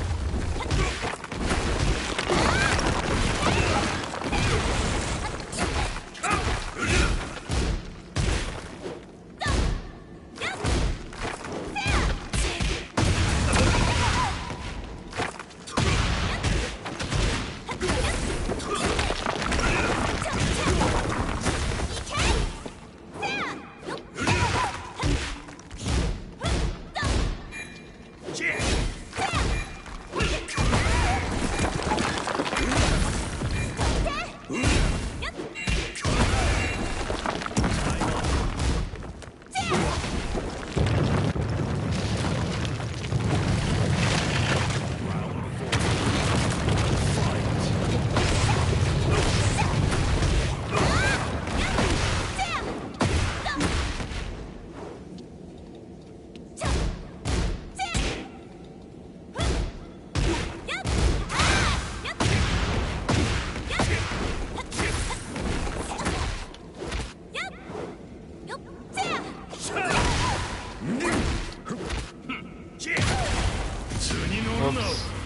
Misclick.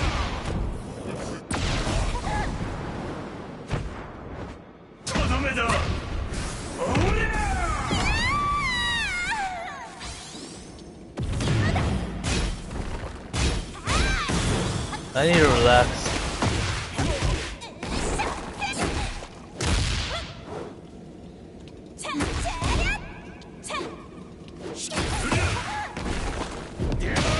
Nice. You win.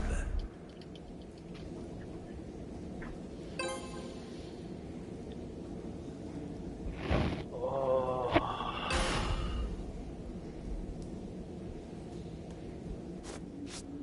覚悟しなさい。貴様をここで終わらせる。Round 1. Fight.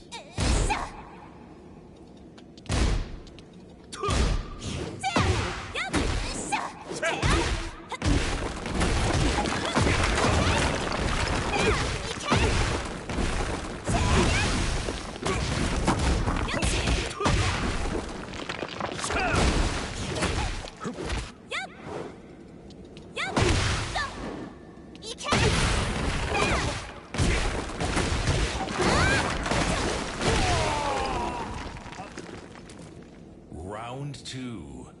Fight.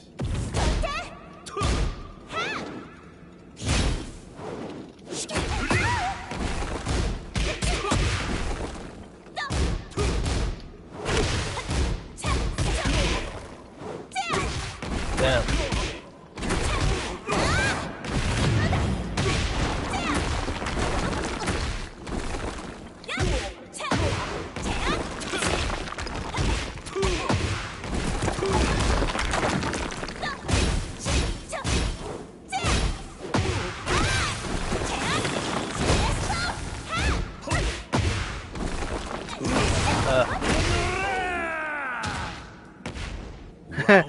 Who doesn't?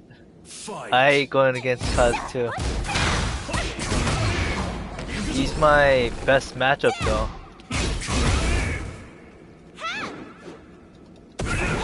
After checking on ewgf.gg.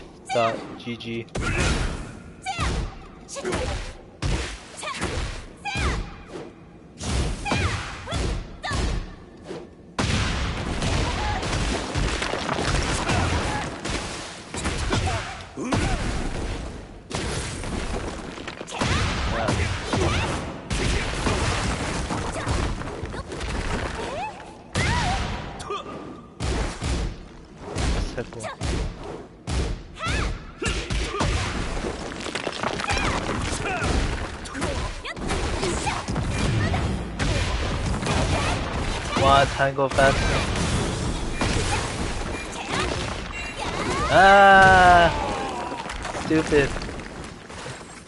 So dumb. やば、ちょっとやりすぎちゃった。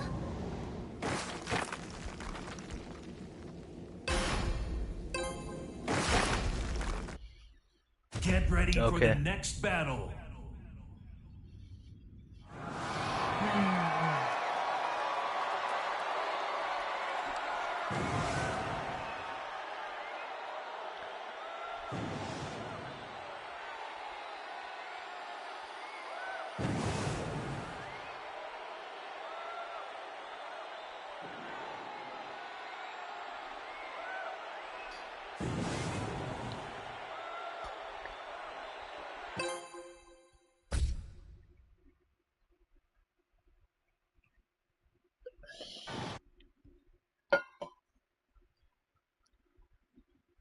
Get ready for the next battle.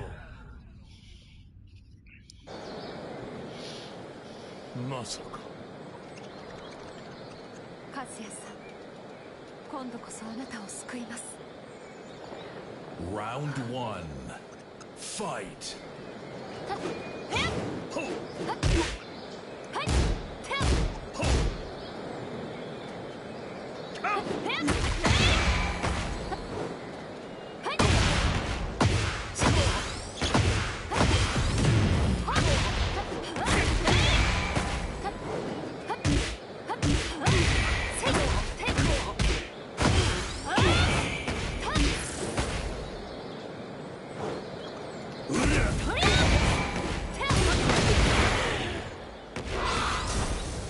Round 2.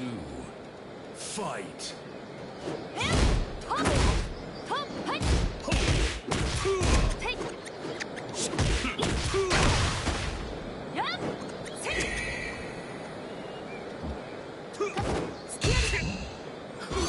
Damn, you got those?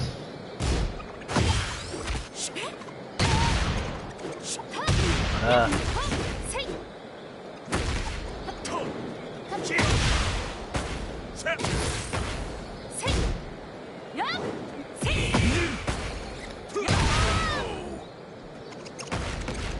Round 3.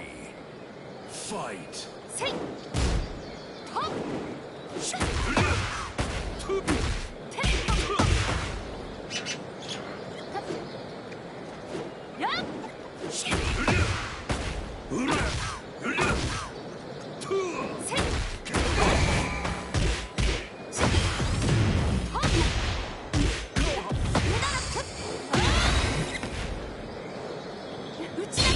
Oh man. Junes, don't use that laser. It's uncommon.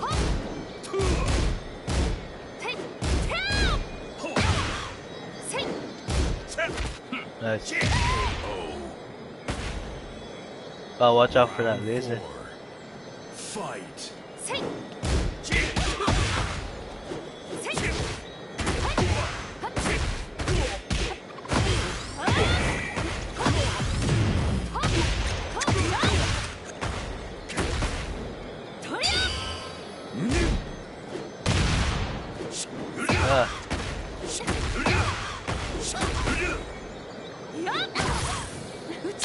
Ah, man. Out of nowhere, huh?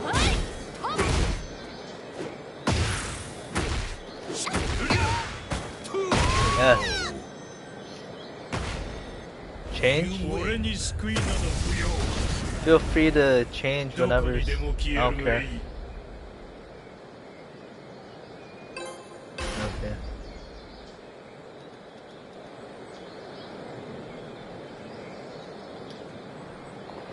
Round Wonder 1. Woman. Fight.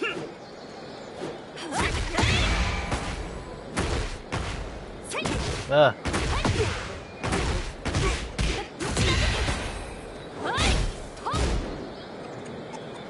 Laser. Laser.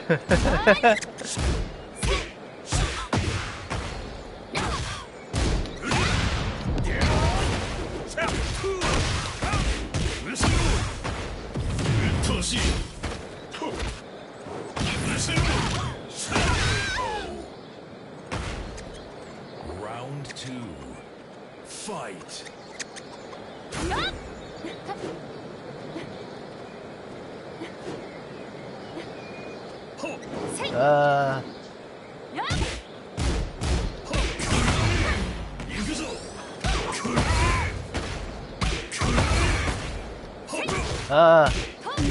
이렇게 했고.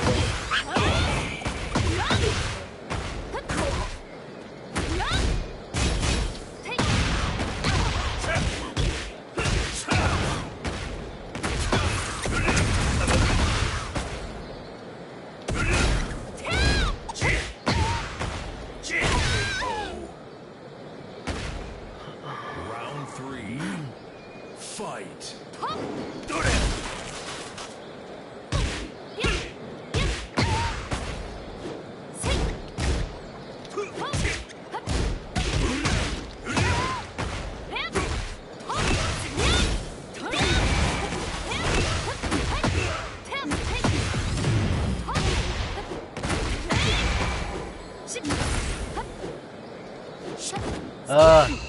So that. Yeah. Round 4. Fight.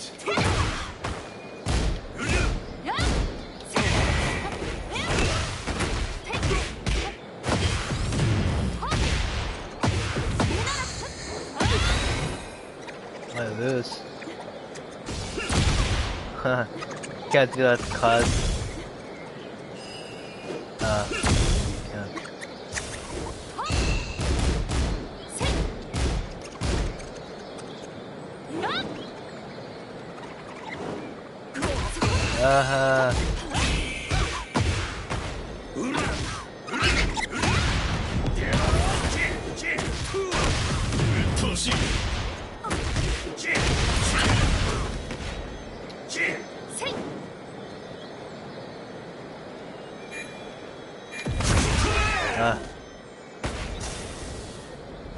俺に救いなど不要。どこにでも消えるがいい。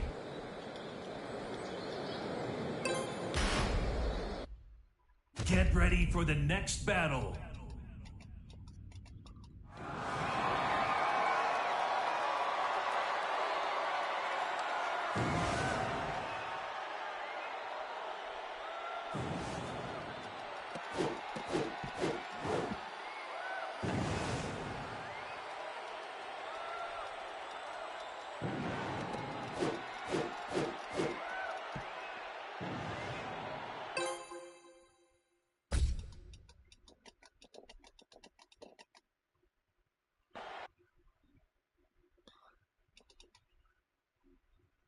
Get ready for the next battle. My most hated Tekken character. Round 1. Fight.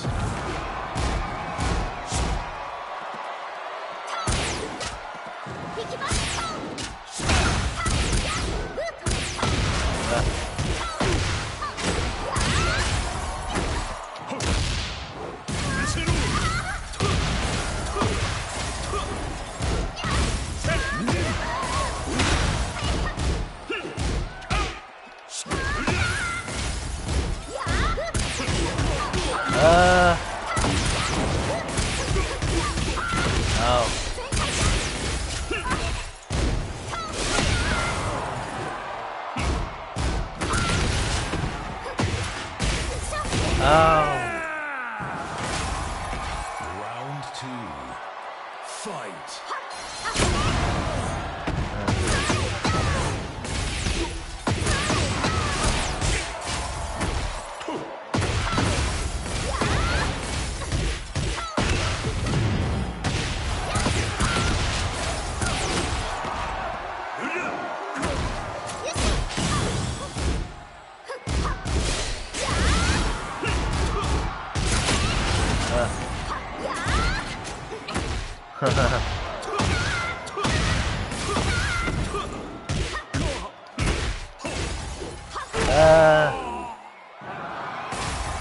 Round 3. Fight.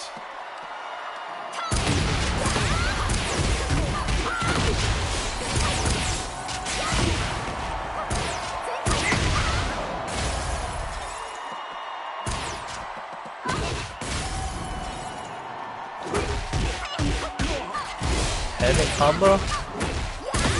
Damn, never seen that.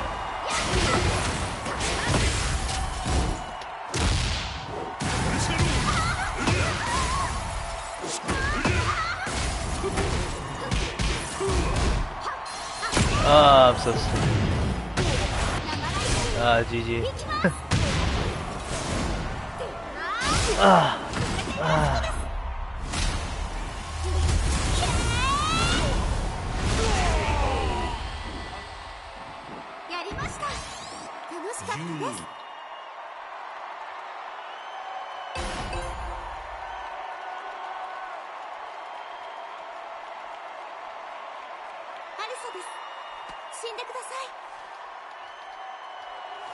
Round 1.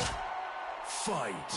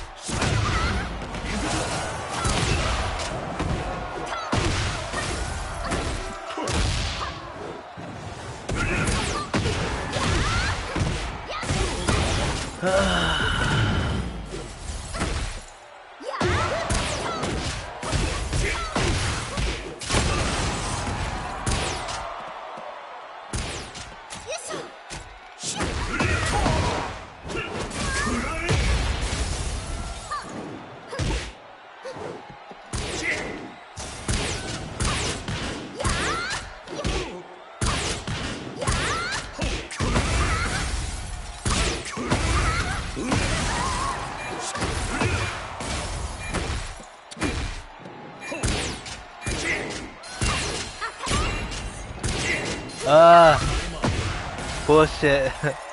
Round 2. Fight.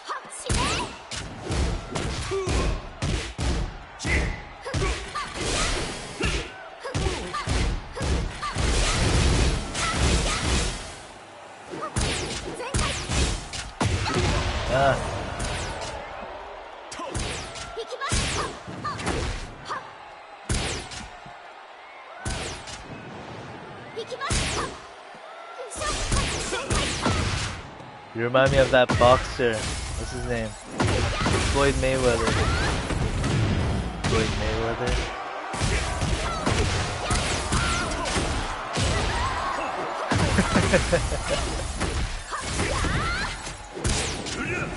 Floyd Mayweather. Man.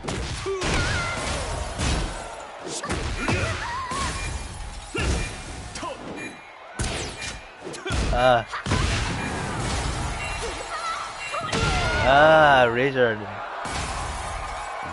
3. Fight. Alisa, what kind of preposterous.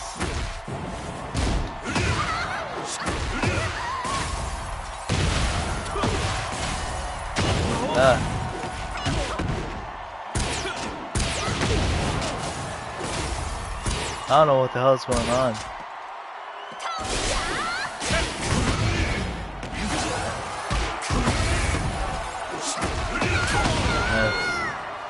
Got one. 2 more. Fight.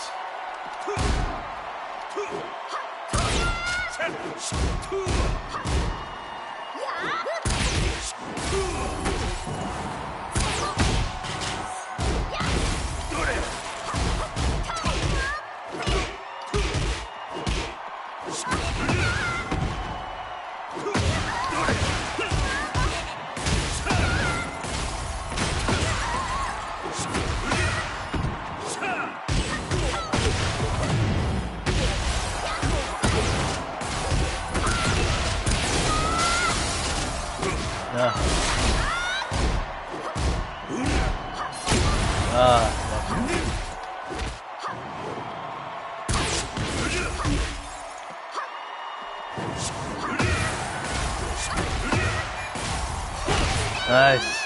One more. Let's go. Final round. Fight.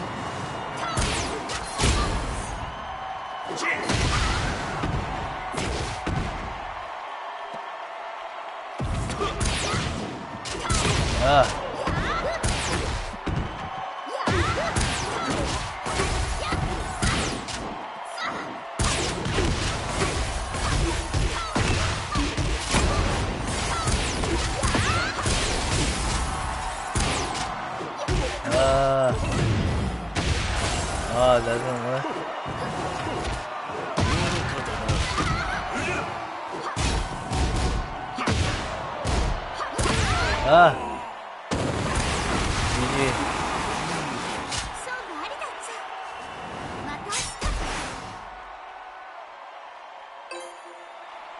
You wanna play again? Thanks for the sub. Is that you, Minimum Boss? No, that's not you. Wait. Round 1. Fight.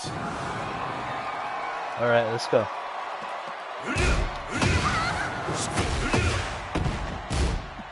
Minimum Frost is you? I thought that was the other guy. I got a sub notification. The Minimum Frost. Oh, you subbed too, but it just didn't come out? Is that what you're trying to say?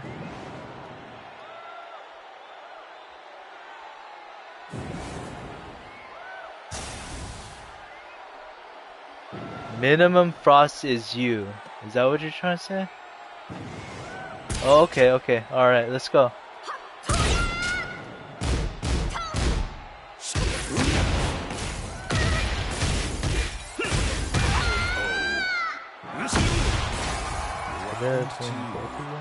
Fight.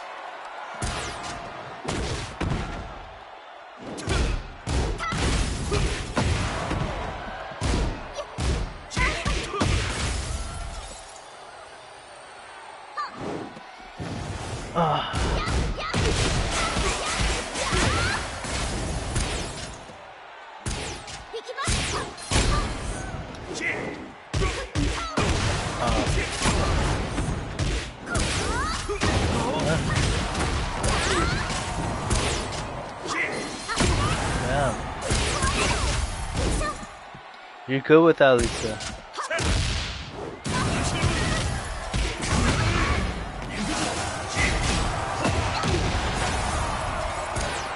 Damn, Elisa's got a lot of new moves since Tekken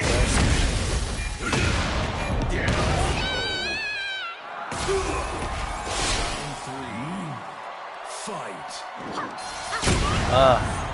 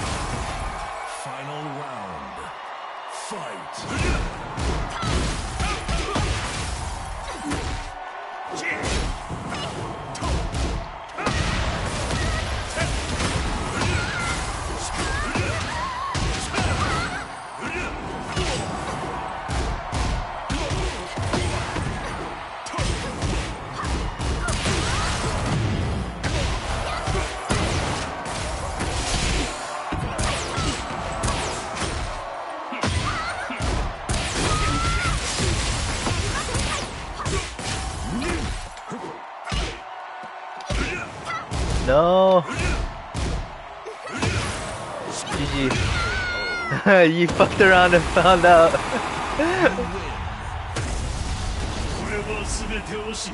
FAFO. Mr. Dino.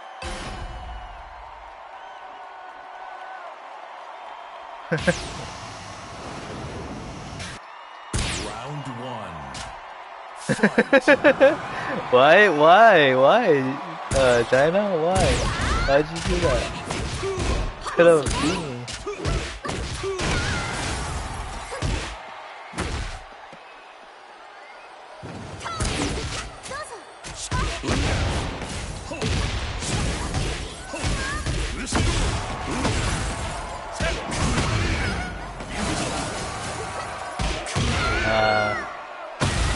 Going easy on me. Round 2. Fight.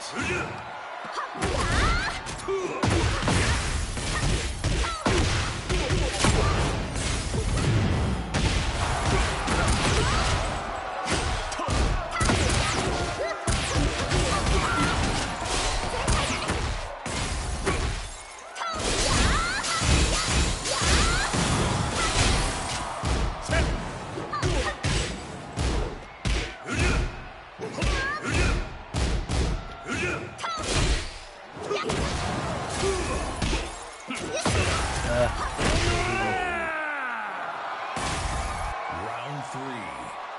Fight.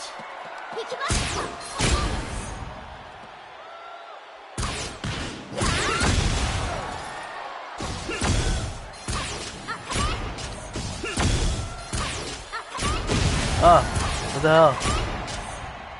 It's wide as hell.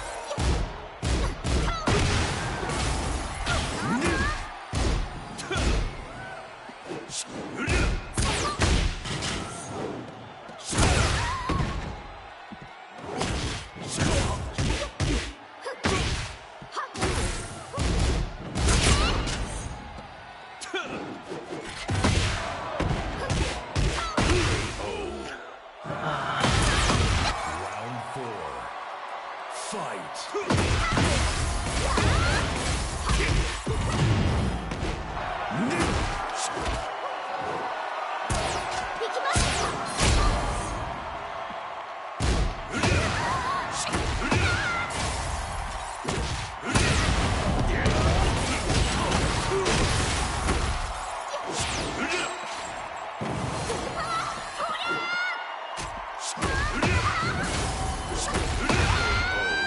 Alright, set point. Final round. Fight.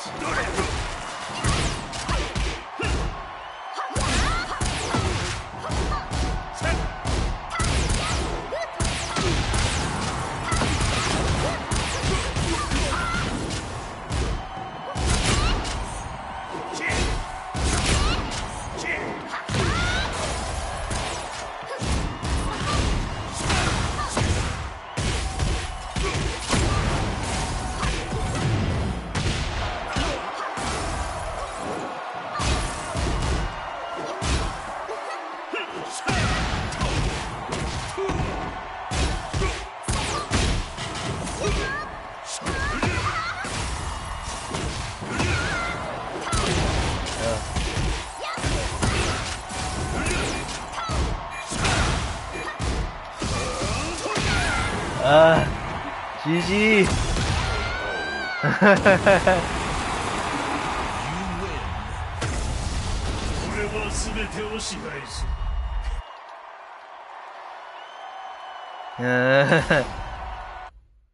Get ready for the next battle. GG.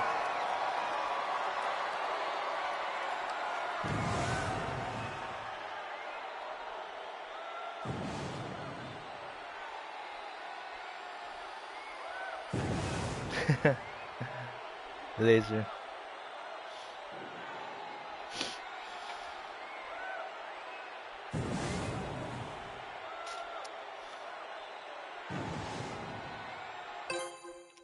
Yeah. I'm focusing more.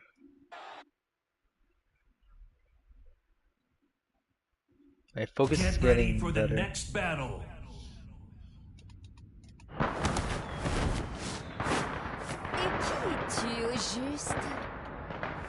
Round 1. Fight.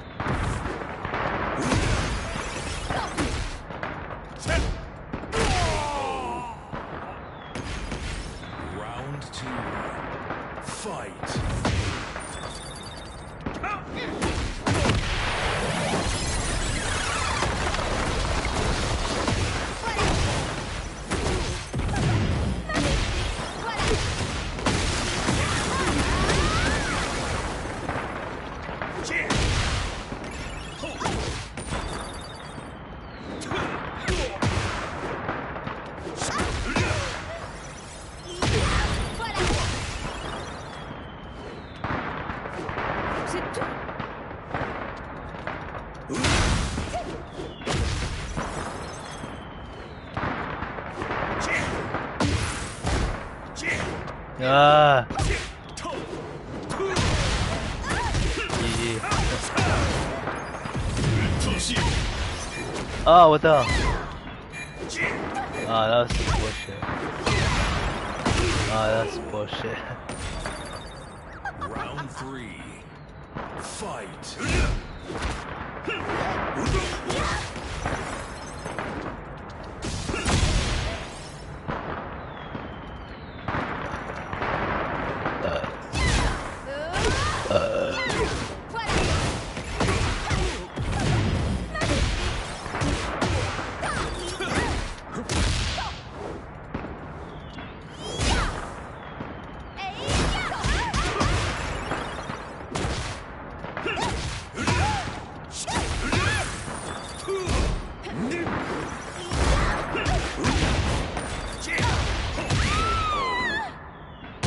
Round 4. Fight.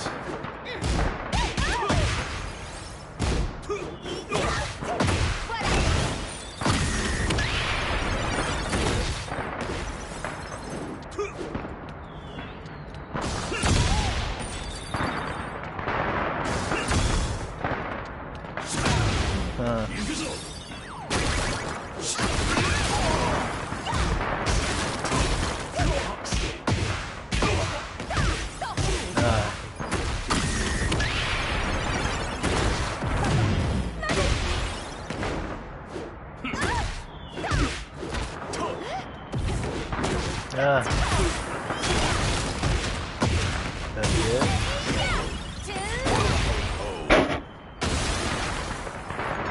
You lose.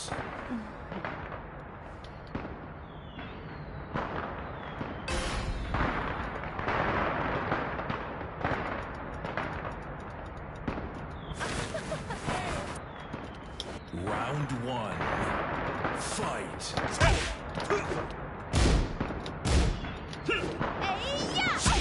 I practice my electrics.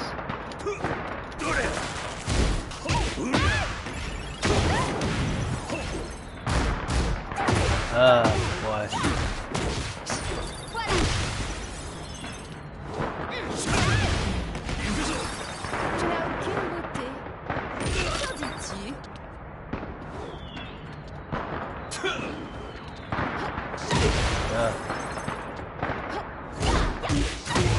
Yeah.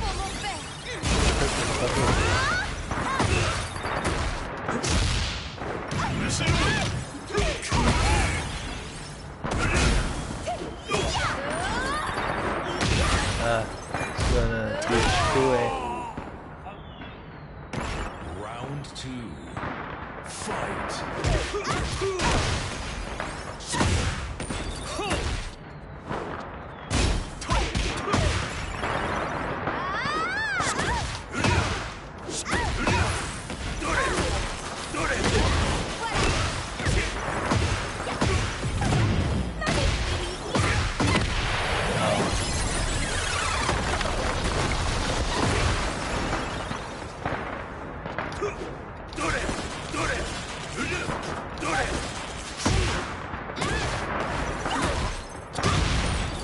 Ah,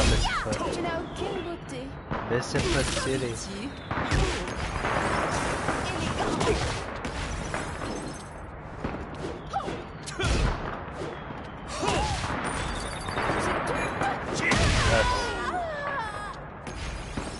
Round 3. Fight.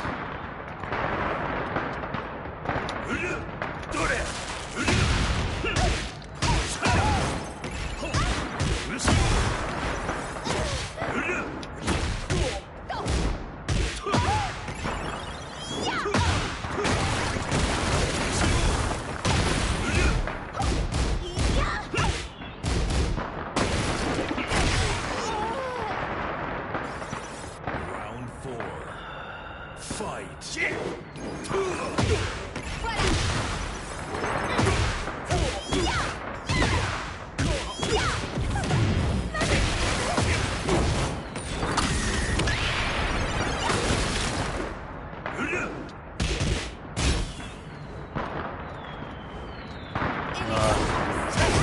for you.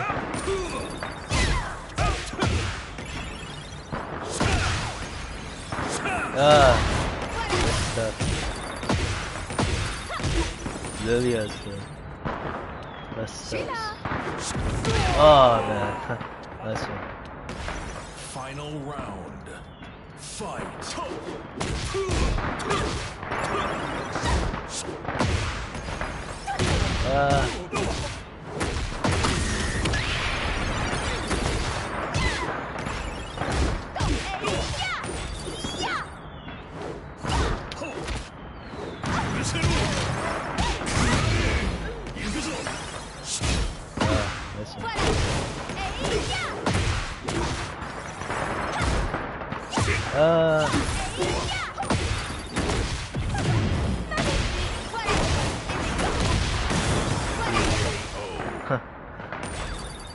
GG. One more game and I'm gonna go back to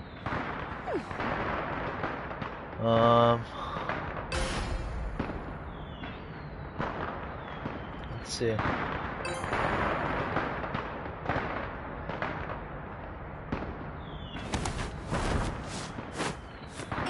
I'll take that as a compliment. Round 1. Fight.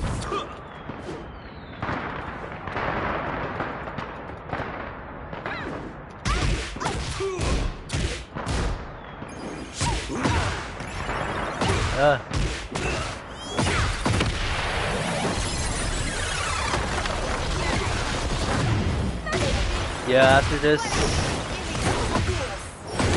we'll see.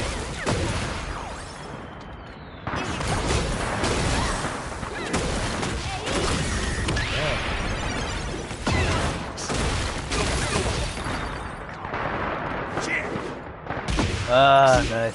That's it. Round 2. Fight.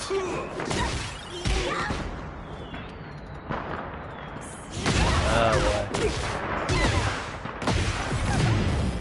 Okay, let's take her.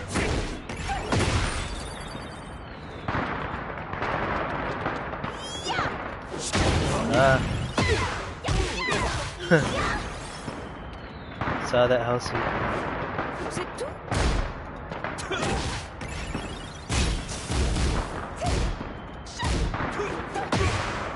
Yeah. Oh my god.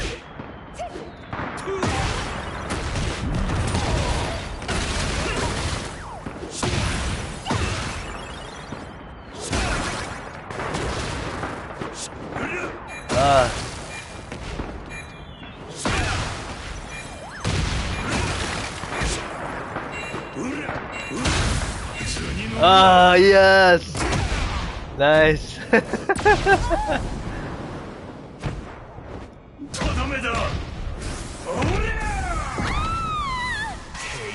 Might win my last match. Round 3. Fight.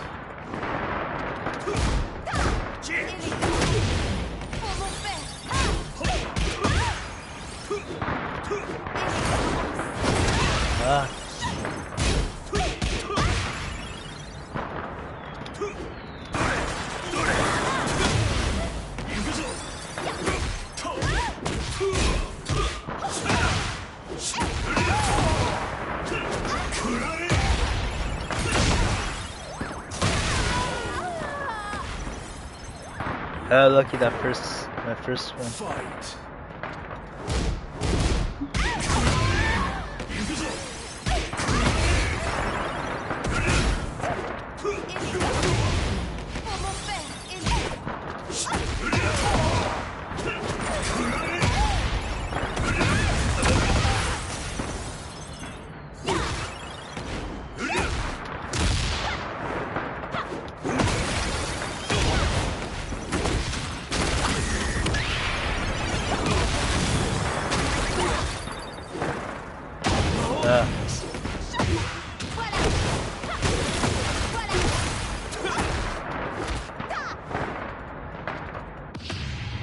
No.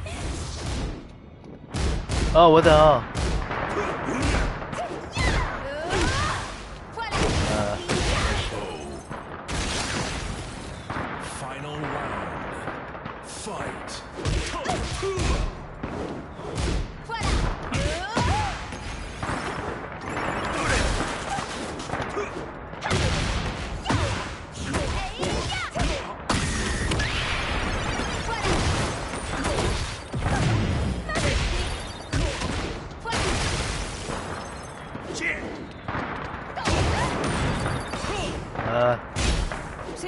Miss and put like crazy.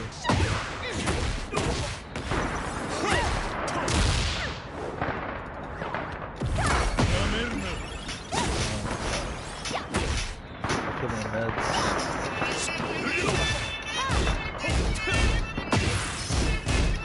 Alarm. Sorry.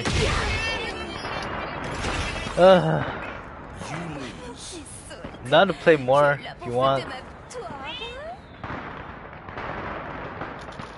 You done?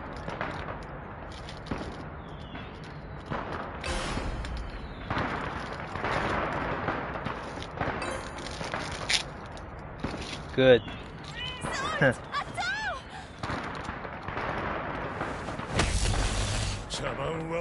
Round one. Fight.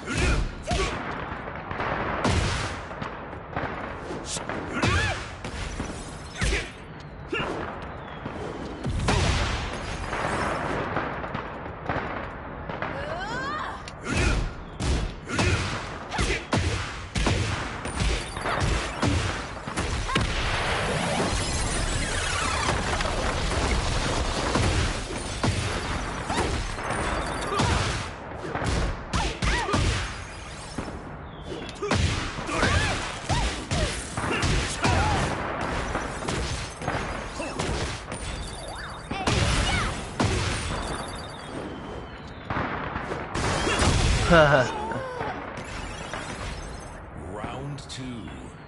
Fight.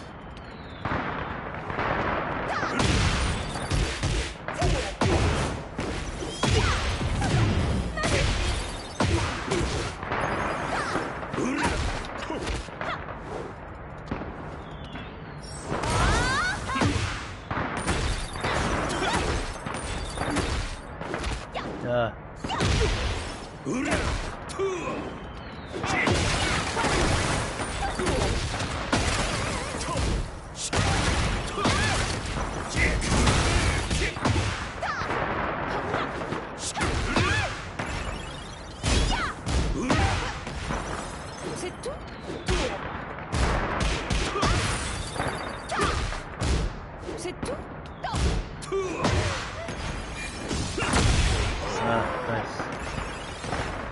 Round three. Fight.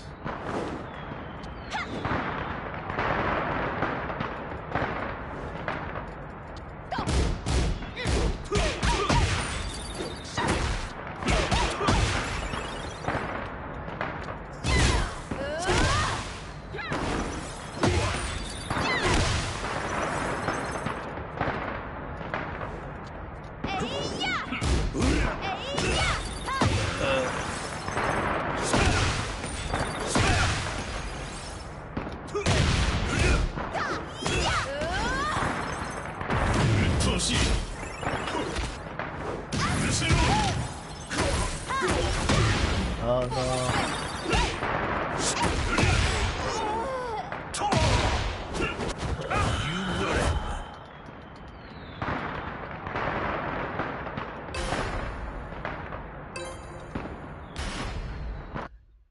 Get No ready more? for the next battle.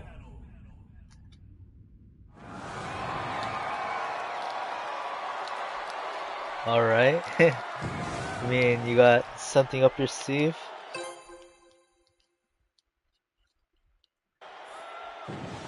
Alright, for sure. We'll play next time.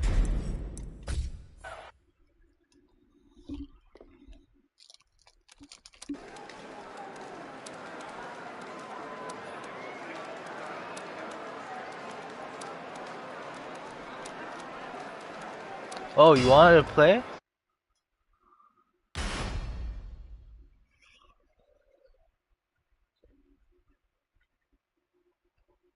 Kazuyami Shiba. Kazuyachi Mishima. 始めるとするか。 Okay. Gotcha. We'll play more next time.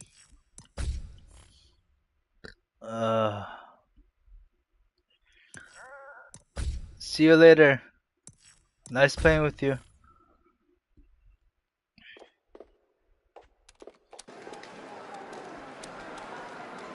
Going back to ranked.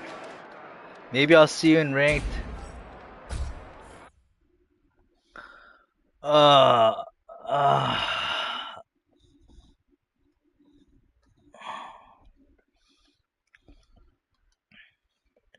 Nice playing with you.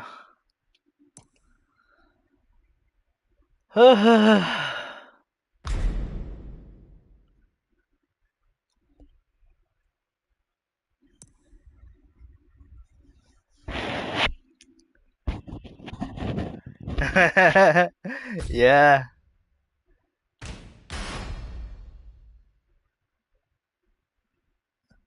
Kazuyami Shima.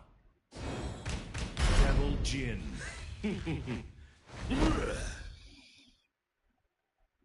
Thanks for the sub. I appreciate it.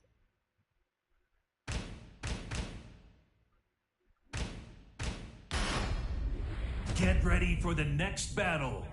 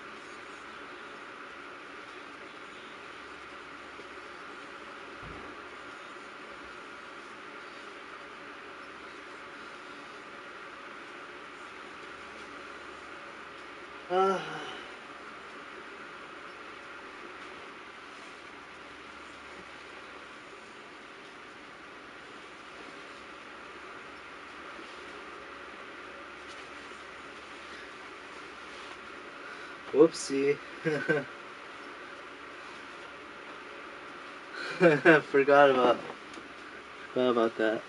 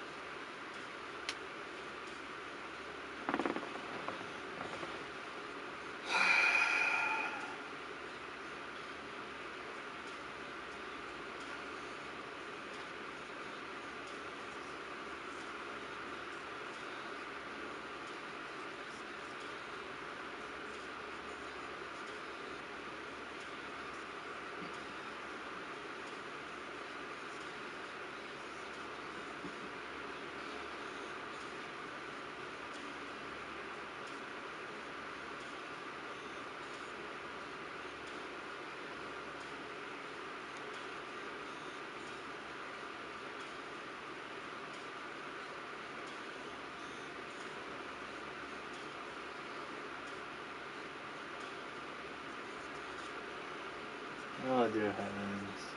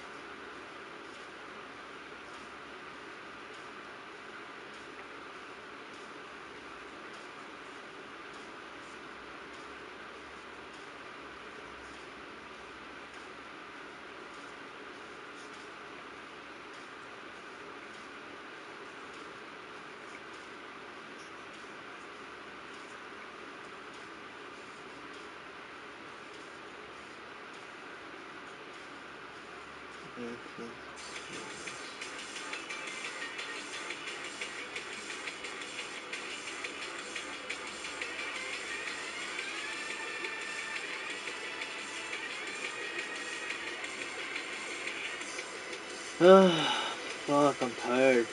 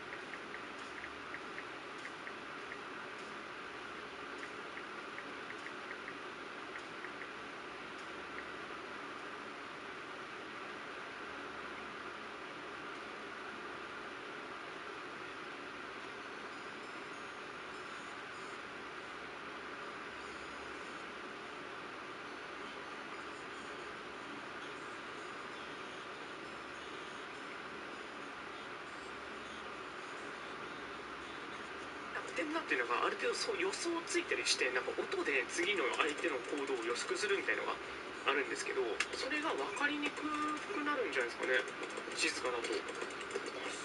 マジでやりやすい。メインで使ってるアケコンも真四角に近いんですけど、ここね、じゃないかなって思います。はい、ということで、今ゲームプレイしながらちょっと確認、使用感の方でちょっと試してるんですけど、ストリートファイターと鉄拳、両方自分できるんですけど、もともとがね、鉄拳プレイヤーなので、慣れ親しんでるちょっと鉄拳の方で確認していきたいと思ってます。で、使用感についてはめちゃくちゃやりやすいですね、このアケコン。アケコンの高さが低いんですよね。低いし、このやっぱこの斜めになってるのがすごい手に馴染む、マジで疲れないっていうのかな、すごいやりやすいですね。で、もちろんレバーとボタンは合わせなので特に問題もなく、難しいって言われてるステステとか山捨てとか、その辺も全然問題ないです。でね、あとやってて思ったのが、これ静かじゃん。ストリートファイターの方は分かんないんだけど、トップ層の話ね、プロとかの話は分かんないんだけど、鉄拳だともうこのボタンを押した音とかで相手が次これやってんなっていうのがある程度そう予想ついたりして、なんか音で次の相手の行動を予測するみたいのがあるんですけど、それが分かりにくくなるんじゃないですかね、静かだと。マジでやりやすい。メインで使ってるアケコンも真四角に近いんですけど、ここね、カクカクってなってるんだけど、普通に長時間やってなくても、当たってんなっていうような感覚はあるんですけど、オブシディアン2ないですね。さすが最新アケコン、よく考えられているって感じ。ということでオブシディアン2レビューしていきました。How the hell did you hold that long? 真四角に近いんですけど、ここね、カクカクってなってるんだけど、普通に長時間やってなくても、当たってんなっていうような感覚はあるんですけど、オブシディアン2ないですね。さすが最新アケコン、よく考えられているって感じ。シアンズレビューしていきました。まあ、さす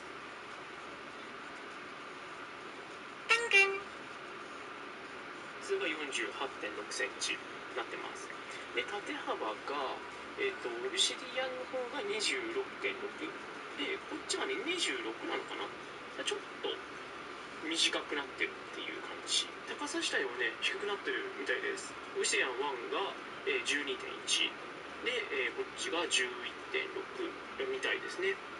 まあ、ただ高さっていうと、このオブシディアン2は手前側にこう下がっていってる、手前側に下がってるんですけど、わかるかな？わかります？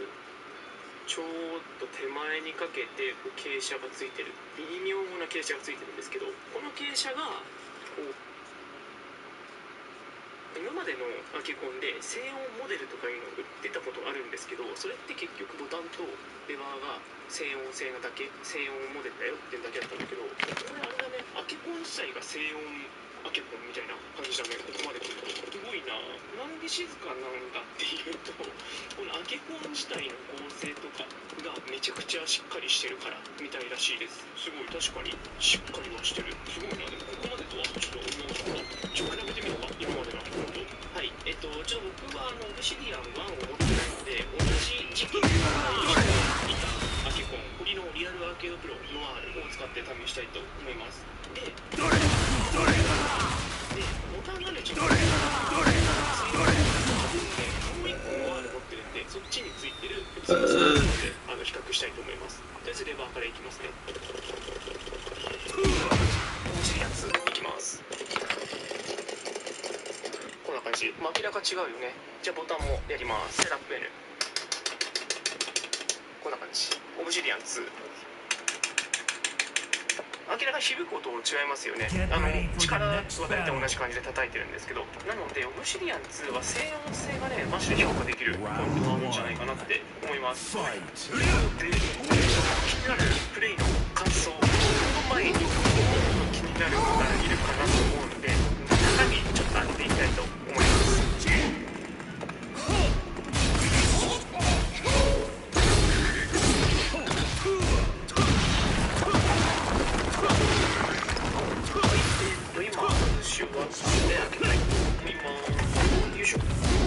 こんな感じですね。前のオブシディアン1の時はちょっとこのメイン側線がついてたんですよ。なんか終わってさ、横が LED で光ってたの覚えてます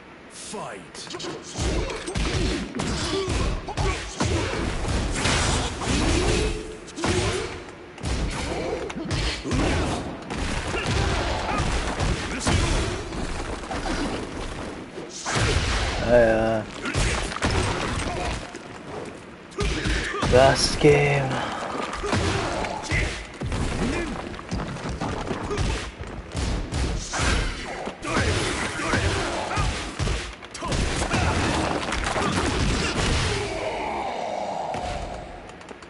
Round 3. Fight.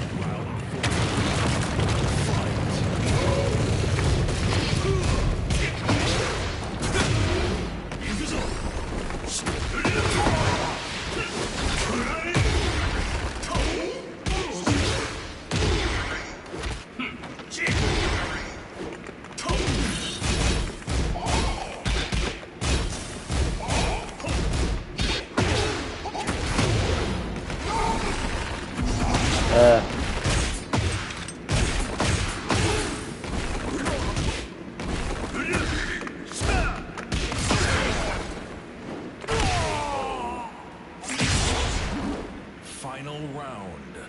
Fight.